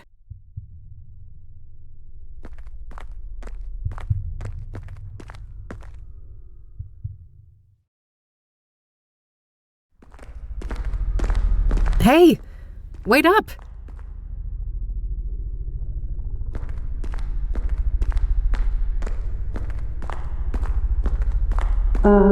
What's going on, Lucas? Oh, that's all I need. Just a couple of more cases. Then I'm riding off into the sunset. Yeah. Is it that obvious? Yeah, I know, kid. Time to move on, huh? So, there's something I need to tell you.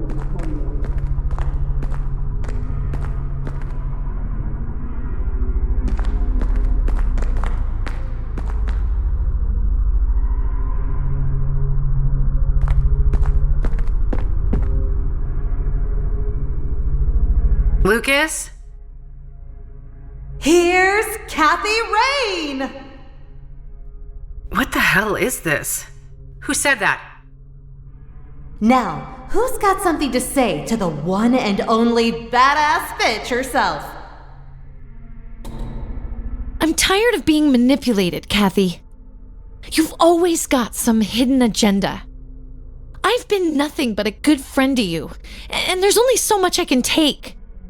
We were great together at Rain Investigations, and then you had to ruin it all by blaming me when things started to go downhill. That was so unfair, and it really hurt me. Will you ever change?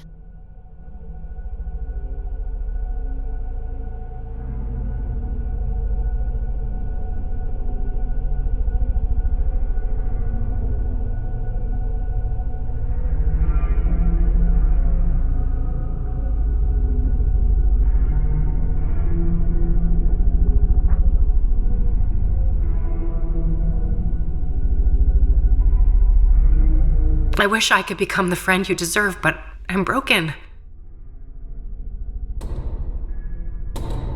When we were young, you used me and threw me away. That really fucked me up. And now you're doing it again. Have you ever thought about why you're alone? Why everything keeps going to shit?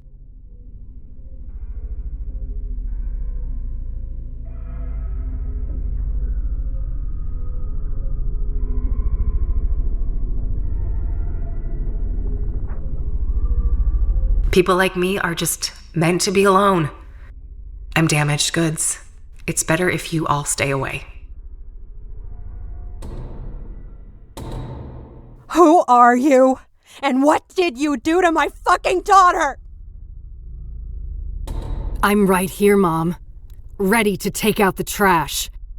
Hallelujah! Uh-oh, somebody's out for blood. Time to bash some sense into you, bitch. Can't. This is confusing. It wasn't me, was it? I want to wake up. There's pain before we leave. And there's something. And then before we. There's pain before we leave. And there's something. God, what a nightmare. Good girl. Let's go back to sleep. What's that, honey? We got a rat in here?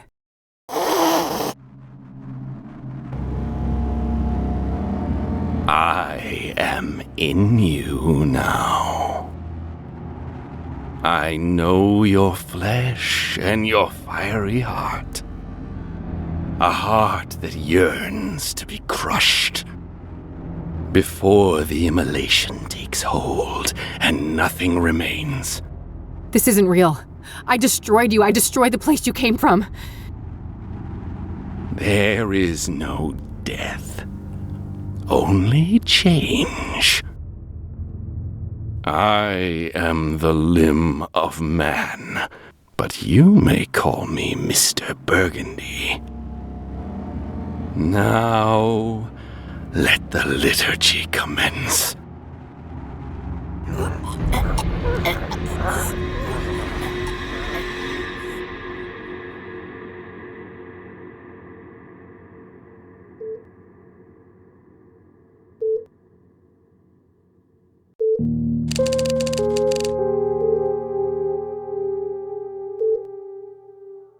It was him, yet it wasn't. He realized that he had to be the one to pass through the threshold. He had to be the one to take responsibility. Ugh. Kathy?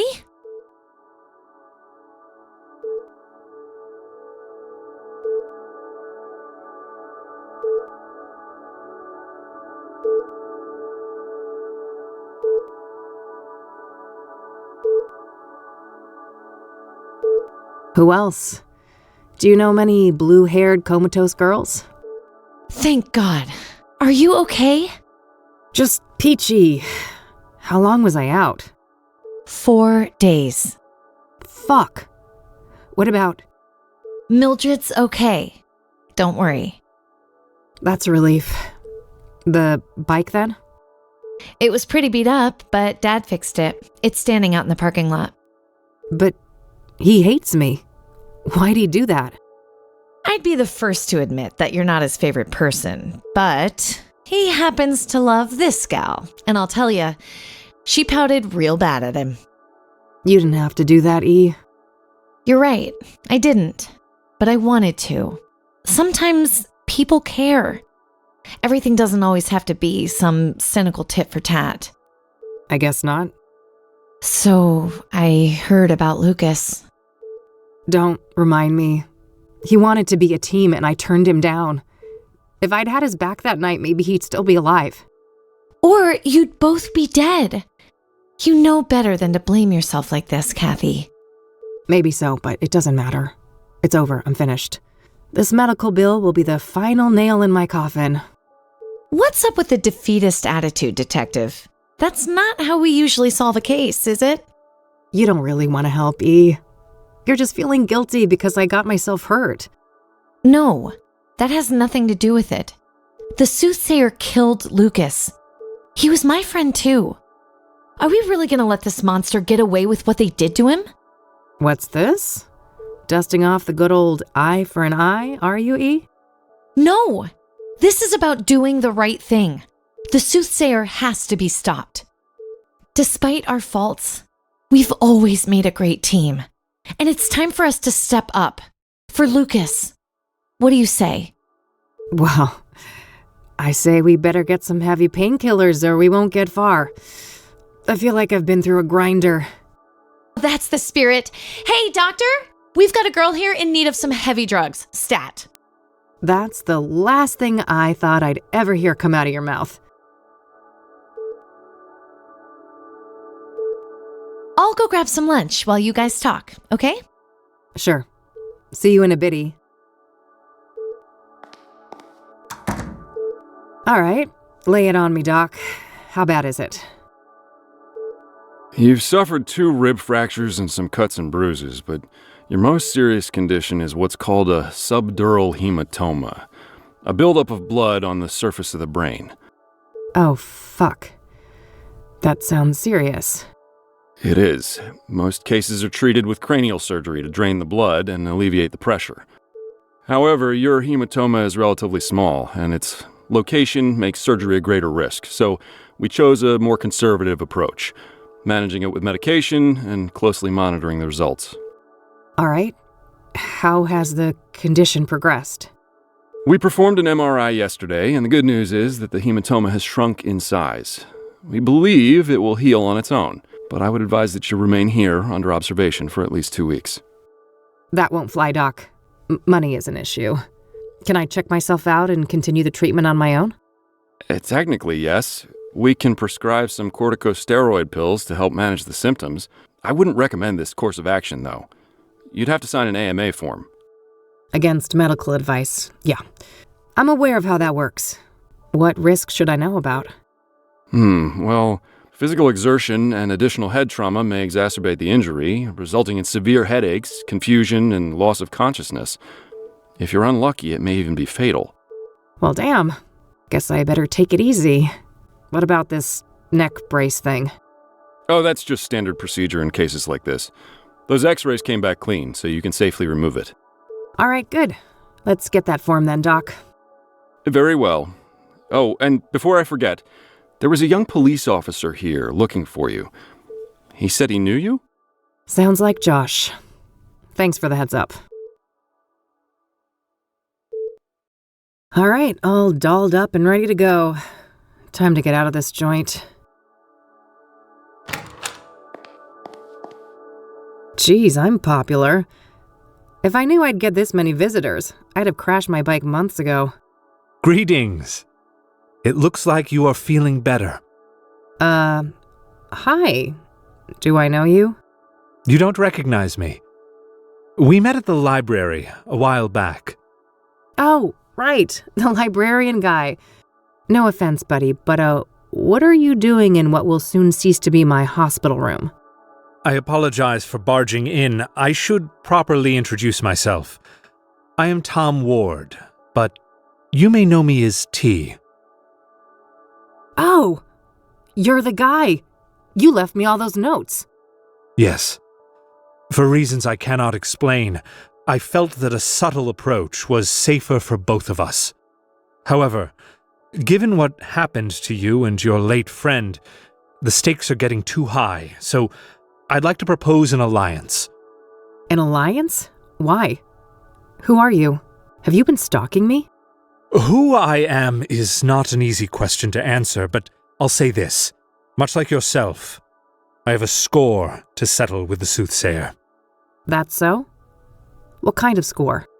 An immeasurable one. Everything was taken from me. My life was destroyed. I was enslaved. Enslaved? Were you tied up in a creepy serial killer dungeon, or what? Not quite. There is a malevolence hiding behind the Soothsayer. This evil found me at my lowest point, forcing me into bondage. Are you saying that the Soothsayer is doing the bidding of someone else? Yes. I also believe that the conjunction tomorrow will be instrumental to their plans. Huh? What plans? What conjunction? As for their plans, I don't know for sure, but I'm certain that the murders serve a specific purpose.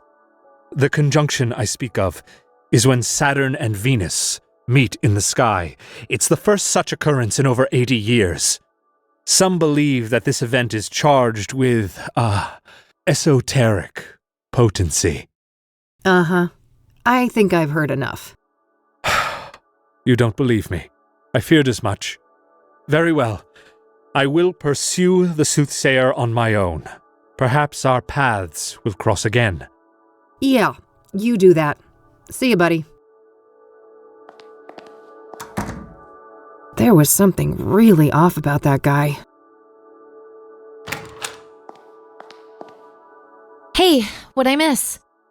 Who was that man? No one, just some creepy weirdo. Huh? Don't worry about it. I'm ready to head out. Let's go. Okie dokie.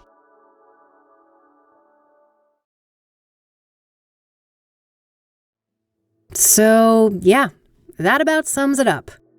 Wow. What a wild case. What will you do next? The Chief Ranger should be back now, so I think I'll go talk to him about Cooper. Yeah.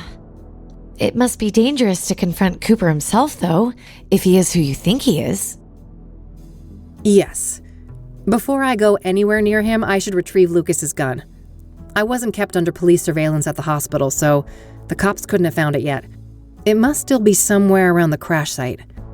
Then there's Longhorn PI, right? Maybe Lucas left some things behind?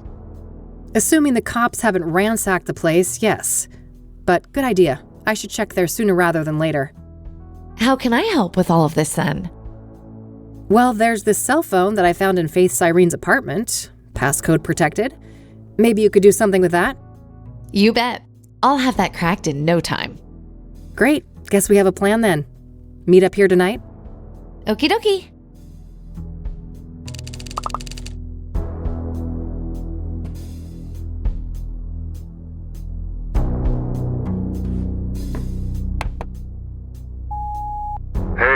It's me, Josh. I heard you woke up and left. I just wanted to let you know that, things don't look good for you with Mr. Longhorn. He had a lot of friends here, and everyone's looking for a scapegoat. I've been trying to keep the guys off your back, but there's only so much I can do. So, yeah, I think it's in your best interest to come to the station voluntarily. It's only a matter of time until there's a warrant with your name on it. Oh, and I'm sorry about what happened before. I was in a bad place. Let's talk and clear the air when we can, okay? Bye. That doesn't sound good. Nope. We'll have to crank up the pace. No time to get derailed by the cops. But wait, don't we have to work with the police to stop the killer? Eventually, yes, but I know the cops in this town. The only way we'll get those boneheads on our side is if we give them the Soothsayer on a silver platter. There can't be a shred of doubt. And after everything that went down with Lucas, the odds aren't in our favor. I suppose so. We better stick with the case then. Nah, I'll let her sleep in peace.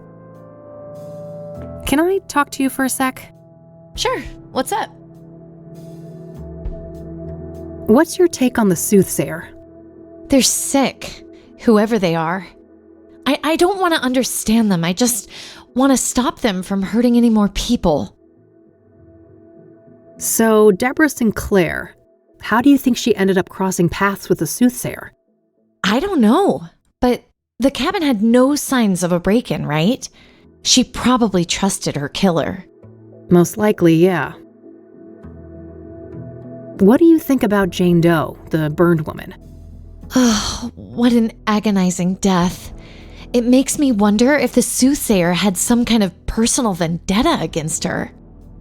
It's possible. The other murders were relatively quick and clean in comparison, weren't they? Yeah, quite a risk too, right? Doing it in a public place and everything? Good point. Seems like an escalation. But then again, most serial killers grow bolder with each kill, don't they? I guess so. In any case, learning Jane Doe's real identity should be key. Agreed. What's your theory on the deacon?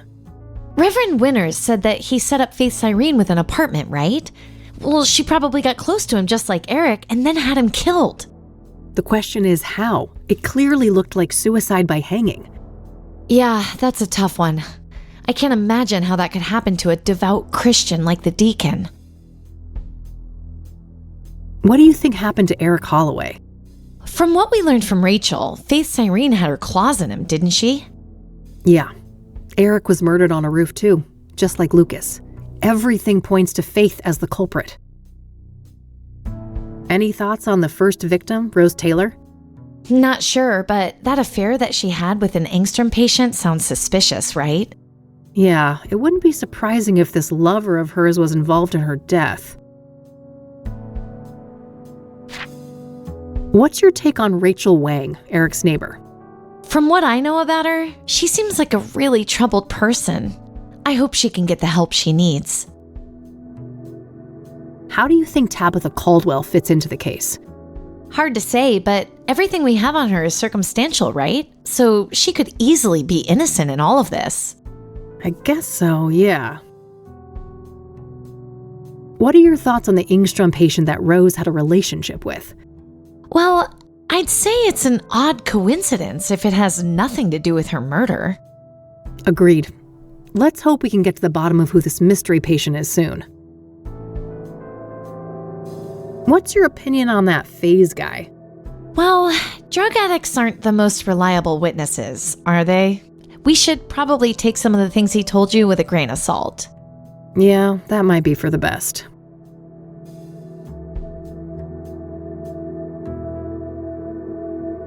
What do you think about Victor Cooper?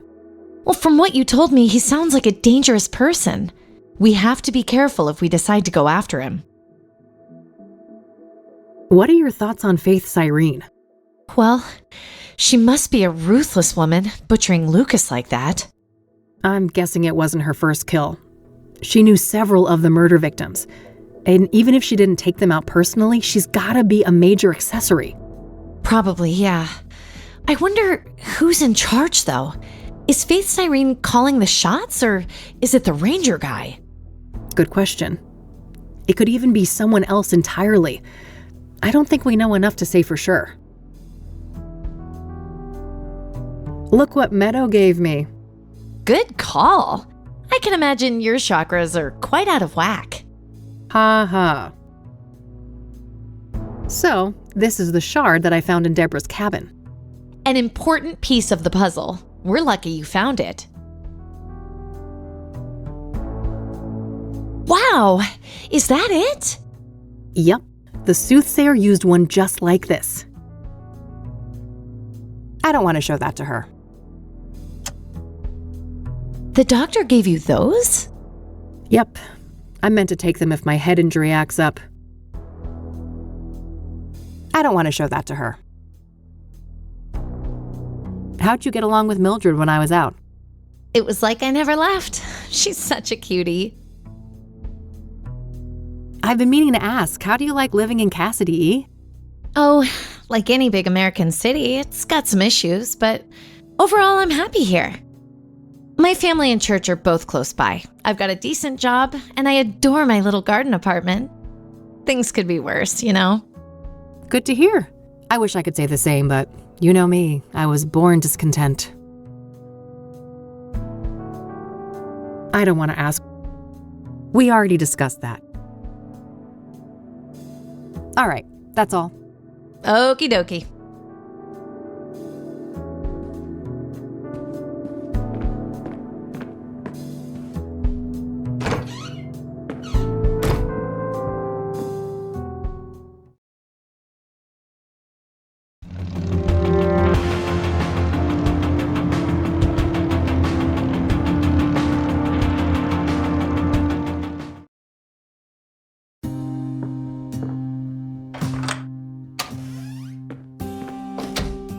Good thing I still had my spare key.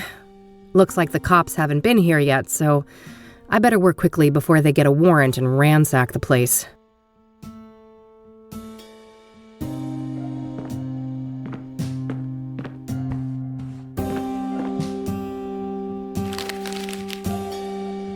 It doesn't look like anything of note was thrown away.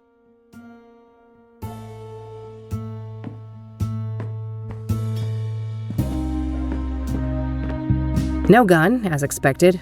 This is where Lucas would keep his revolver. There are some spare bullets in here, though. Better take some. All right, that should be plenty. Lucas's favorite brand of whiskey. He made me promise to down one of these at his funeral. Silly old man.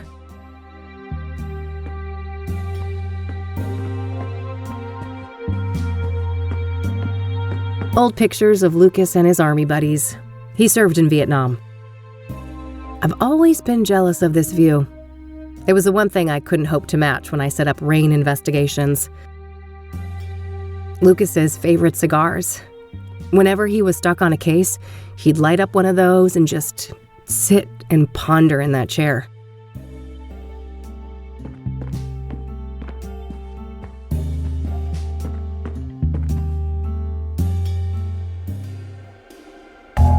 Lucas's address book.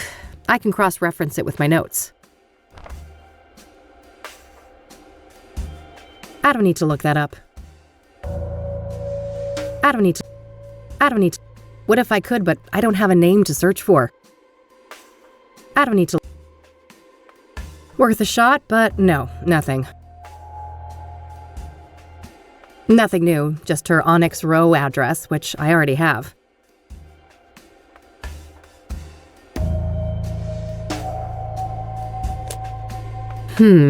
Looks like Lucas received a few messages on this pager recently. I believe this model can only display numbers.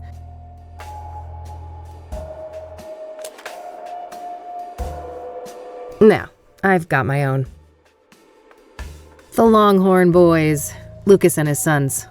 This photo must be several decades old. Standard KPD radio manual. Lucas probably used this to decipher police communications.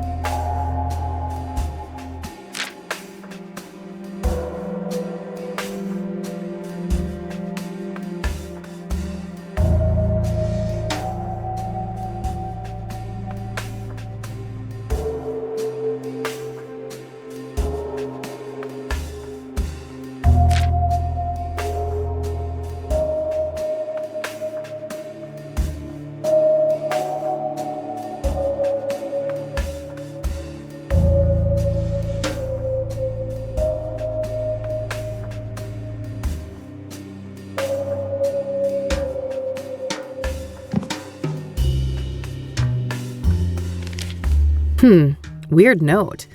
Some sort of reminder?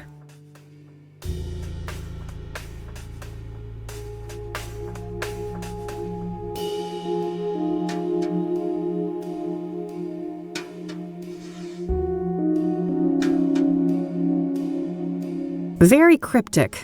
Knowing Lucas, this is some sort of reminder. That list of locations is interesting. I'm only familiar with the park. I wouldn't know what places the others are referring to.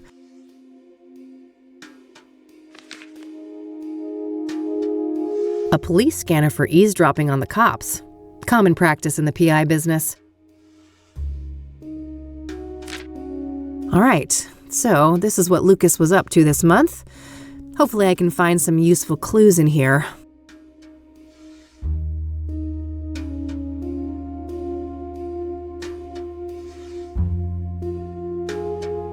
Jackson is Lucas's youngest son. Must be his birthday that day. This must be that thing Lucas mentioned about digging up dirt on the mayor. Shouldn't be relevant to me right now. I guess those bad fillings are the least of your worries now, buddy. Dog watching, huh? For whom, I wonder? That's the day when Lucas came to me to ask to team up. I wish I'd taken him up on it. Looks like some meeting related to Lucas's ex-wife. I doubt that's relevant to me. That was the night when he died. I remember this JK person from when I worked here. They're a police informant. I don't know their real identity, though. Probably worth trying to learn more about them. JK deliver? Here on the 25th. Was Lucas waiting for a delivery from the informant when he died? Looks like Lucas had a meeting with JK here on the 18th. That's a few days before he approached me about the Soothsayer.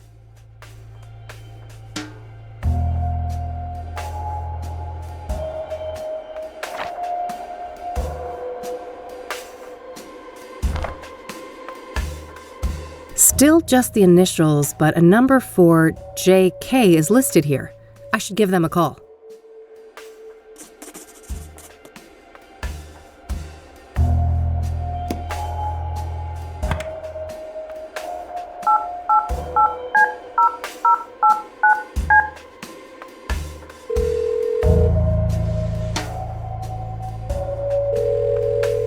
You have reached a numeric pager system. Please enter up to 12 digits and end your message with the pound key. Oh yeah, now I remember. Lucas used some kind of secret pager code to arrange meetings with his informants. I shouldn't try to leave any messages here until I'm sure I've cracked the code. Hopefully some of the clues here on the desk can help. Alright, I think that's everything. I'll gather up all the clues and see if I can make any sense of them.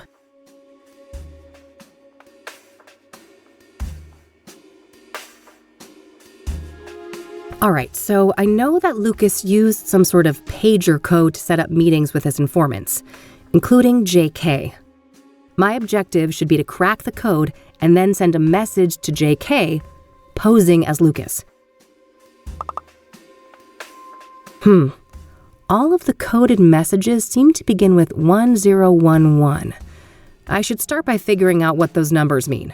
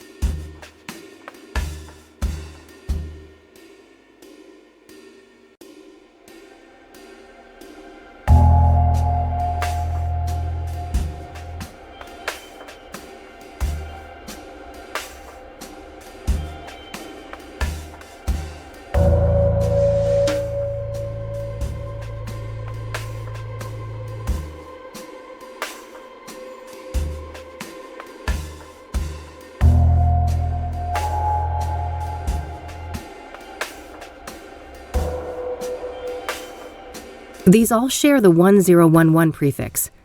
I should start by figuring out what that means. These all share... Oh, I recognize this number. It's Lucas's ex-wife. Probably not relevant in this situation. These all share the one...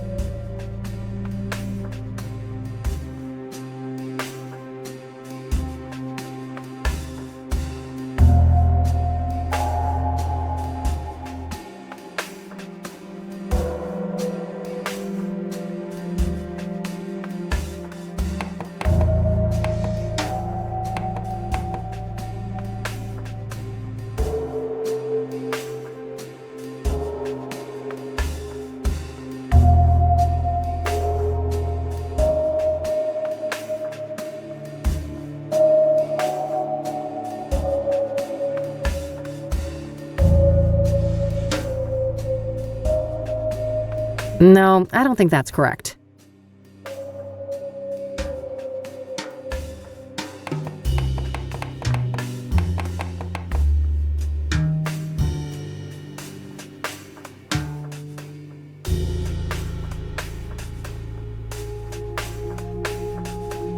Oh, yeah! 10 and 11 match the positions for J and K in the alphabet. That can't be a coincidence.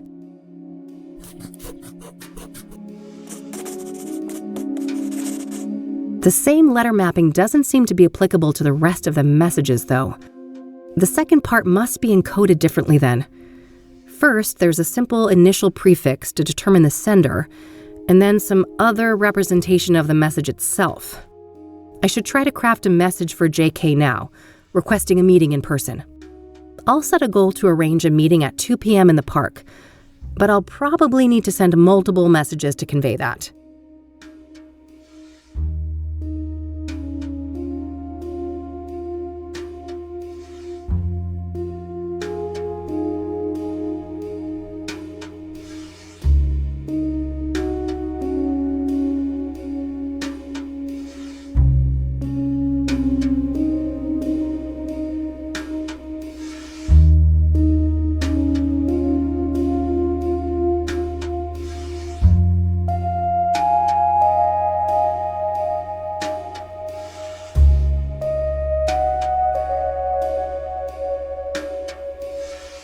Yes, 1025 should convey that I want to arrange a meeting in person.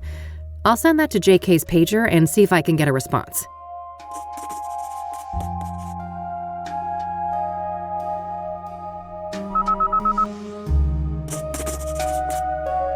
Got a response. 10-4. That must mean acknowledged.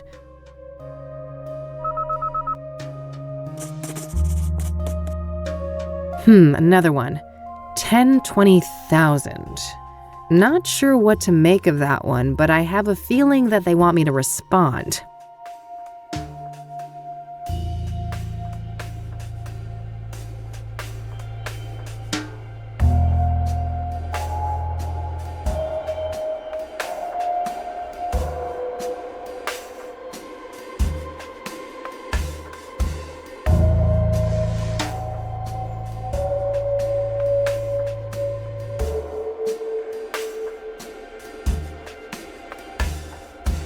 Yes, that should work. If the list on the post-it is correct, I think that this is the way to tell them that I'd like to meet at the park.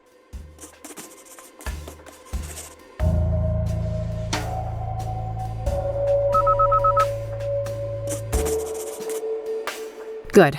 Another acknowledgement.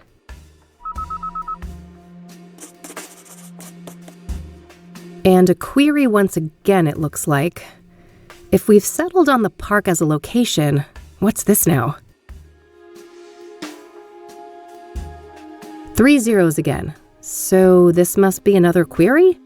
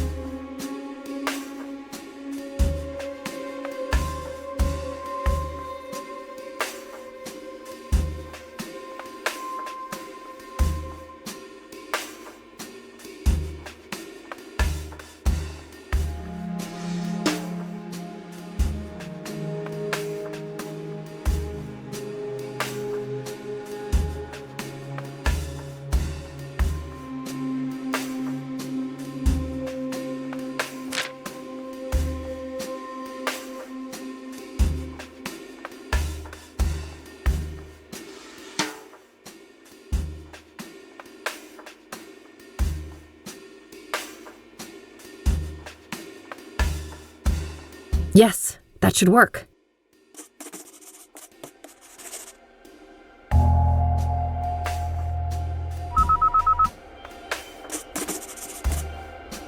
$10.76, i.e. en route.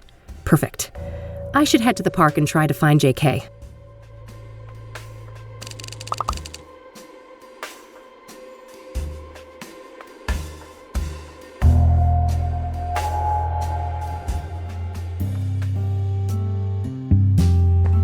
Pretty standard literature in the PI biz. I have copies of most of these back in my office. Just some old case files. I don't need to bother with these. Looks like Lucas has plotted out all the Soothsayer murders here on a map. I don't see any obvious pattern.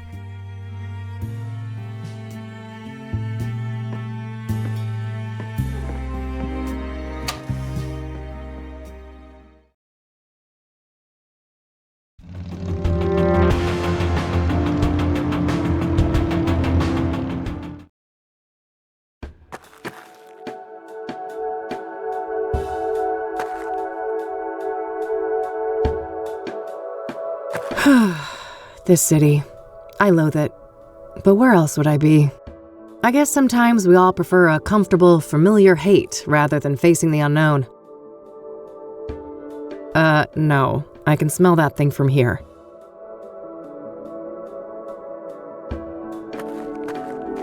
Hey there.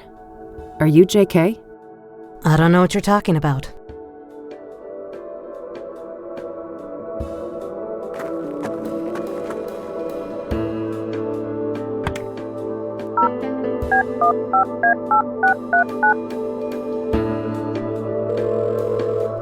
You have reached a numeric pager system.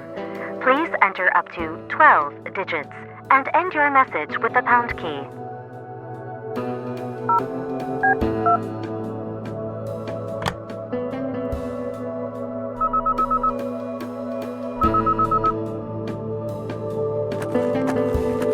Let's cut the charade. I heard that thing beep in your pocket.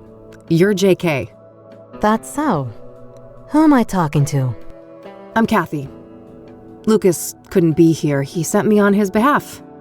No, he didn't. We both know he's dead. All right. I guess you caught me. Why'd you even come if you knew I wasn't him? Wouldn't you? Part of me wanted to believe the poor bastard faked his own death. I wish. I was there when he died. A suspect, killed him and I nearly caught her. She? It wasn't Andrea Hall, was it?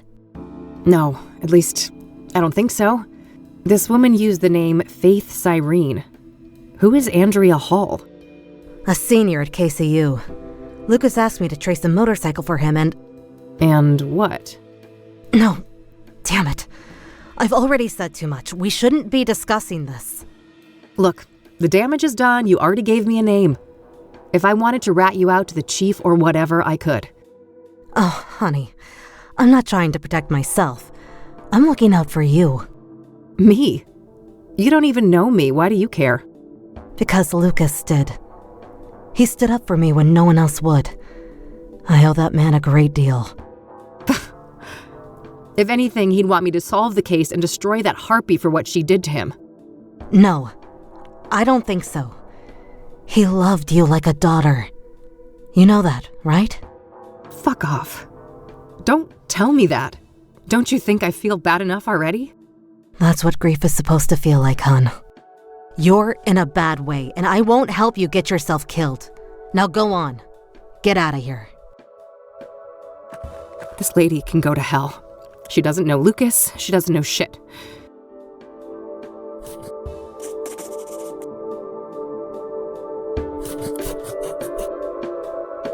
At least I got a lead out of this.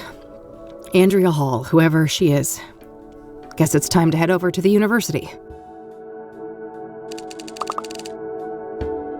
Pollution galore. Go for a swim, and you're liable to grow another limb.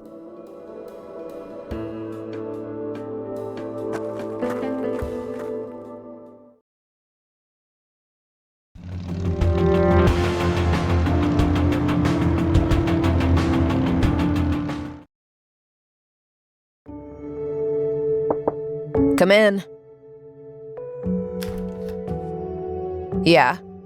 Hey there. I'm looking for Andrea. Is this your idea of a joke? No? Why do you say that? You don't recognize me, do you? Oh, wait. You came to my office a couple weeks ago, didn't you? Uh-huh. I needed your help with my missing roommate. You can probably guess her name. Oh. Small world, eh? Better late than never. I still can't pay your greedy PI fees, though, so you might as well fuck off again. Sorry about that, but I'm running a business. Another case led me here. I'm not looking to get paid. I just need a few moments of your time, if that's okay. Figures. Well, fine. Come in then. Thanks. What's your name again? Rebecca Dawson. All right. I'm Kathy, but I guess you know that. I do. Let's talk. What do you know about the Soothsayer? Just what's been reported in the media. So far, I haven't read anything that would connect the case to Andrea, so I've tried not to obsess about it. What do you know about Deborah Sinclair? No more than what's in the papers. That goes for the other victims, too. What do you know about scrying mirrors? Hardly anything, beyond the obvious connection to the Soothsayer.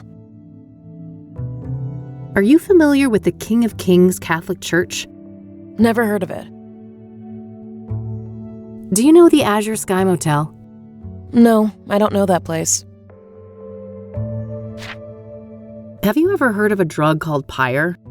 No, I'm not a drug user. Does the name Rachel Wang mean anything to you? No, that's no one I know. Do you know who Tabitha Caldwell is? No, I don't know her. I don't want to ask her about that. Do you recognize the name Corey Finnegan? He also goes by the moniker FaZe. Afraid not. I don't know that guy. I'm trying to find a park ranger named Victor Cooper. Do you know him? No, I'm not much for the outdoors. Do you know a Faith Cyrene? She's supposed to have some form of facial scars. Nope, I'd remember a person like that. This might be a random question, but Andrea didn't have any facial scars, did she? No, not any obvious ones at least. Why? Oh, nothing. Just a wild idea. Can you tell me about Andrea's disappearance? Sure. Basically, she took off on her motorcycle one night and never came back. Didn't say where she was going or why. She was a biker, huh? What kind of motorcycle are we talking about? Well, it was black, pretty big, looked kind of sporty. I think she said it was imported from Japan. Got it, yeah.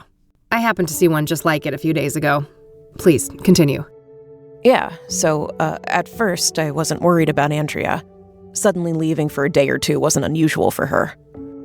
After a week, though, I felt that I had to file a missing persons report. Total waste of time, that was. I can relate. Cassidy cops aren't a reliable bunch. And then you reached out to me? Yes. Tried every PI in town. Maybe I was naive to think I could afford any of them, but I felt I had to do something. That plan obviously didn't pan out either. Weeks passed, and after a certain point, I had to let things go. There was only so much I could do. How long has Andrea been missing? About a month, I think. Wait, so she disappeared around the end of April? Sounds about right. Why? That's when they found Jane Doe, one of the Soothsayer victims. Oh, yeah, I read about that, but the age is wrong. Andrea's 22, and the paper said 18. Rebecca, there's a margin of error. The later paper said early 20s. Oh, no. How could I be so blind? It's her. It's gotta be her. We don't know that for sure, but yeah, things don't look great.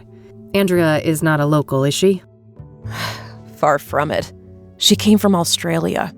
That would explain the lack of dental records, too. Fuck. We need to tell the cops all of this, don't we?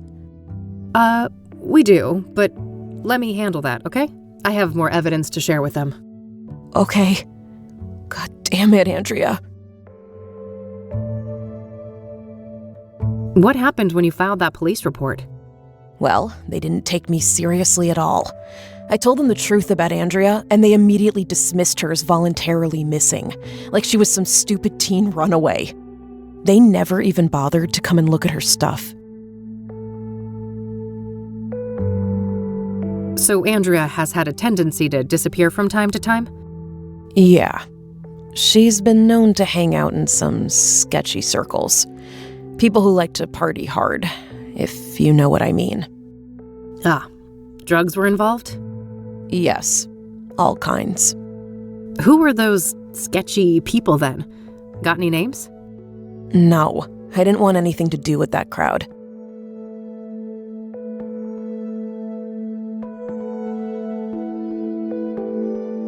So Andrea has had a tendency to disappear from time to time? Yeah. She's been known to hang out in some sketchy circles. People who like to party hard, if you know what I mean. Ah, so that's where those drugs you mentioned come in? Yes, all kinds. Who were those sketchy people then? Got any names? No, I didn't want anything to do with that crowd. What was Andrea like? She was brilliant. A born engineer, obsessed with technology, computers, and tinkering with all of her little gadgets. But she wasn't weird or awkward like so many smart people are, you know? She understood people. She could explain the most complicated things so anyone could understand. Sounds like a woman with a bright future ahead of her. I have a feeling it wasn't all sunshine and rainbows, though. No, she had a self-destructive side, too. I think she saw herself as a thing to push to the limit, just like her machines. Okay, can you elaborate? Well, she didn't care much for her health. It felt almost like she found it insulting to be limited by a human body with all of its inconveniences. Experimenting with drugs was a part of that, I think. I see. So, Andrea had a drug problem, did she? She used drugs, yes. She wouldn't call it a problem, though. She'd say she was in full control and that narcotics were tools like any other, or instruments to improve performance and expand the mind. And do you agree with that? For a superwoman like Andrea, maybe.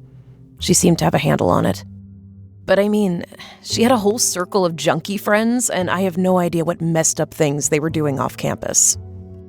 And you don't know anything about these junkie friends of hers? No. I tried to keep a healthy distance from those people. If you know so little about them, how do you know they were even junkies? Trust me. I grew up in Cassidy.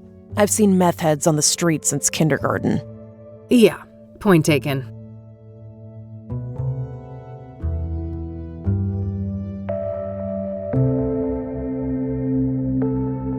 I know this is difficult, but we need to talk about the possibility of Jane Doe being Andrea.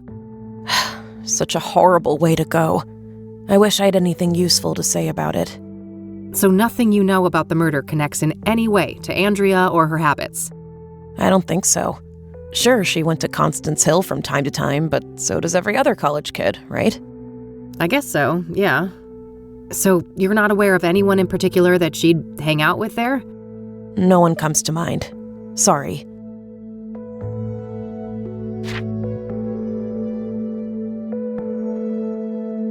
I don't want to ask her about... So what kind of music do you play on that thing? Darkwave and industrial, mostly. Midnight Veil, My Path, and Nightfall are some of my favorites. Ah, not quite my wheelhouse. I'm more of a metal gal. Yeah, I could tell. That movie just came out, didn't it? Yeah, my dad got me the poster. He's in the business. Pretty good horror flick over there. Scared my friend shitless with it. Oh, sure. I prefer the 1973 original, though. Don't tell me you're one of those people. You don't know the half of it. My dad's a film director. In our family, it's mandatory to be a connoisseur. Love the vest. Oh, thanks. Made it myself from Mom's old leather jacket. Oh, that's neat. Heading home to your folks for the summer? Yep. God forbid I won't let Mom fatten me up for next semester. That bad, huh? I don't want to ask her about... Finals coming up soon, right? Ugh, yes. Hard to catch up. I didn't get much schoolwork done when Andrea went missing. I see that KCU still provides god-awful closet space. Tell me about it. Andrea and I had our share of squabbles about that. I don't want to ask. I don't want to ask. I don't want to ask. I don't want to. I don't want to. I don't want to. I don't want to ask. I don't want to. I don't want to. Andrea's got a pretty chunky stereo over there. Yeah. Thankfully, she'd use her headphones most of the time. Ah, you guys didn't share a taste in music? We sure didn't. Polar opposites, more like. I should go examine the computer before I start asking about it. I don't want to ask. That's all for now, thanks. Mind if I have a look at some of Andrea's things? Go ahead. I'll take care of some homework. For a goth, it's always Halloween. Some indie art house movie. That's pretty new, I think. Handy for some tunes outside, I'd imagine. Half-decent zombie movie. I forced E to watch it.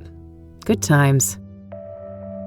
University textbooks. These look to be mostly related to the humanities. That's quite badass, I have to say. I could see myself wearing that. Various items for studies, such as empty notebooks and binders. So tidy. Reminds me of Eileen, despite Rebecca being the polar opposite of her in nearly every other respect. Looks like Rebecca is getting ready for the summer break.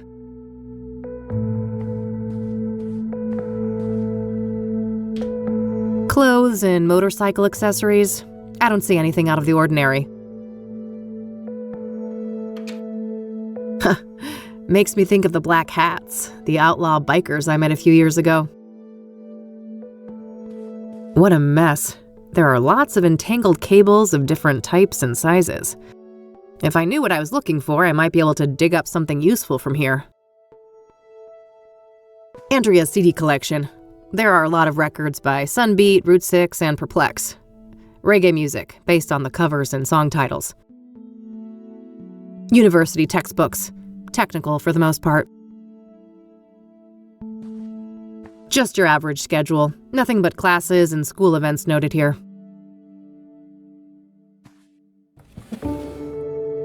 There's a spool of metal wire here.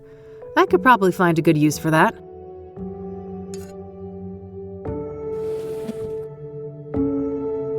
Remind Mom to clean Dreddy's terrarium. Maybe Andrea has some kind of pet reptile back with her folks?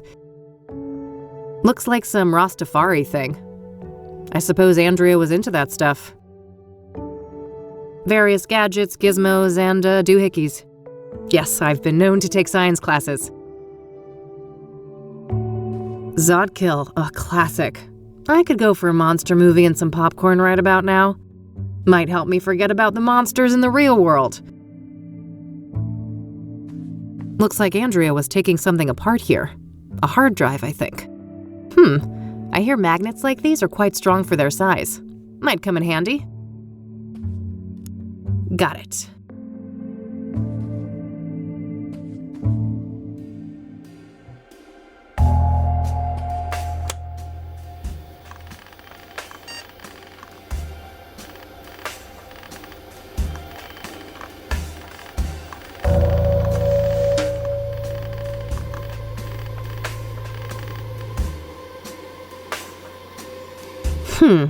This looks like some serious encryption.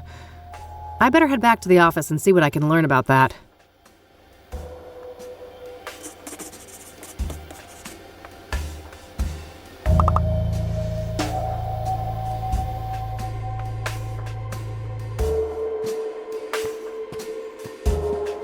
Hey, Rebecca?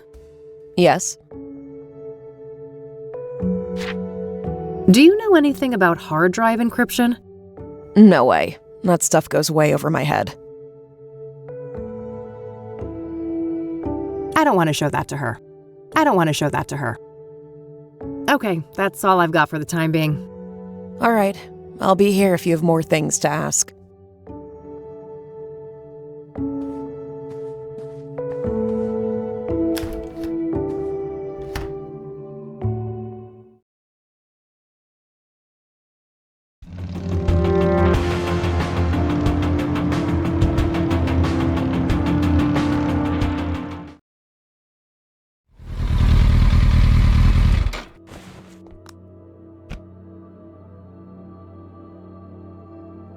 I really lost control there, didn't I? That must be the spot. I don't remember the actual impact. No trace of the gun in this area. I should keep looking. Useful for heavy lifting. I don't need to do anything with that. Business as usual. As if I was never here. This city of ours oblivious and indifferent to what happened here.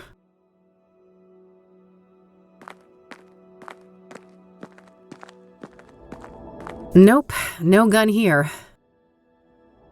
Just some guy on a break. I shouldn't bother him. Bingo, I can see something shiny down there. How to get it up, though?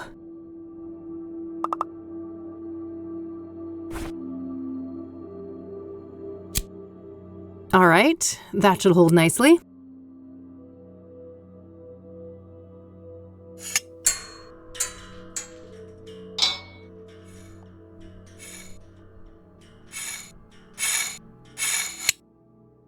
Yes, got it. I've reloaded it too. I'm ready for action now. Lucas's gun. Fully loaded. I'm ready for you, Soothsayer. In real life, that's just some random industrial building. No need to go in there.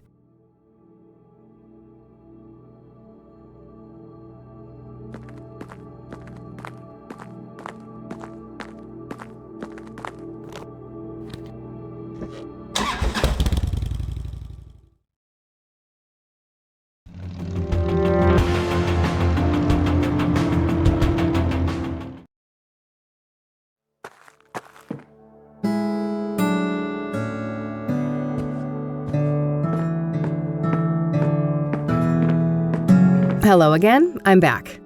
Oh, hi! Chief Walker is on duty now. You'll find him past the door to your left. Ah, great. I think I'll have a chat with him then. Sure, you have a nice day now. Thanks, you too.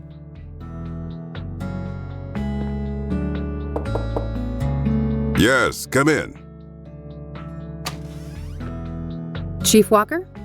Yeah, that's me. Who's asking? Kathy Rain, private investigator. Oh, another one. I thought you'd all given up by now. Sorry to disappoint, but this gal is more stubborn than most. Apparently. Go on then. What do you know about the Soothsayer? You're a PI. You know how this works. You'll have to make do with my statements in the press, just like everyone else. Did you know Deborah Sinclair well? I did, yes. I considered her a friend. I'm sorry. That must have made things hard for you. Indeed. It was somewhat of a relief when the city boys took over the murder case. What do you know about scrying mirrors? Well, we both know how they relate to the murders, but other than that, I haven't come into contact with them. I don't want to ask him about that. I don't want to ask. Are you familiar with Pyre? I have no idea what you're talking about. Never mind. Guess you guys never got that far. Does the name Rachel Wang mean anything to you? Afraid not. I don't know who she is. Do you know who Tabitha Caldwell is? No, I've never heard that name before. I don't want to ask. Do you recognize the name Corey Finnegan? He also goes by the moniker FaZe. Doesn't ring a bell, no. I'd like to speak to Ranger Cooper. Can you arrange that? No can do. Ranger Cooper is on leave for the time being. He is? Why? Personal reasons. He'll be back on duty in a few weeks. I can pass on your details if you wish. I can't wait that long. Surely there's no harm in providing his phone number. I just need to speak with him. No phone, which is the case for all of our resident rangers. Resident rangers? That means they all live within the confines of the park, right? Yes, I suppose it does, but you shouldn't try to go find him, miss. What's stopping me, Chief? Bear Creek is public land, isn't it? Technically, yes. Just don't harass the poor man, will you? He's been through enough. What's that supposed to mean? Never mind. I'm getting too old for this shit. Do you know a Faith Cyrene? She's supposed to have some form of facial scars. No, I don't. That's not a familiar name. Does the name Andrea Hall mean anything to you? No, I've never heard that name before. I don't want to ask him about... A tea person, I see. Black or green? Depends on the mood. Yao Pon's my favorite. Heard of it? I have, but not until I started doing research on Deborah Sinclair. She loved that stuff, didn't she? Ah, of course. Yes, indeed. She's the one who introduced me to it.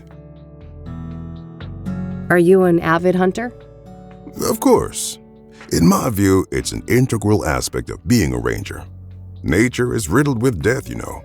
Eat or be eaten. And we shouldn't lose sight of that. What do you think of Cassie? Oh, Miss Sullivan does a fine job. I'm sure she'll make a great ranger one day.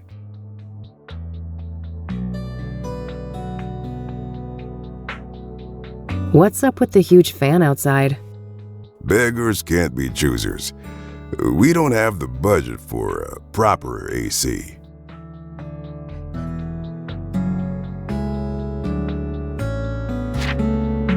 Thanks, I'll be going now. Alrighty then. Good luck. I should see if I could find out where those resident rangers live. Maybe something in this room can help. Looks like a map of the immediate surroundings here in Bear Creek. Various points of interest are marked out.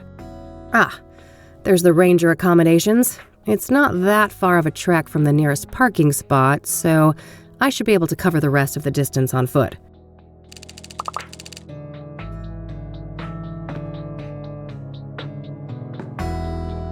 Hey, Cassie.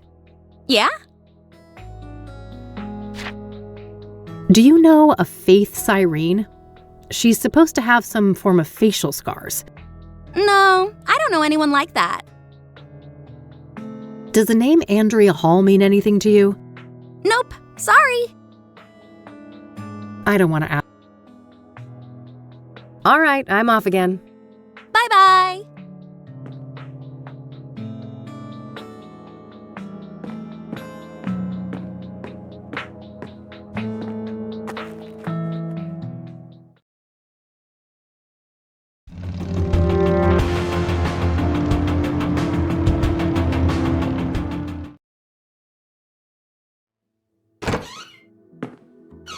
Hey, hey! Hey, E.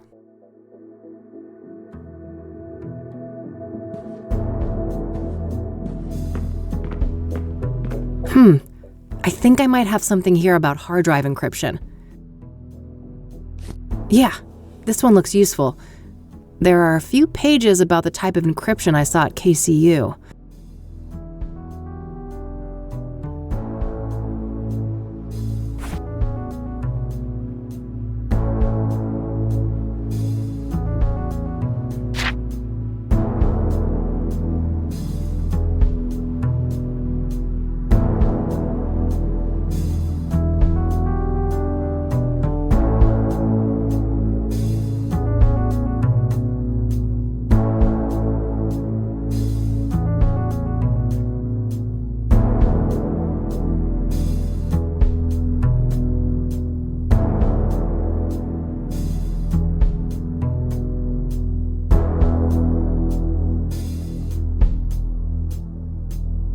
It's too soon for that part. I should focus on the earlier steps. Looks like I need to get my hands on a second computer.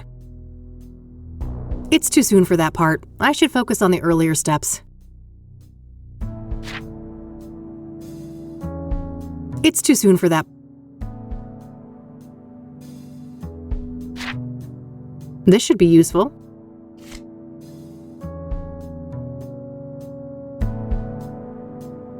I think that's called LeetSpeak. It's some computer nerd lingo.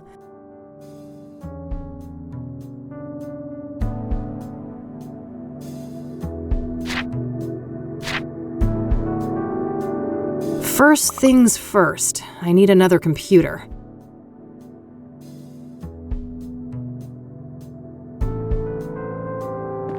Can I talk to you for a sec? Sure. What's up? So, I found out that Lucas's investigation led to a college student called Andrea Hall. Interesting. What's her link to the case? Well, apparently Lucas was tracing a motorcycle tied to Andrea. Here's the kicker, though. The description of the bike sounded identical to the one that Faith Cyrene escaped on. Huh. That's a clear connection between this student and Faith, then. Keep me posted. Do you know anything about hard drive encryption? A little, I suppose. What are the specifics? Basically, the whole computer is encrypted and it prompts a password when I boot it up. Is there any way to bypass that? Oh, that's tough. Maybe the computer book I bought for the office last year could be useful? Looks that way, yeah. Should be doable then. Anything I can do to help? Well, it just so happens I need a second computer and I noticed this laptop you've got here. I suppose I could make do without that for a while, but just bring it back in one piece, will you? It wasn't cheap. Why? Have I ever? Yes! 4 times! Fair enough.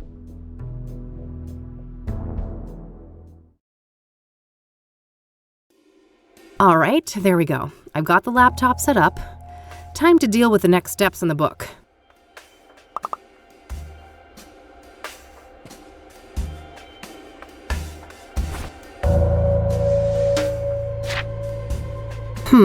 I should look for that cable. The applications mentioned here look useful. I should install them on the laptop. It's too soon for that part. I should focus on the earlier steps. Ah, here's that type of cable that was mentioned in the computer book.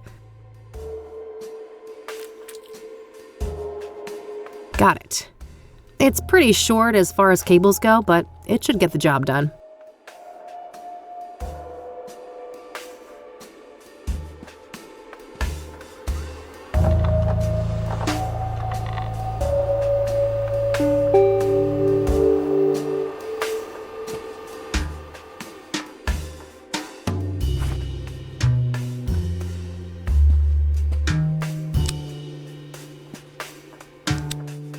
All right, all hooked up.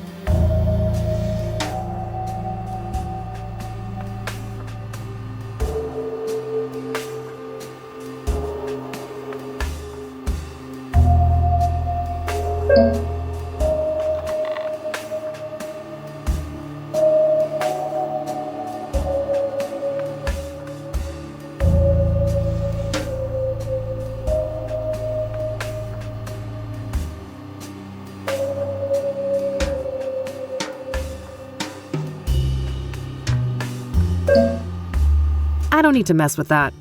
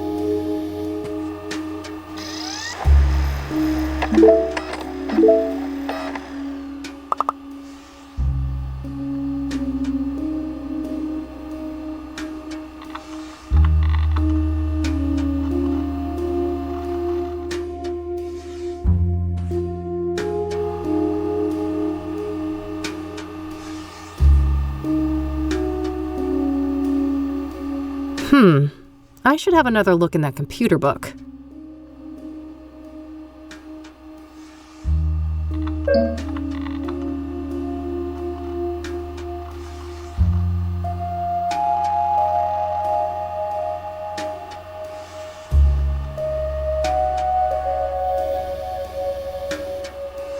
I already installed the apps. I don't need to mess with that.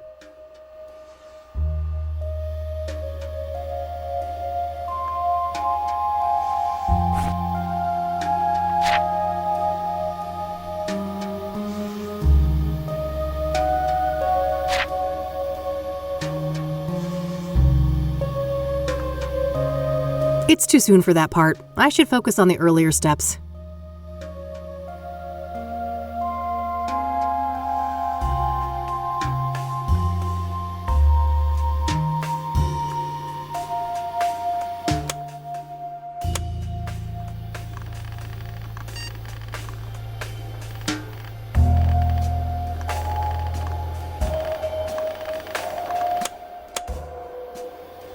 What?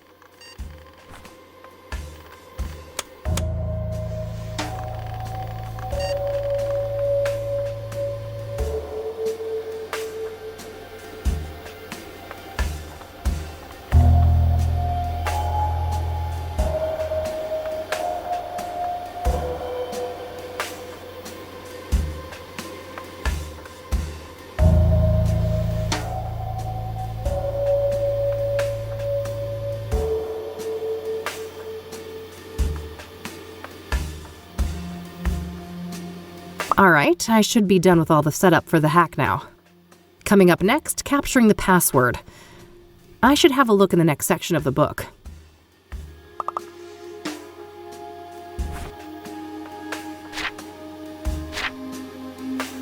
Alright, so I need to assemble the memory signature following the format outlined in these pages. I think I can find all the information I need on Andrea's computer, despite the lack of a password. Alright, so I need to assemble the memory signature following the format outlined in these pages.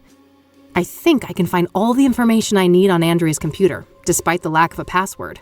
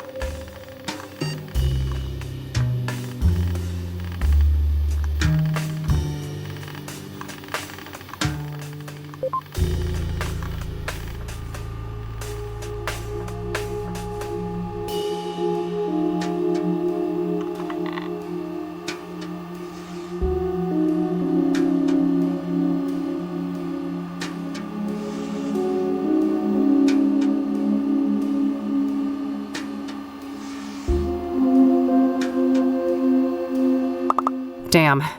The decryption isn't an automated process. I still have to try different passwords against the encryption hash. After each attempt, the utility will spit out some information about how close I was to the right password, though. We're dealing with a 7-character password, including a mix of numbers, lower and uppercase letters. I should have a look around the room. Maybe I can find some 7-letter words to put me on the right track.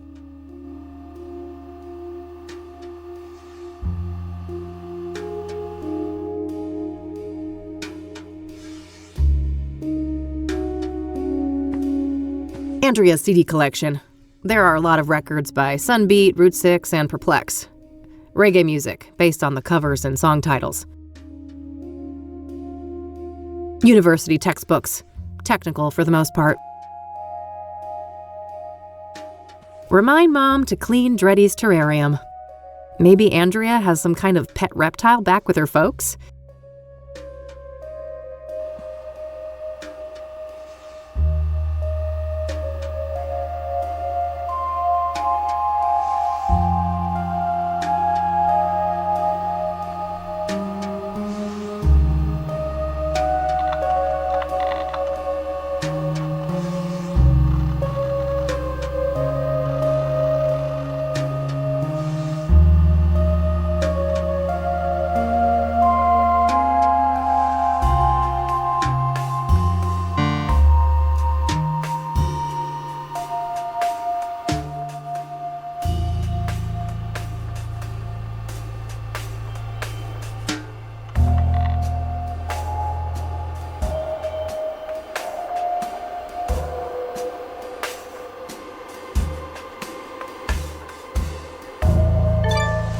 Yes! Got it.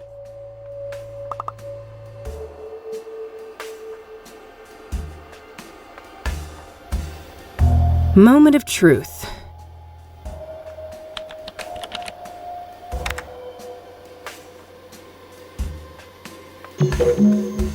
All right, I'm in.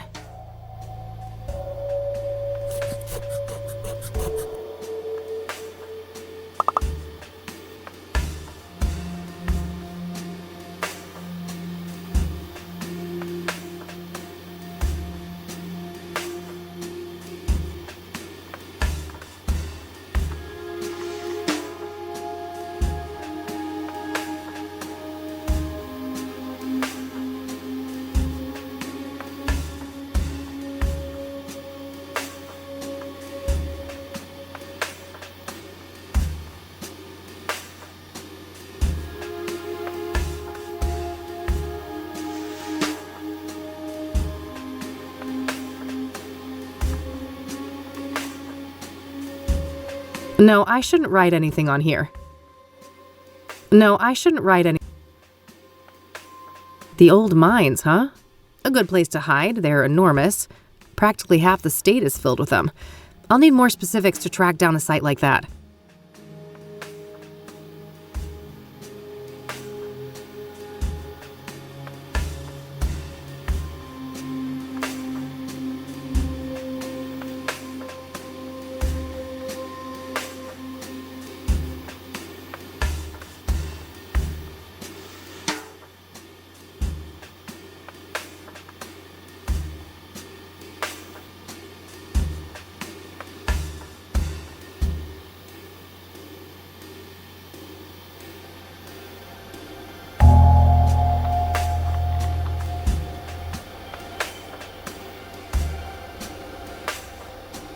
Not sure what to make of all this, but it sounds like Andrea was in cahoots with the pyre dealers, building some kind of secret base for them.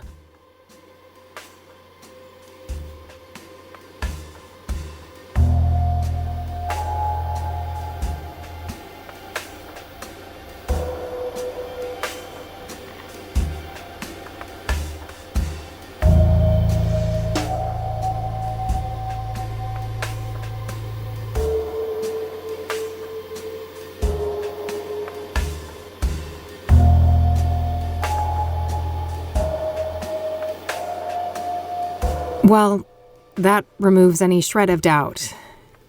Andrea Hall was Jane Doe.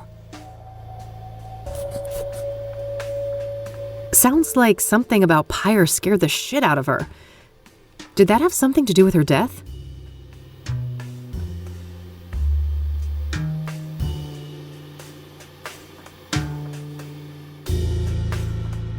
Hey, Rebecca? Yeah? I'm done here. Gonna head out. Thanks for the help. No problem. Did you learn anything? I did, but it's not looking good. Andrea was involved with some bad people. I think it's more than likely that she's Jane Doe. I'm sorry. God damn it. I fucking knew it. I need to process this. You'll talk to the cops, right? I can't deal with them right now. Of course. Take care of yourself, Rebecca. You too.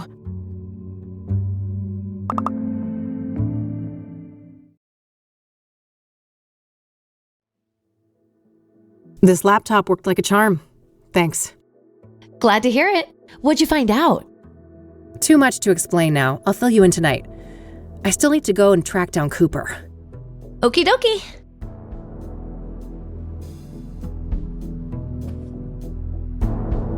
Can I talk to you for a sec? Sure. What's up?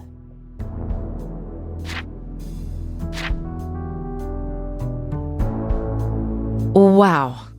Didn't that thing belong to Lucas? It sure did. I recovered it near the crash site. Should you be carrying that around, though? What if the cops catch you with it? I don't like it more than you do, but we're up against a serial killer. A stun gun can only do so much. Yeah, I suppose. All right, that's all. Okie dokie.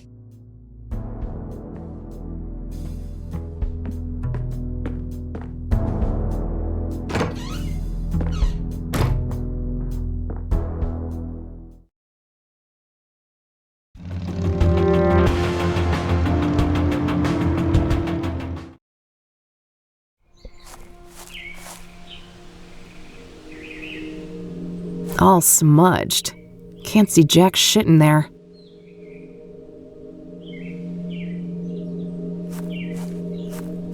It says, this building is federally owned. I believe that's the standard for national parks. No state jurisdiction. A handheld lantern. Kerosene, probably? In any case, I have no need for that right now. The stash is on the smaller side, but I guess we're nearing summer now. They probably plan to refill it in the fall. What a monstrosity. I couldn't even hope to lift that thing.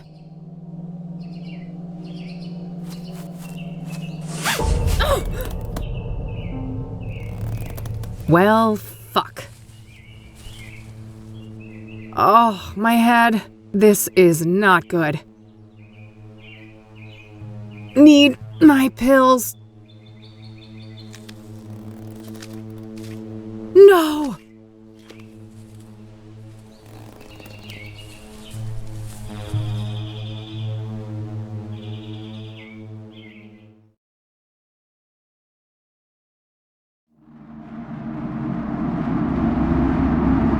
Do you see? The noose, the iron. Those were the holy instruments of my rebirth. Wait, this is how Isaac Price died, that psycho priest in Conwell Springs. Nearly there. Fight your ignorance, child. No, it can't be. You can't actually be him. Can't I? I told you, there is no death, only change. When everything burned, the Crimson One slipped out of his suit and skittered away like a cockroach. With a heavy heart, I donned the mantle. I became Mr. Burgundy. And now my form is his shelter.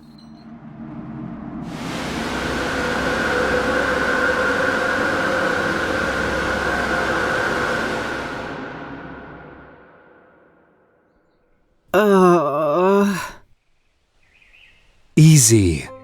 Don't try to get up just yet. I don't want you to faint on me again. Oh, it's you. Tom, was it?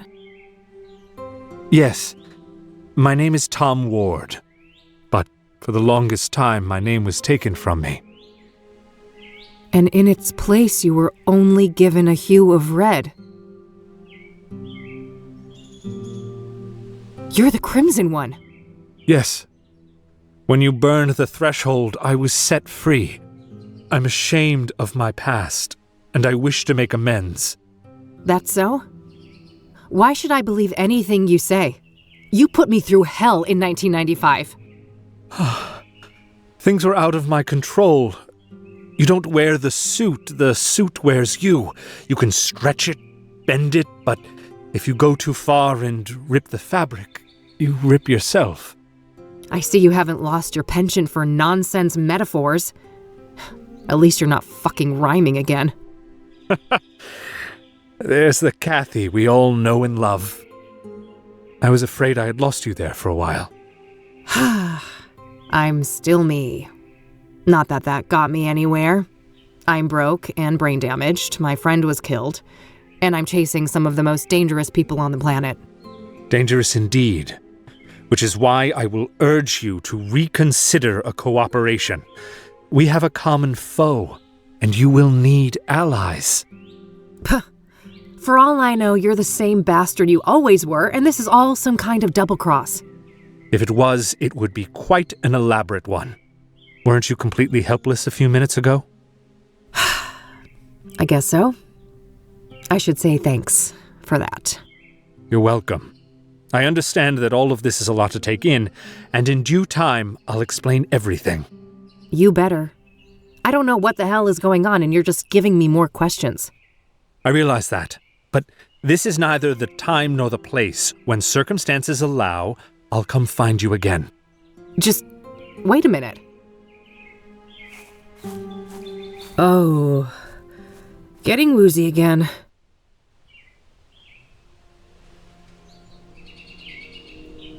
All right, I think I'm okay now.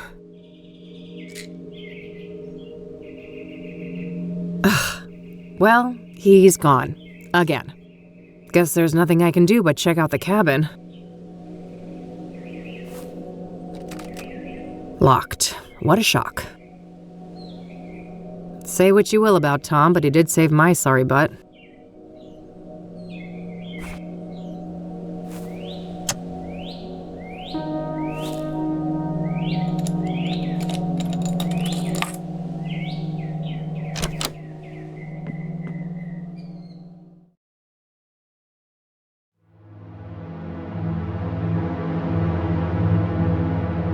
Various books. Nothing looks out of the ordinary. Decent-sized heater. This must eat quite a lot of firewood in the winter. I doubt this place is well insulated. I think that's a paraffin lamp. Probably a useful light source in here after dark.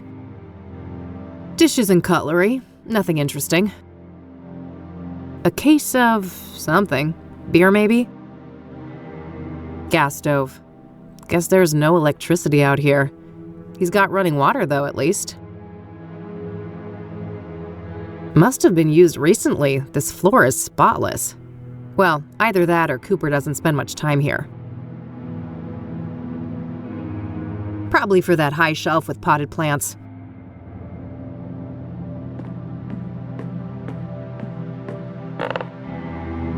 Huh? What was that?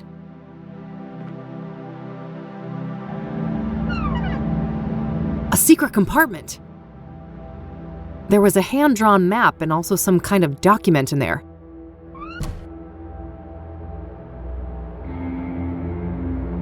A sack of potting soil. I don't need to mess with that. A gardening spray can for watering or applying pesticide. Military style. Maybe he used to be in the army or something.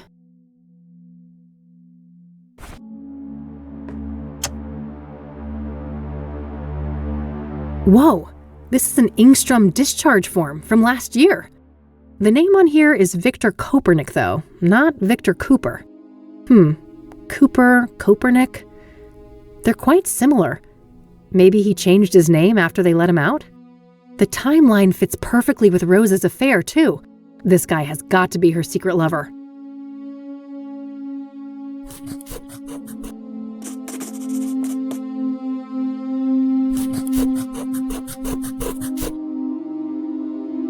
I better head back to Ingstrom's tomorrow to follow up on all of this. It's too late to catch their visitation hours today. Looks like Cooper has drawn a map here, a path through some kind of tunnels. There's no indication of where this is, though. Maybe if I had something to compare it with? Whew, long day. I better get back to the office and share all of these findings with Eileen.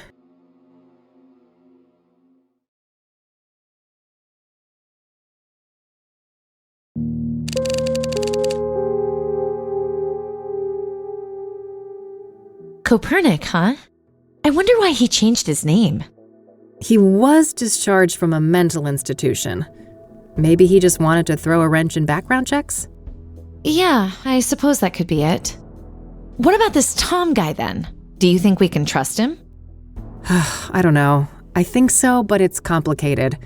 It has to do with everything we went through in 1995. Oh, you know we never really talked about that. Over the years, I've started to remember things.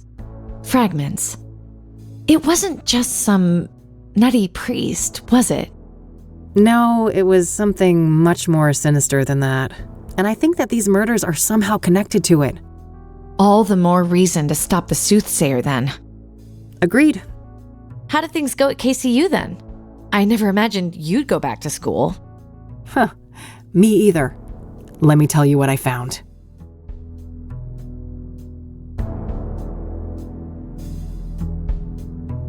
Poor Andrea. What a horrible way to go. Indeed. Can't say I envy her. We shouldn't forget that she wasn't all that innocent, though. She was helping the pyre dealers and showing no remorse about it. On the contrary, she seemed excited as hell about it. Until she wasn't, right? In the last note from her, it said she was scared out of her mind. Yes. Something about pyre freaked her out, and from the look of things, that's what got her killed. Well, at least we know now they have a secret hideout in the mines. Yeah. Narrowing down that location will be the final piece of the puzzle. Anyway, how have things been progressing here? Any luck with the phone? Easy peasy. Cracked and ready. I had a peek in the contacts, and guess who I found in there? Who? Tabitha Caldwell, that florist lady. Damn. So Faith Cyrene knew her. Tabitha's involved then. She's gotta be. Yeah, at least her name was in Faith's contact list, whatever that implies. The implication is fishy as hell. Let's leave it at that. Anything else? Not that I could find, but you know this case better than me. Any ideas? Well, there's this one thing. Rachel Wang mentioned this upsetting phone call. Oh, right. Outside Eric's apartment, wasn't it? You even had the date and time. Yeah. Here's the transcript. January 14th, 4:15 p.m. Okay. So? Got it. Lasted a couple of minutes, apparently. The number is not in the contact list. 555-059-325. Oh, fuck. What? I know that number. That's the Ingstrom Psychiatric Hospital. Oh. Well, that's easy. Probably just this Copernic guy, right? He was a known patient and in cahoots with Faith. No, that's impossible. He was discharged last year. And this was January. So someone else made that call. Well, I guess I have a plan for tomorrow then. Tabby's garden, then Ingstrom's. Yes, I'll stay here and look into Copernic more now that we have his original name. Sounds good. You on the bed? Nah, couch is fine. Sleep tight.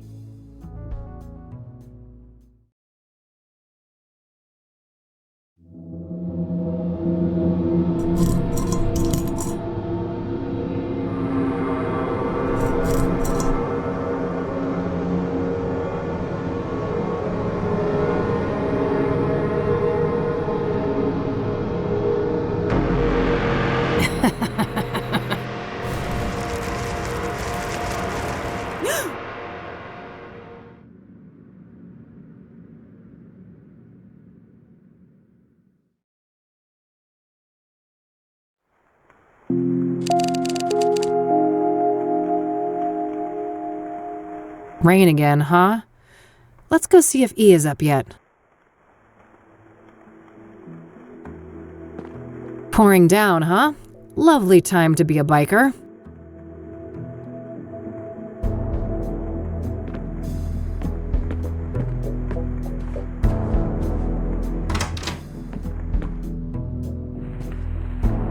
Morning, E.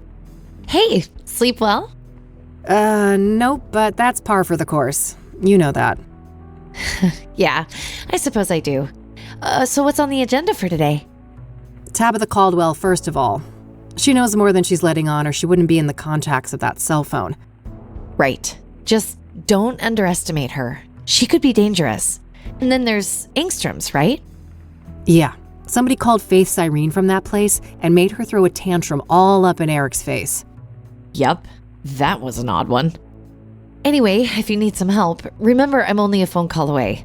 Plenty of minutes left on that cell phone, so you can reach me from almost anywhere. Ah, that's convenient. Pocket phones, huh? What's next? Robot cats? Oh, I would never. You're the best girl. You two are just adorable. Oh, quiet you. What's E gonna entertain herself with then? Victor Kopernik, I think. Yeah, sure that guy's a fucking hoot. Oh, you know what I mean, silly. Research. And maybe I can dig up what he tried to hide with that name change. Not a bad plan. Let's get to it and touch base tonight. Okie dokie.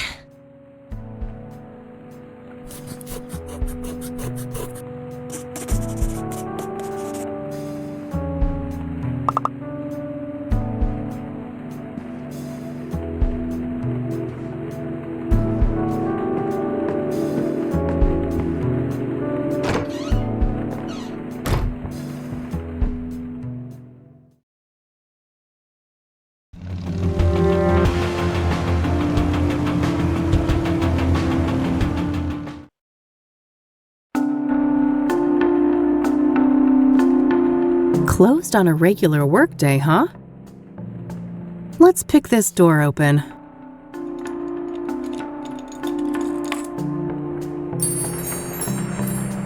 Hello? Tabitha?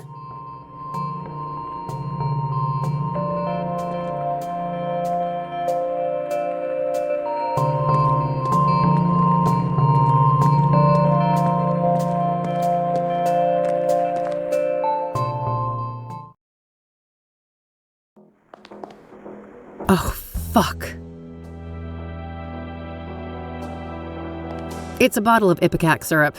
If ingested, this will quickly induce vomiting. Should be useful enough to take, despite the circumstances. An assortment of chemicals. I don't see anything that I need.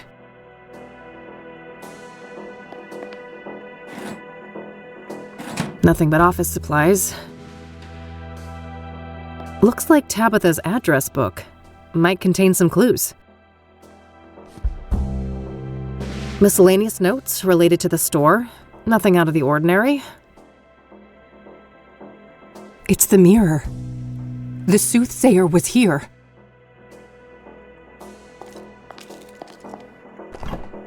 Oh, damn.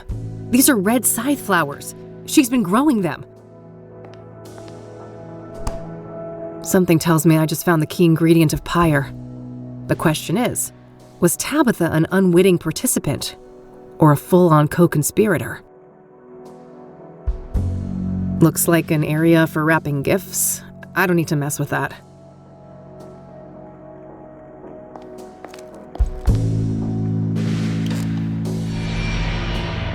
God, I'm sorry, Tabitha. I'm so sorry. I think I found everything in here. I gotta get the hell out of this place before someone sees me. I'll wipe everything I touched and then call the cops from a payphone.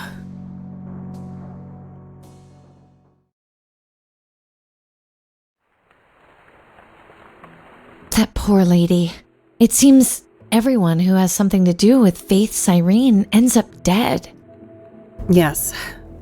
I wish I'd pushed Tabitha harder the first time we met. Maybe she'd still be alive. It's not your fault, Kathy.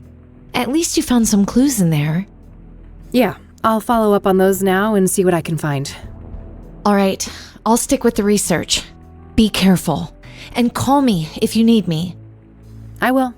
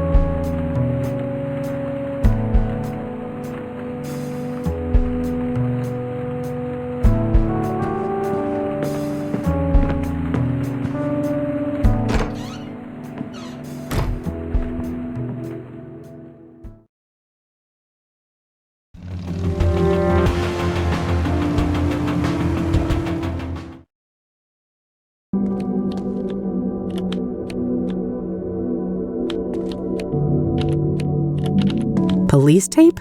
What the heck?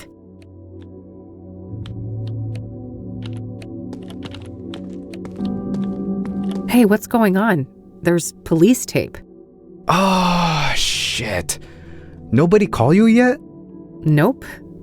Should they have? Well, I hate to tell you this, but your mother, she was in a group that escaped last night. What the hell? How? Outside help. I don't have all the details, but it was organized. They disabled the cameras and everything. Our tech guy still can't get them online. Christ! Do you know anything about the people who broke in? No, it wasn't my shift. I just heard this morning. The cops are all over that wing now. But why, Mom? This doesn't make any sense. Can I look at her file? I'd get it right now, but you know the rules. You need a court order for that kind of thing. For fuck's sake, Oscar, you idiots let my mom escape and I can't even see her file? Look, it's not up to me, but we'll call you when we have an update. You better. I don't have time to take this through the courts. I need to get her file. The papers should be somewhere in Oscar's room. Maybe I can get rid of him somehow?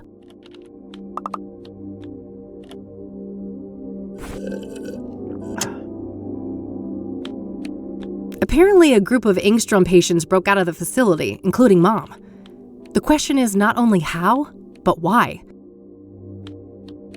Andrea Hall was a college student at KCU and supposedly a skilled hacker. I'm sure she was the true identity of Jane Doe, the Soothsayer victim found on Constance Hill. Based on what I found on her computer, she was involved in some shady activities. She may be a bigger piece of the Soothsayer puzzle than I first thought.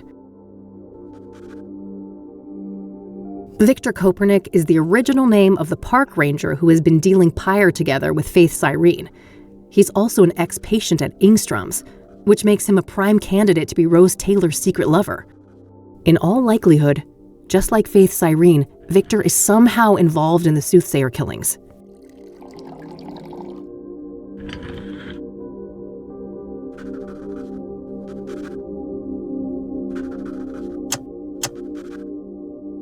I'll cross-reference the address book with my notebook. No, there was nothing in common between my notebook and this address book. That's unfortunate. I was hoping to find Faith Cyrene in there. I should check again if I add more clues to my notebook. An old-fashioned remedy for poisoning. It induces vomiting.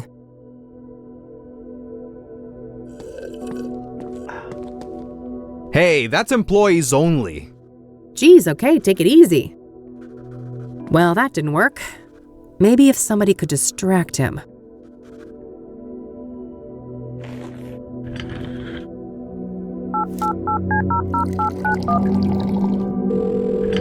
Rain Investigations, Eileen speaking. Hey, it's me.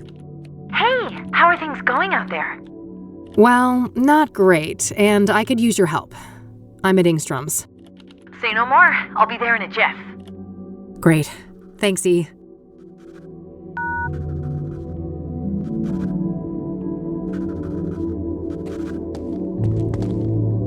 Good, you made it. Hey, what's going on? What's with the police cars outside? A fucking breakout, apparently. Whoa, seriously? Seriously. Several people escaped, including Mom. Gee, that can't be a coincidence, can it? I doubt it. If we can get access to the patient files, maybe we can find some clues. Sounds like a plan. How can I help?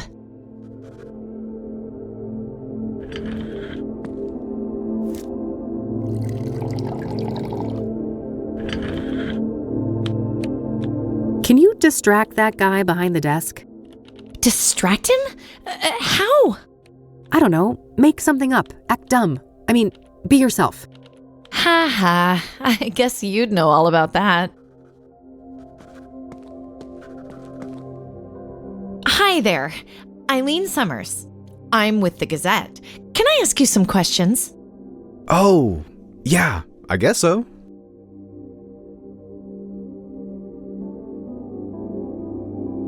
And you said they disabled the cameras? Like that one on the ceiling?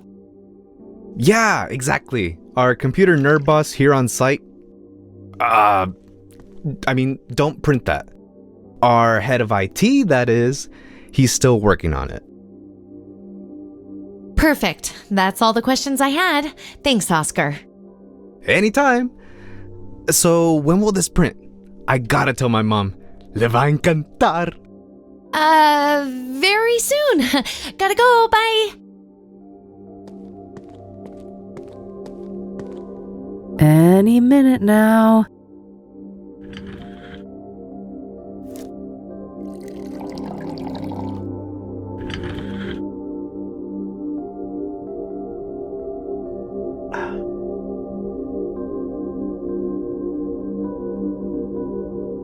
Ay Dios. That lunchbox must have gotten bad. Clear the way! I'm about to hurl!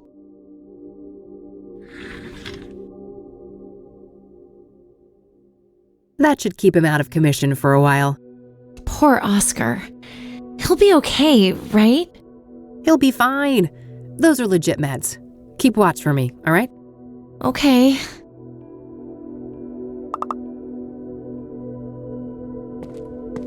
It's locked. Better get the pics.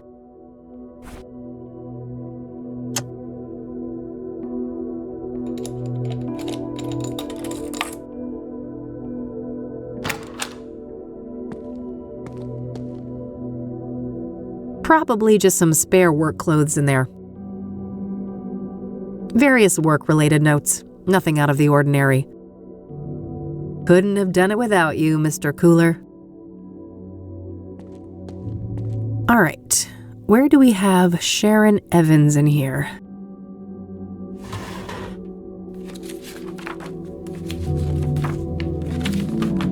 Great, that's Mom's file sorted. Let's see if I can find Kopernik's too.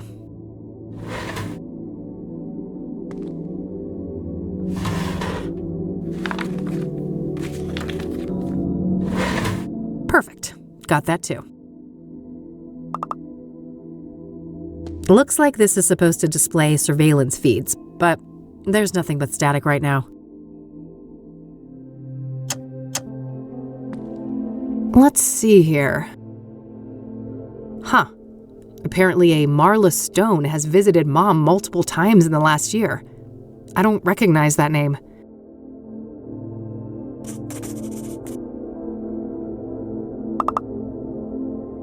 Well, it seems our boy had quite the stint at the facility. He was first admitted 13 years ago for severe schizophrenia. There's a veritable smorgasbord of symptoms, including hallucinations, delusions, paranoia, violent outbursts, you name it. Then last year, apparently he had some kind of unexplained, miraculous recovery. Very strange. I guess somebody fucked up big time when they released this guy. Huh, interesting. There was an audio tape in this folder too. I'll have to listen to that. It says Session 12. I found this along with Cooper's file at Ingstrom's. I should be able to listen to this at my office. My radio doubles as a tape player.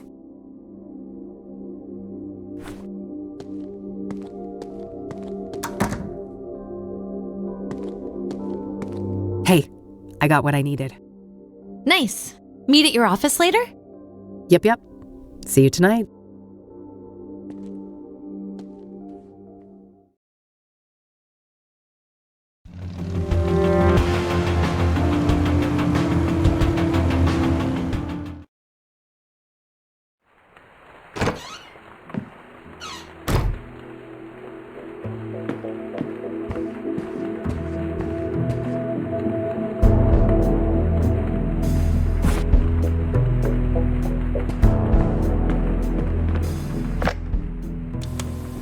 Hypnosis session number 12, patient Victor Kopernik, Dr. Alan Bloom conducting the session. Victor, can you hear my voice? Yes, I can hear you, Dr. Bloom. Okay, Victor. I want us to go back to the forest. Can we do that? Yes, I'm in the woods. I'm in uniform. A work day like any other. Pleasant weather.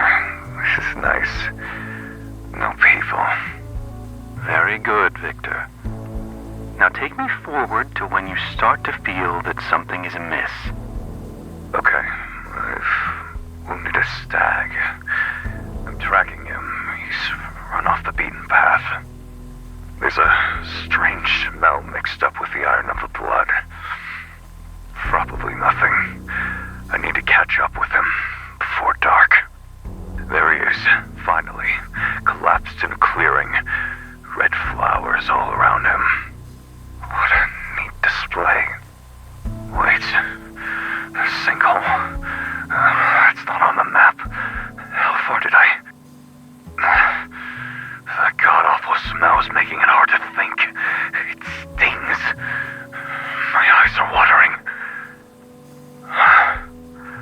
Wait. He's still alive. The stag is standing up and staring at me now with those shiny black eyes. They look like polished rocks. He speaks. What is he saying, Victor? I have made a great sacrifice, and you must offer up a piece of yourself in return. Fair is fair, I suppose. I've turned into a little boy now. My uniform is too big for me. The stag is so close I can feel his breath on my face. See my reflection in his eyes. Why does it look like my reflection is screaming? It hurts. Something is crawling in my head. Coming loose. No! The eye!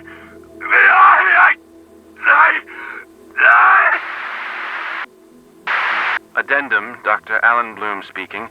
The hypnosis session was terminated following a traumatic breakdown. The patient had to be sedated and restrained.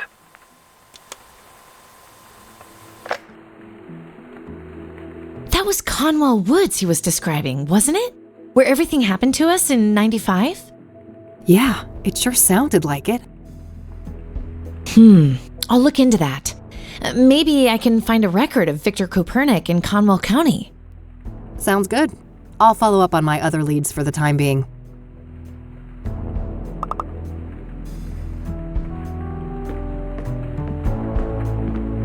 Can I talk to you for a sec? Sure. What's up? Any thoughts on the first victim, Rose Taylor? Everything points to Victor Kopernik being the Engstrom patient she had an affair with, right? It's all circumstantial, but yeah. I find it hard to believe they're not the same person. He probably had a hand in her death then. Hey, thanks for the assist with Oscar. Happy to help. Did you find anything interesting in that office? I did, but let's catch up on all of that tonight. I still have some other things I need to do today. Sure thing. So it turns out that Mom had a returning visitor named Marla Stone. Interesting. What do you know about this person? That's literally it, just her name. All right. Maybe you can look her up somewhere? Yeah, worth a shot. We talked about that already. Later, I'll bring her up to speed tonight.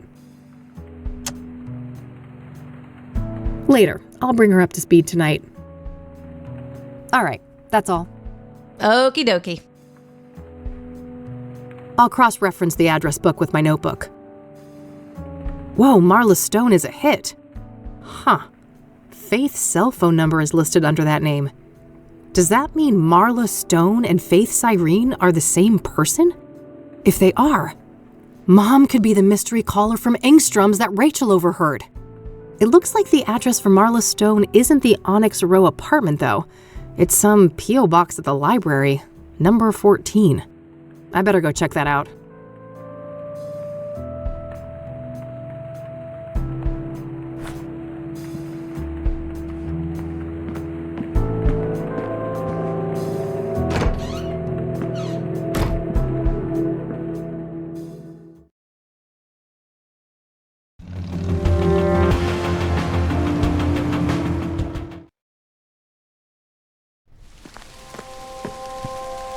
Tom was a no-show today, huh? Guess he's out and about?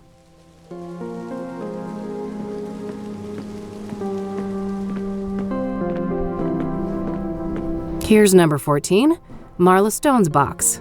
Ugh, it's locked tight.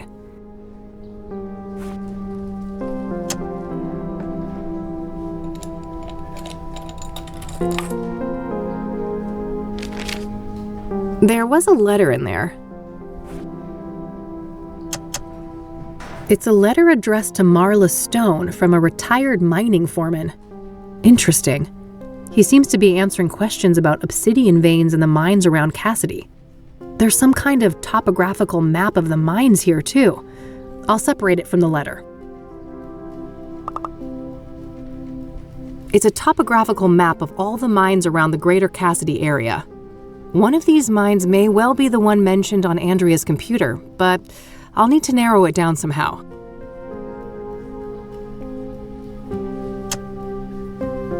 Looks like Cooper has drawn a map here, a path through some kind of tunnels. There's no indication of where this is, though. Maybe if I had something to compare it with? Good idea. Let's see if I can find any tunnels that look like this sketch.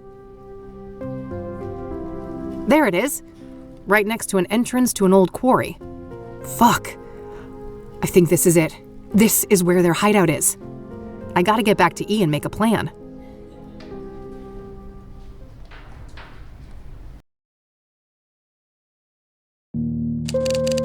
I can't believe it. We actually know where these awful people are now. Yes, we have to confront them tonight. If they've got Mom, God knows what they'll do to her. Just the two of us? I know it's the right thing to do, but maybe we should try to get more help? Some backup would be great, but I mean, who could we trust with something like this?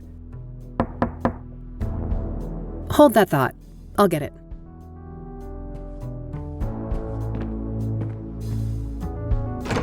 Detective Rain, we need to talk. Someone's got impeccable timing. Come on in, buddy.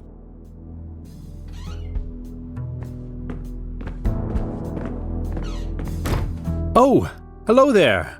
How do you do? I'm Tom Ward. Eileen Summers. Kathy told me about you. Thanks for looking out for her yesterday. Don't thank me yet. I overheard something about the two of you needing backup. Not so fast, Tom. You have a lot of questions to answer. Very well. We have some time. First of all, how did you become the Crimson One? That's a long and painful story. Just give me the broad strokes then. Well, let's just say I suffered a great personal tragedy. I had nothing to lose and nothing to live for. And I was in the wrong place at the wrong time. Conwell Woods. In that moment of weakness, the old god seized me and wrapped me in that red velvet prison. And there I remained, until your blaze offered an escape. An escape? How? It's difficult to explain, but the fire weakened the old god enough for me to break free from his influence. So what? You're back to your former self now? As far as I can tell, yes. It's as if that horrific night in Conwell Woods never happened. Tell me about your former master then. The one the church revered as the old god. He is the great I, the evoker behind the curtain, the master of the malleable. The malleable? That's the realm you entered in 1995. The shifting depths powered by the red flowers. So what happened when I burned them all? You cut off the old god from our world and cauterized the threshold to the malleable. He was weakened in the process, allowing me to slip out of the suit and escape. What is the old god exactly? I wish I knew. He isn't human, I know that much. He doesn't have a name. In fact, the concept of names is completely foreign to his kind. And he's bound to this malleable place? It seems so, but I can't say for certain. It is possible that he is the malleable incarnate. What does he want then? He should be called evil, for he did heinous things. But I believe he is simply a curious, reckless, powerful entity with no grasp of human morality. A child playing with ants, if you will.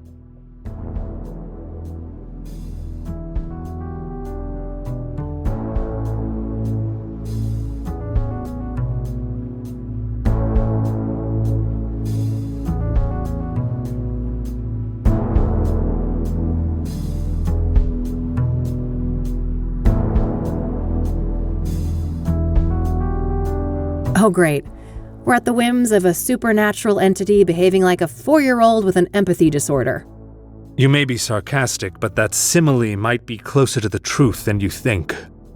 In any case, for many years the old god used me as the Crimson One to bring people into his sphere of influence so he could see what makes them tick. So that's why people started disappearing and going crazy? Yes. Then things took a turn for the worse when the church entered the picture.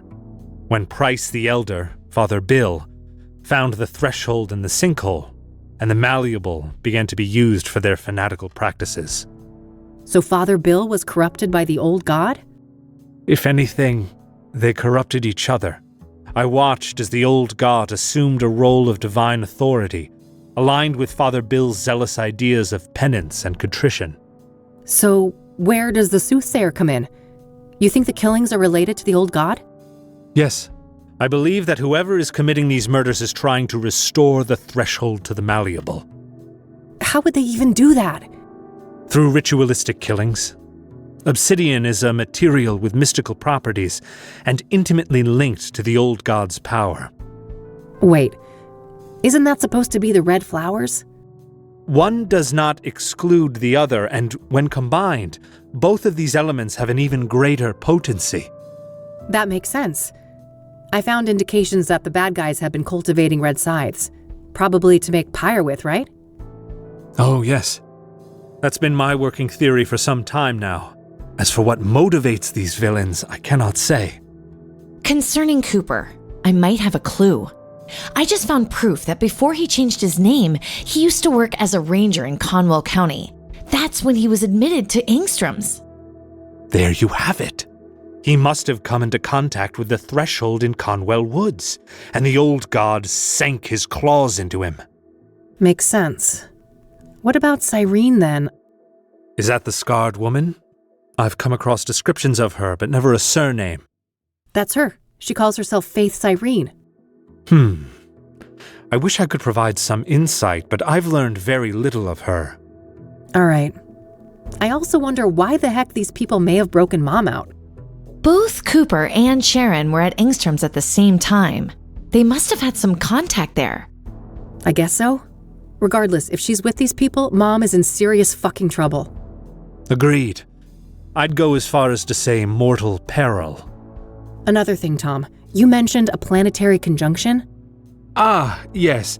When Saturn and Venus meet, the planes align and the malleable draws close. So that's when you think the bad guys will try to re-establish this threshold? That's what I fear, yes. At that moment, the conditions will be ideal. When does this event occur exactly? Oh, Meadow mentioned that before. It should be about 6 hours from now, give or take. All right, shit. Guess we're on the clock. Indeed. So how about it, Detective Rain? Shall we work together? What do you say, Kathy? 3 is a good number, isn't it?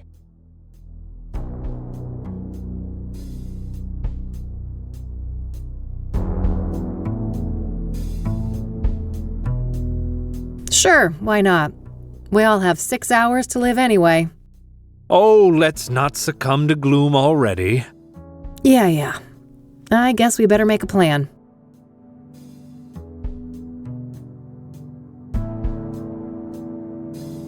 In case we lose contact, these radios should come in handy. Good. Only one gun between the 3 of us, though? I guess I better not miss. At least we've got the element of surprise in our favor. I wouldn't be so sure. Andrea's notes mentioned a wireless surveillance system. Underground, those signals would likely be sent on a narrow low-band frequency. Okay, can we disrupt that somehow? I think so. I should be able to modify one of those radios to briefly jam the video feed. Perfect. You got a car, Tom? I do. You take the lead, we will follow.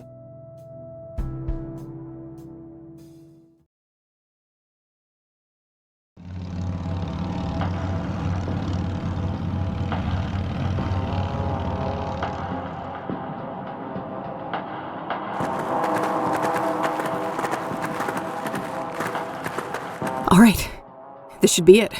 Better move carefully.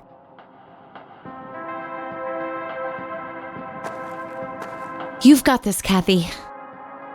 Lead the way. We're here if you need us.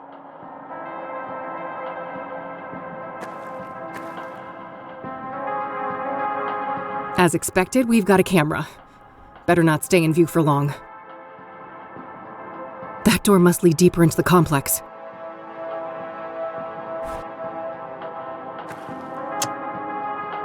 It's the radio that Tom gave me. Eileen has modified it to scramble the cameras.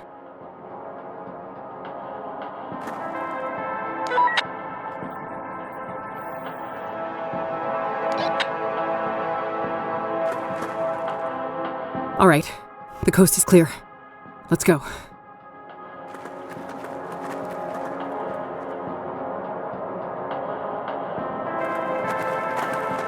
A surveillance room. Jackpot. Looks empty.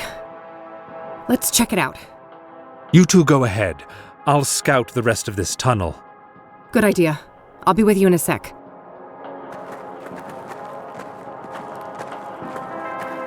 Got anything? No Cooper, no Sharon. I've got somebody that could be Faith Cyrene, though. Show me. Right here. Yeah, I think that's her. Any idea how to get to that room? Nope. There's no map or layout anywhere. I'll bring Tom and look for her. You stay here and keep an eye on the monitors. Okay, call me on the radio if you need me. Will do. Oh, and... Yeah? In case something happens to me and Mom's here, you'll get her out, right? Don't talk like that, Kathy. Promise, Eileen. Okay, I promise. Good. Keep that radio on.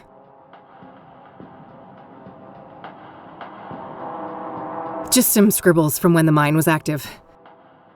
We've both got a job to do. I should catch up to Tom. Faith Cyrene is still there. I better hurry. Cooper's uniform. He must be here.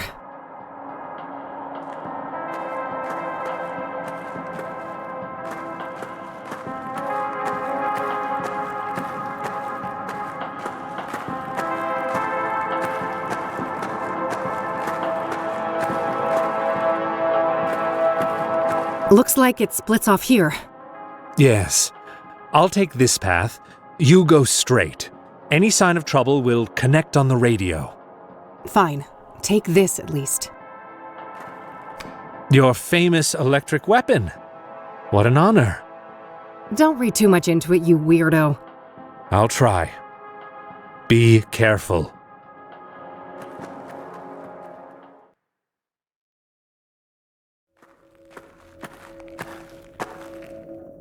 Took you long enough. I'm here to avenge my friend.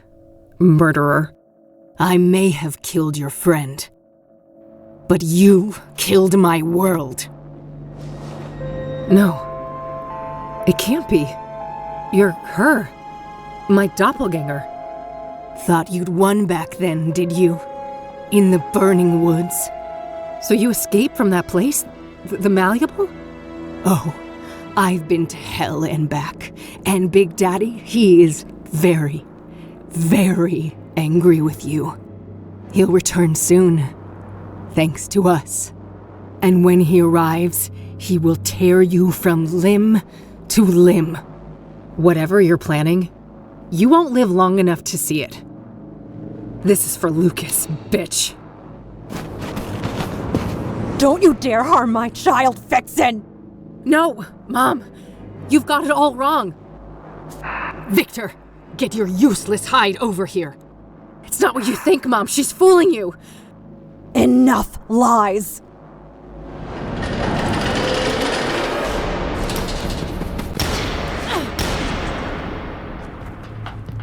Kathy, come in. God, were those shots? We're on top of it. Stay where you are, E. Okay, just be careful. Some kind of vapor is leaking out of the pipe there. That's some god-awful aim, buddy! Do they let any idiot be a ranger these days? Oh, you little bitch! Just you wait. Victor came out of there. There's no way I can reach that without getting shot. Faith and Mom went through those doors. We need to follow them after we deal with this asshole. For that open door, maybe? I don't think it matters right now. That valve must control the pressure in those pipes, but it's quite far from my position. Tom came through that tunnel, but now is not the time for retreat. I know we can take this guy if we work together. A camera with a view of this room, but I don't think that can help right now. Tom, you okay back there? Unharmed! We should strategize before this goon gets the drop on us.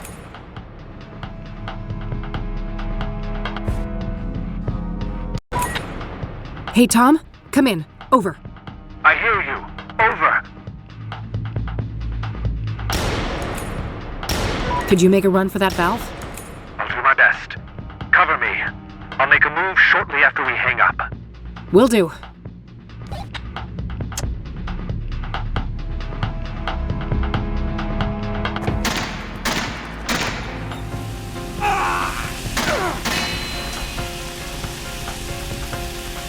Good job, Tom.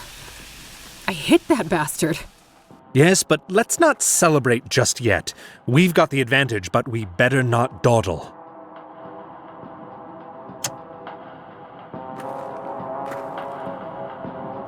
Hey, Eileen, come in. Over. I'm here. I saw you on the monitor. Great job. Over. Yeah, thanks. It got a bit hairy there, but we've sent him packing. Let's talk. Hey, you have a view of the keypad in here from that camera on the ceiling, right? Yeah? Why? Well, can you rewind the footage and check what code they used? Oh, great idea. Give me a minute. I found the right spot, but I can only see the first 3 digits. 599. All right, I can work with that. I don't want to ask her about that.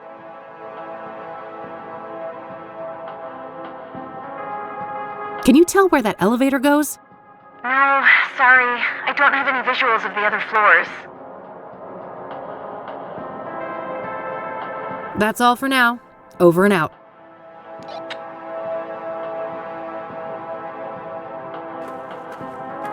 Hey, Tom? Yes? How do you suppose we get this door open? Let's try that keypad on the side. Any ideas on how to figure out the door code? Surely your friend was on the right track. Perhaps try guessing the final digit?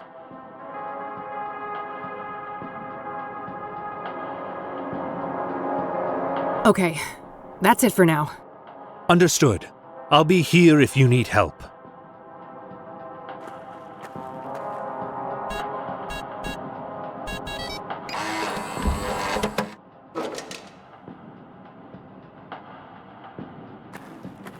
Let's go. Wait. He's near. The Dark One. The Great Eye. All the more reason to stop the bad guys. Come on. I cannot. I'm sorry. I was barely able to escape him the last time. For fuck's sake. Pull yourself together. I need your help. This is me pulling myself together. Believe me. I hoped I could resist. Take this. A knick-knack. Well, gee, I'm saved. This isn't the time for quips. You are holding a selenite seal. It has purifying properties said to be able to expel evil spirits. Sounds like a lot of wild conjecture to me. It is not, trust me. Keep it close. You will know when to use it. Now, go. Stop them. Save your mother.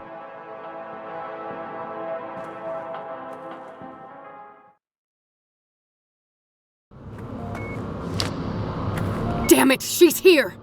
Move aside, Mom. She's the fake one. She's the imposter. She's the fake one? She stopped at nothing to get me out of that torture chamber. That's what a real daughter does.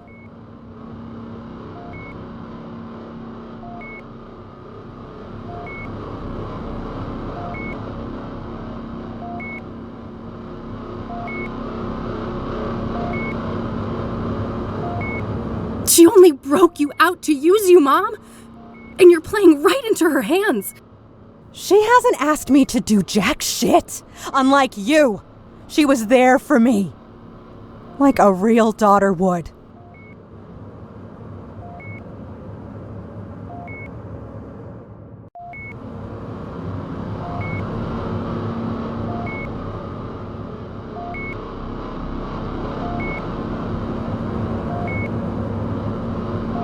Think about it.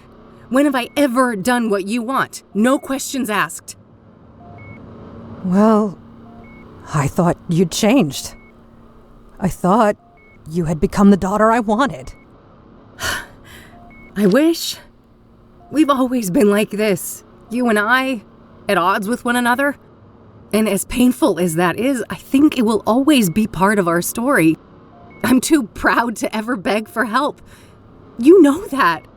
But, Mom, this time I really need you to be there for me. I really need you to see me. Catherine? I don't understand. Well, I guess that's that. Drop the gun, bitch, or I'll paint the floor with Mom's throat. Let her go. This is between us.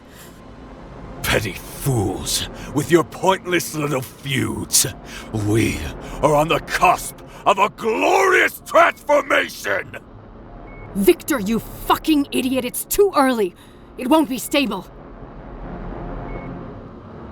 Quiet, Tulpa.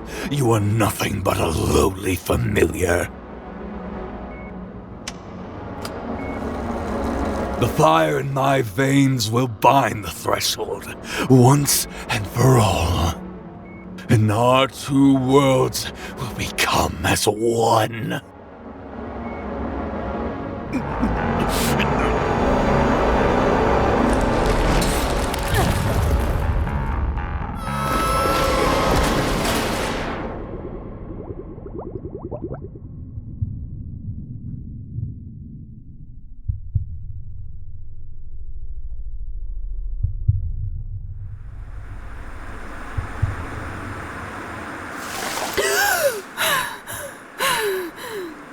No, not again.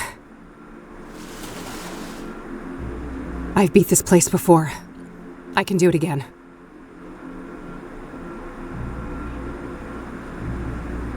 Various things, all decrepit and ruined.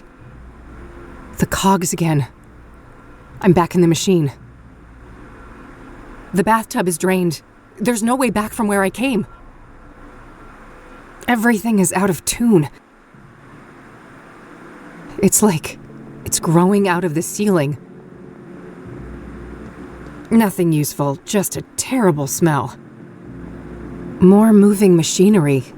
Everything shifting, everything malleable. It's a box with 3 locks requiring 3 keys. Looks like an altar. Is the box a gift? Or some kind of trap?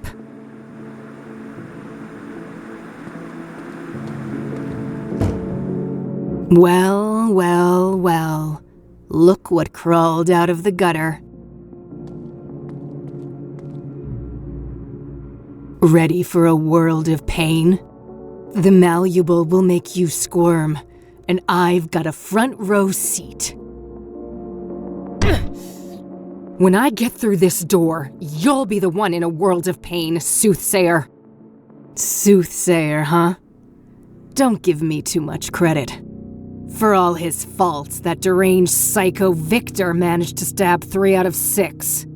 Deranged is an understatement. Sacrificing himself like that. You think that was deliberate? No. That was just a stupid overdose. That idiot couldn't even follow a simple plan. Stabbing women was more his strong suit. Mommy issues, I'm sure. What a brute. Unlike him, I kill with finesse. It takes cunning to murder someone by a fall, to burn them alive, hang them by a noose. Why'd you even do it like that? You should know. You're the one who taught me.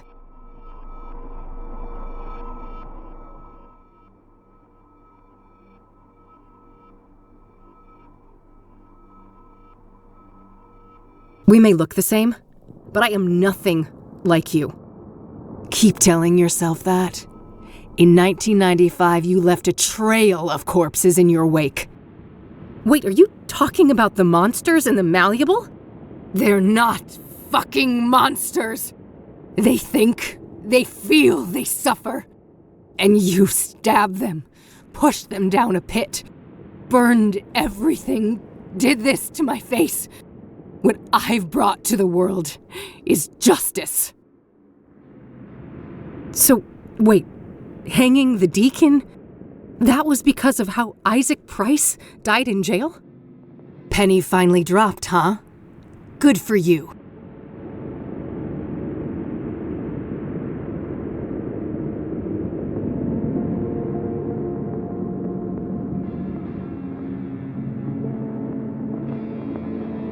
What were you even hoping to accomplish with all that death?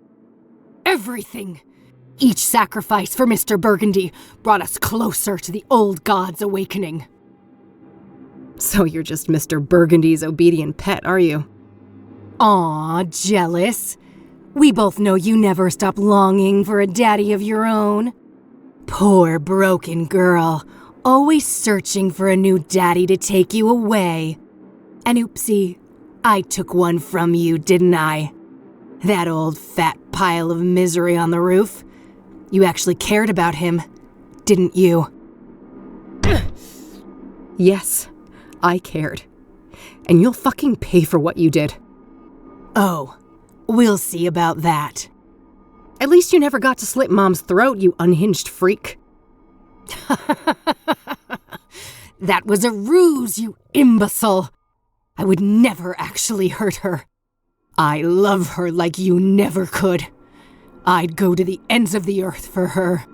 Why do you think I broke her out of that fucking death trap? For some demented, selfish reason, I bet. I don't trust a word coming out of your mouth. You really don't know anything. I'm tired of this. You go and have a nice torment, bitch. Come back here, you coward!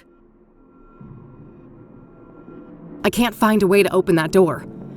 There's no choice but to explore this place.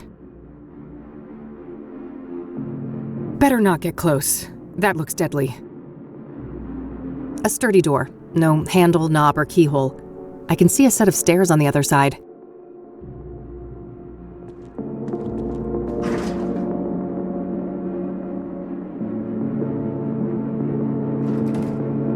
There are no buttons in the elevator, but it took me here. Looks like a stack of newspaper articles. Shit.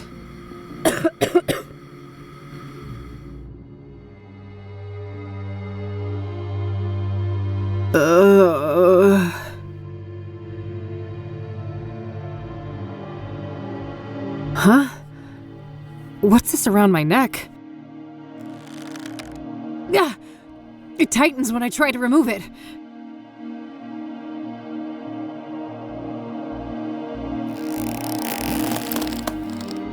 My God. Kathy Rain, judgment awaits. Ben Townsend? Is that you? Benedict Townsend is with God. I was made in his image. Now, heed these words. Enlightenment leads to mercy, ignorance to doom. You may approach the first altar.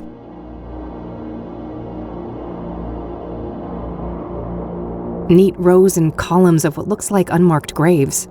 I don't think I can do anything with them. Another candelabra. I can't reach it while I'm restrained by this rope.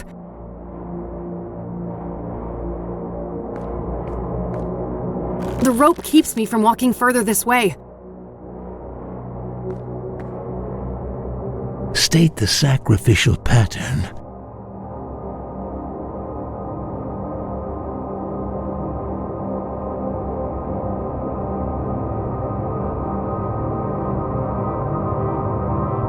An indentation in the altar where something could be placed. It's numbered with Roman numerals.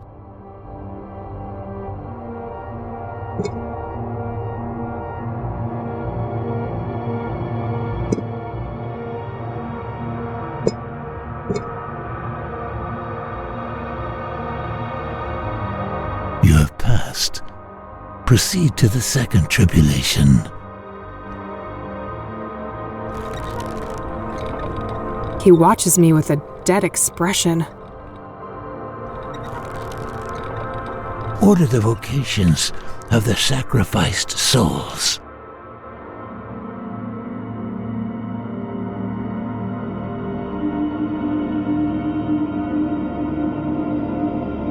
A book and a quill neatly arranged on a desk. A college graduation hat. Looks like an envelope to be sent in the mail. A bonsai tree. That's clearly a biblical cross. The caduceus, an ancient symbol for medicine.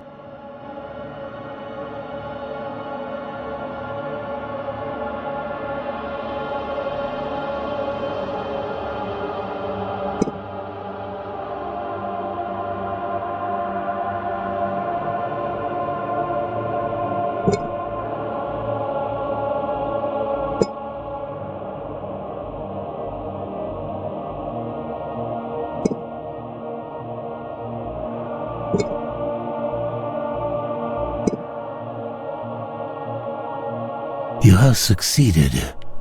The final trial awaits.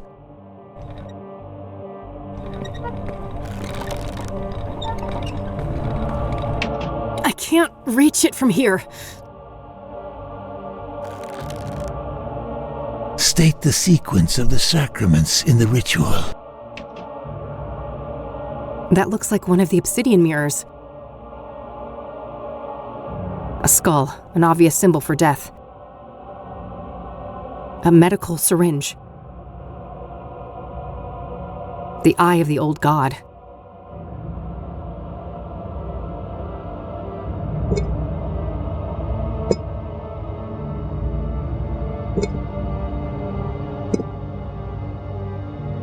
Rejoice in your righteousness, Katy Rain. You have seen our plight and grasped the breadth of our sacrifice. Go with God's blessing.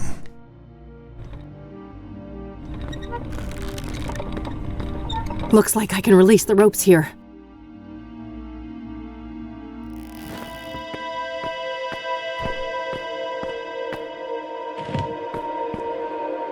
Is that mercy?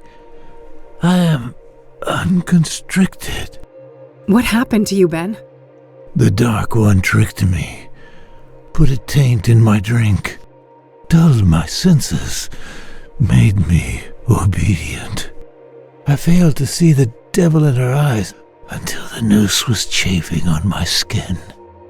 But her betrayal was only the fleeting conclusion of a life filled with pain and loss, a childhood forever tainted by abuse, neglect, and utter abandonment.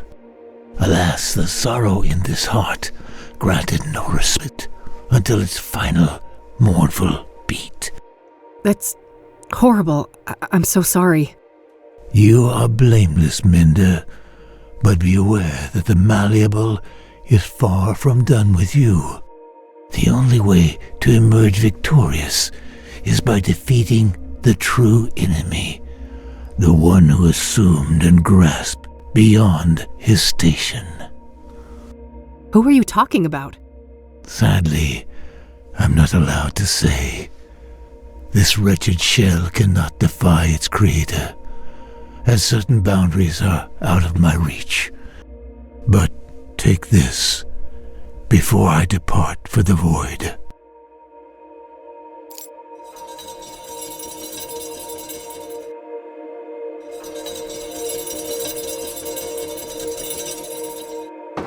He gave me a key. I should move on. There's nothing more for me to do on this floor.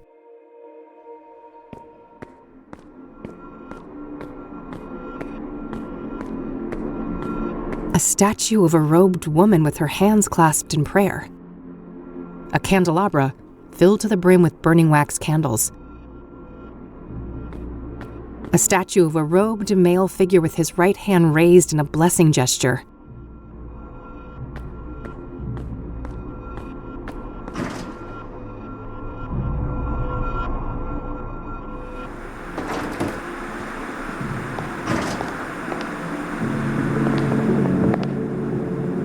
Sarah. No, I'm not... Eric? Sarah! I'll get you out!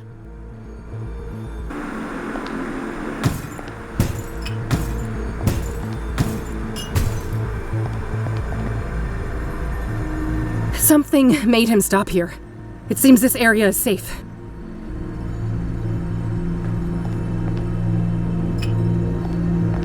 There's only a single word on the stone. Sarah. There's also a round indentation where something could fit. Static again. I keep waiting for something to appear in the frame.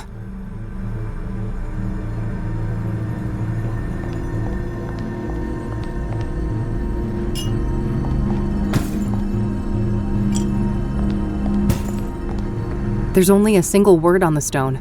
Sarah. There's also a round indentation where something could fit.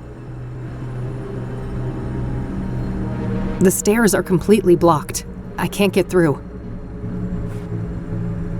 It's a cracked burial urn, assembled from the shards I found on the floor in this room. It barely holds together through some strange, unseen force.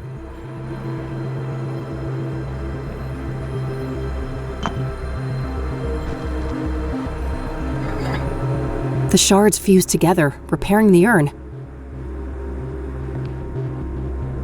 What's that familiar, warm light? Bring the vessel, please.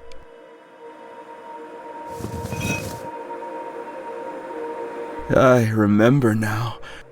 Sarah was the beginning, not the end. What happened, Eric? I spiraled, and then that scarred harpy found me. Oh, the drugs she brought. Oh, how well they fit in the holes my rotting love left behind. vampire was the worst of them. It drilled through skin, flesh, and bone, cut so deep it started to scratch the soul. And now, that broken spirit fuels the malleable. I need your help, Eric. How do I leave this place? If I knew I wouldn't be here, I can feel the pain in every inch of this wretched body. But soon, the iron chain will grant me blissful oblivion, and I'll crawl back into the womb of the machine.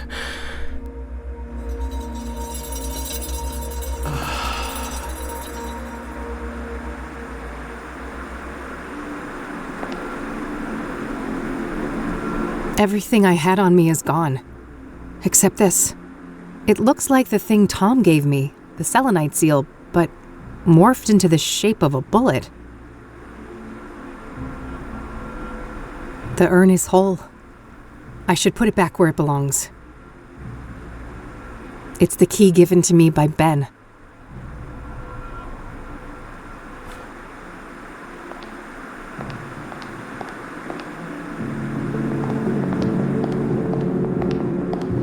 Boarded up and nailed shut. Boarded up and nailed shut.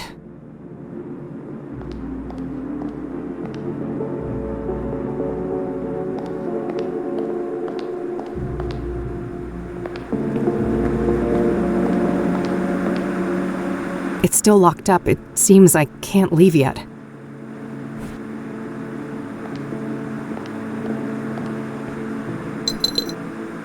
Huh. I can suddenly hear something rattling inside. There was another key in the urn. I'll grab that before I put it back.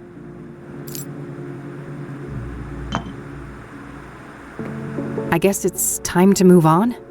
I think I'm done on this floor.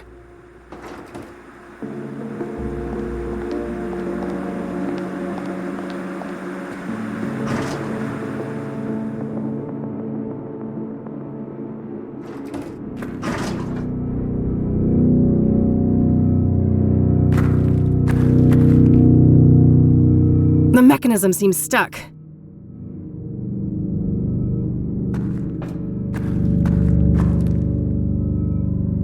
Andrea?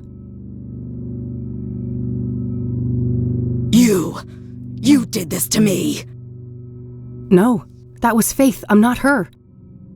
I need you to feel what I feel. I need you to burn.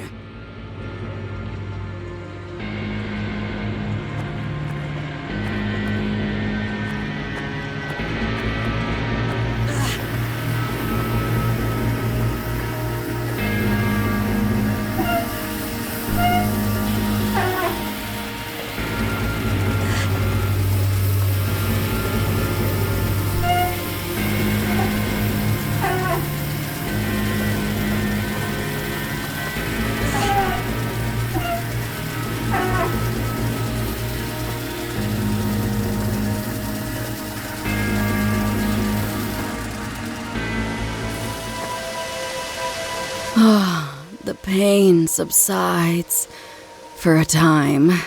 Hurry, before the malevolence returns. Andrea, I'm sorry for what happened to you. Don't be. The burned girl is dead and at peace. So you're not her? No. I am a tulpa, a thought form. What does that mean? That I am a sentient construct based on Andrea Hall, an animated piece of the malleable. Why were you created then? Because of my significance to you, or rather, your twin, the one who calls herself Faith Cyrene. So Faith's presence here created you? Yes, I was the victim of her greatest betrayal, and the fiery Punisher is my role to play. You seem more coherent than the other constructs I've encountered in the malleable. I was made in the burned girl's image, and she had the most brilliant mind. She just had one fatal flaw. And what was that? Love. That old cliché. She was in love with Faith Cyrene? tragic, isn't it? Even now, knowing all the suffering, I can feel a deep longing to be close to her, even if it would mean to be consumed by her flames again and again and again. That's horrible. None of you had to die. If I hadn't unleashed faith all those years ago, none of this would have happened. Those are dangerous thoughts in the malleable. Strength of spirit is the only commodity here, and doubt means death. Help me then. What am I really up against and how do I fight it? All I can say is, Mr. Burgundy and Faith Cyrene are both deluded, ascribing their own selfish motivations to the old god. They fail to see that they cannot understand the unfathomable, and that will be their undoing. What does that even mean?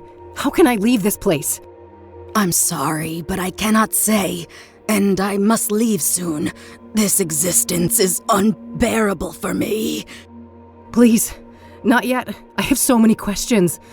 I'm not sure I can do this alone. I have faith in you, Kathy Rain. Trust in your own truth, and I know that you will live to see another dawn.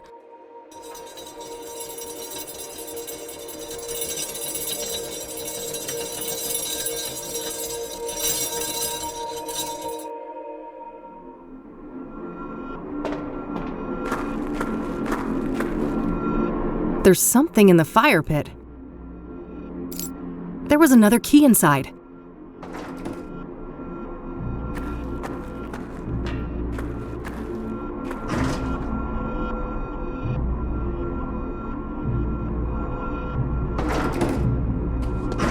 The elevator took me back here.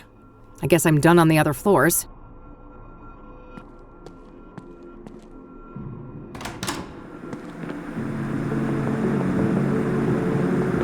It's a box with 3 locks requiring 3 keys.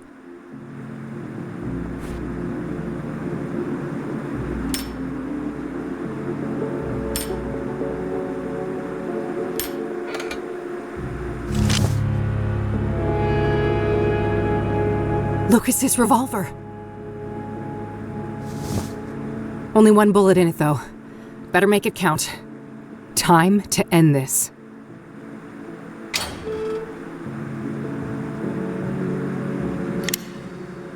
I loaded the white bullet in the second chamber. It looks just like Lucas's revolver. There are 2 bullets loaded in it. The regular one, and then the white one.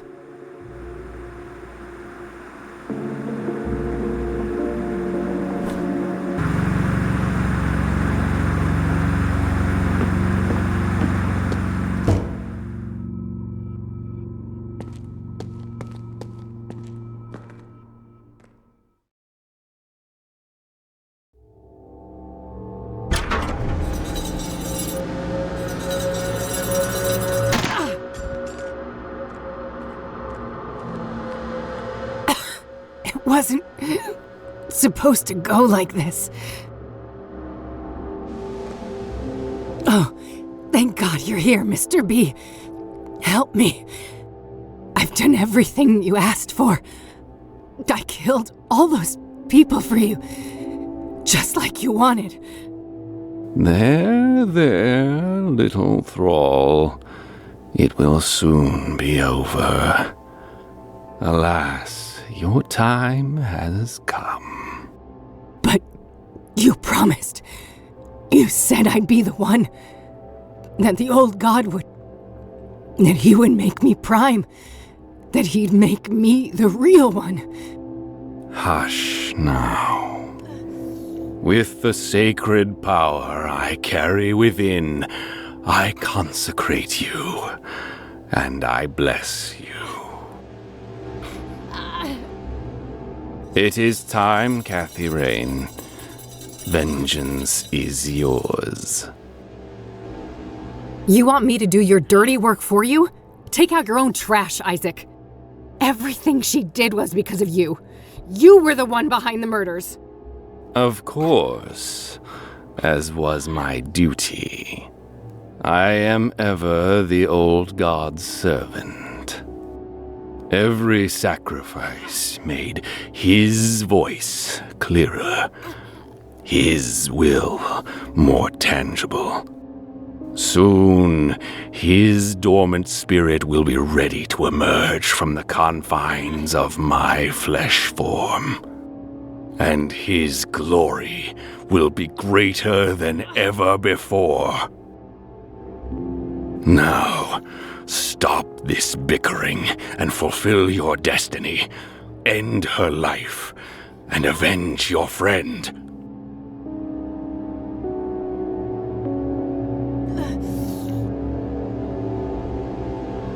The hook is ready to take her away, just like the others. This is the moment you have been waiting for. Kill her. She's still alive. Barely. She's at my mercy.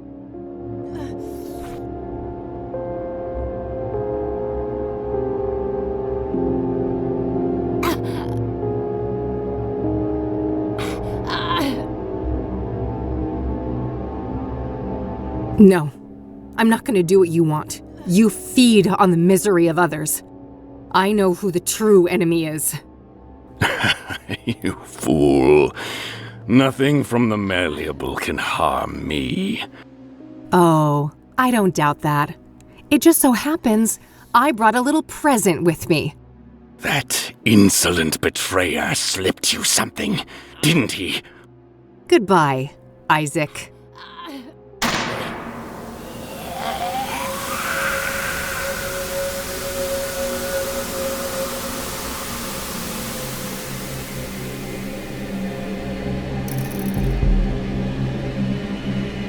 The limb of man met his end. A suit much too tight. A twisted, wrung-out malice run amok. The parasitic shades of the pulpiteers. Progenitor, progeny, have played out their parts. I grieve your present lack of voice, but in places like this, the air is not really air. Since I was shrunk by the flames, this has been a discordant threshold dwelling. When things are out of tune, everyone suffers. Consecutive translation errors, distorted directives, clad in fervor and fallacy. I come from a song of rigid static on an endless black plain, a realm of nothing but cold and profound loneliness. Curiosity summoned me here, but it is time for me to depart. Meanwhile, a sense of obligation for your utilization, travel liquid. I hold your hue in great esteem, for the red is strong in you. You may proceed.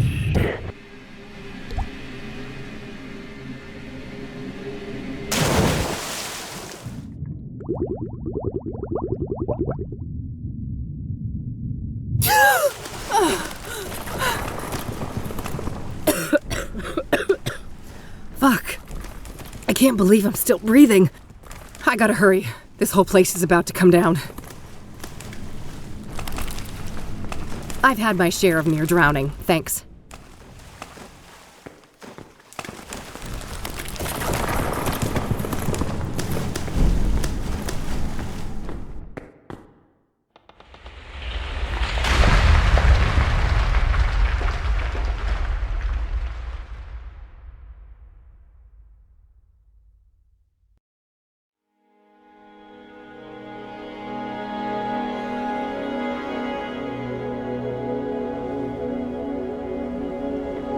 Did we win? I think so. The threshold has been sealed shut. For good, we can hope. Catherine. Yes, Mom? I'd like to go home now. I don't think they'll let you, Mom. That's not what I meant. Back to the facility. That's probably for the best.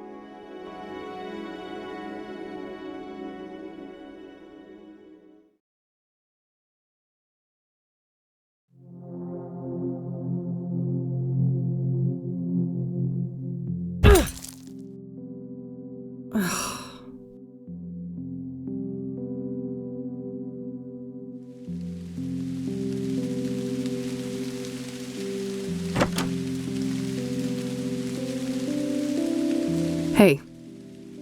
Oh, hey. So, you can probably tell what happened. Yeah. I'm really sorry, Kathy. I don't have anywhere else to go. I realize that. Is there something you want to ask me? This is already humiliating enough, E. Maybe. But I need you to ask me properly. Come on, E. Did you hear what I just said? Eileen? Yes? Can I please stay with you for a while? Of course you can. You're my friend, and I love you.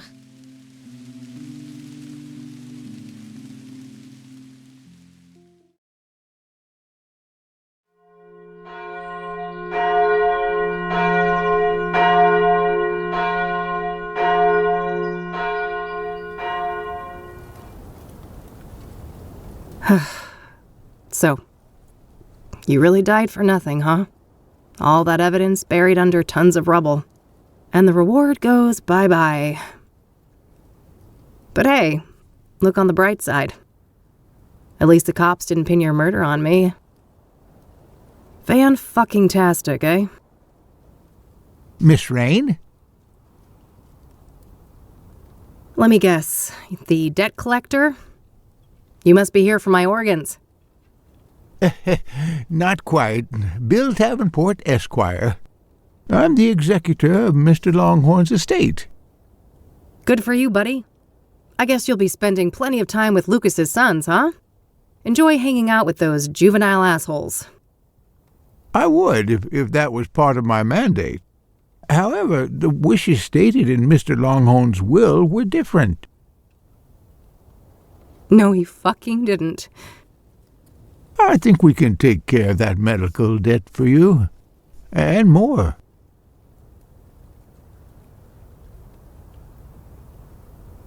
Thank you, Lucas.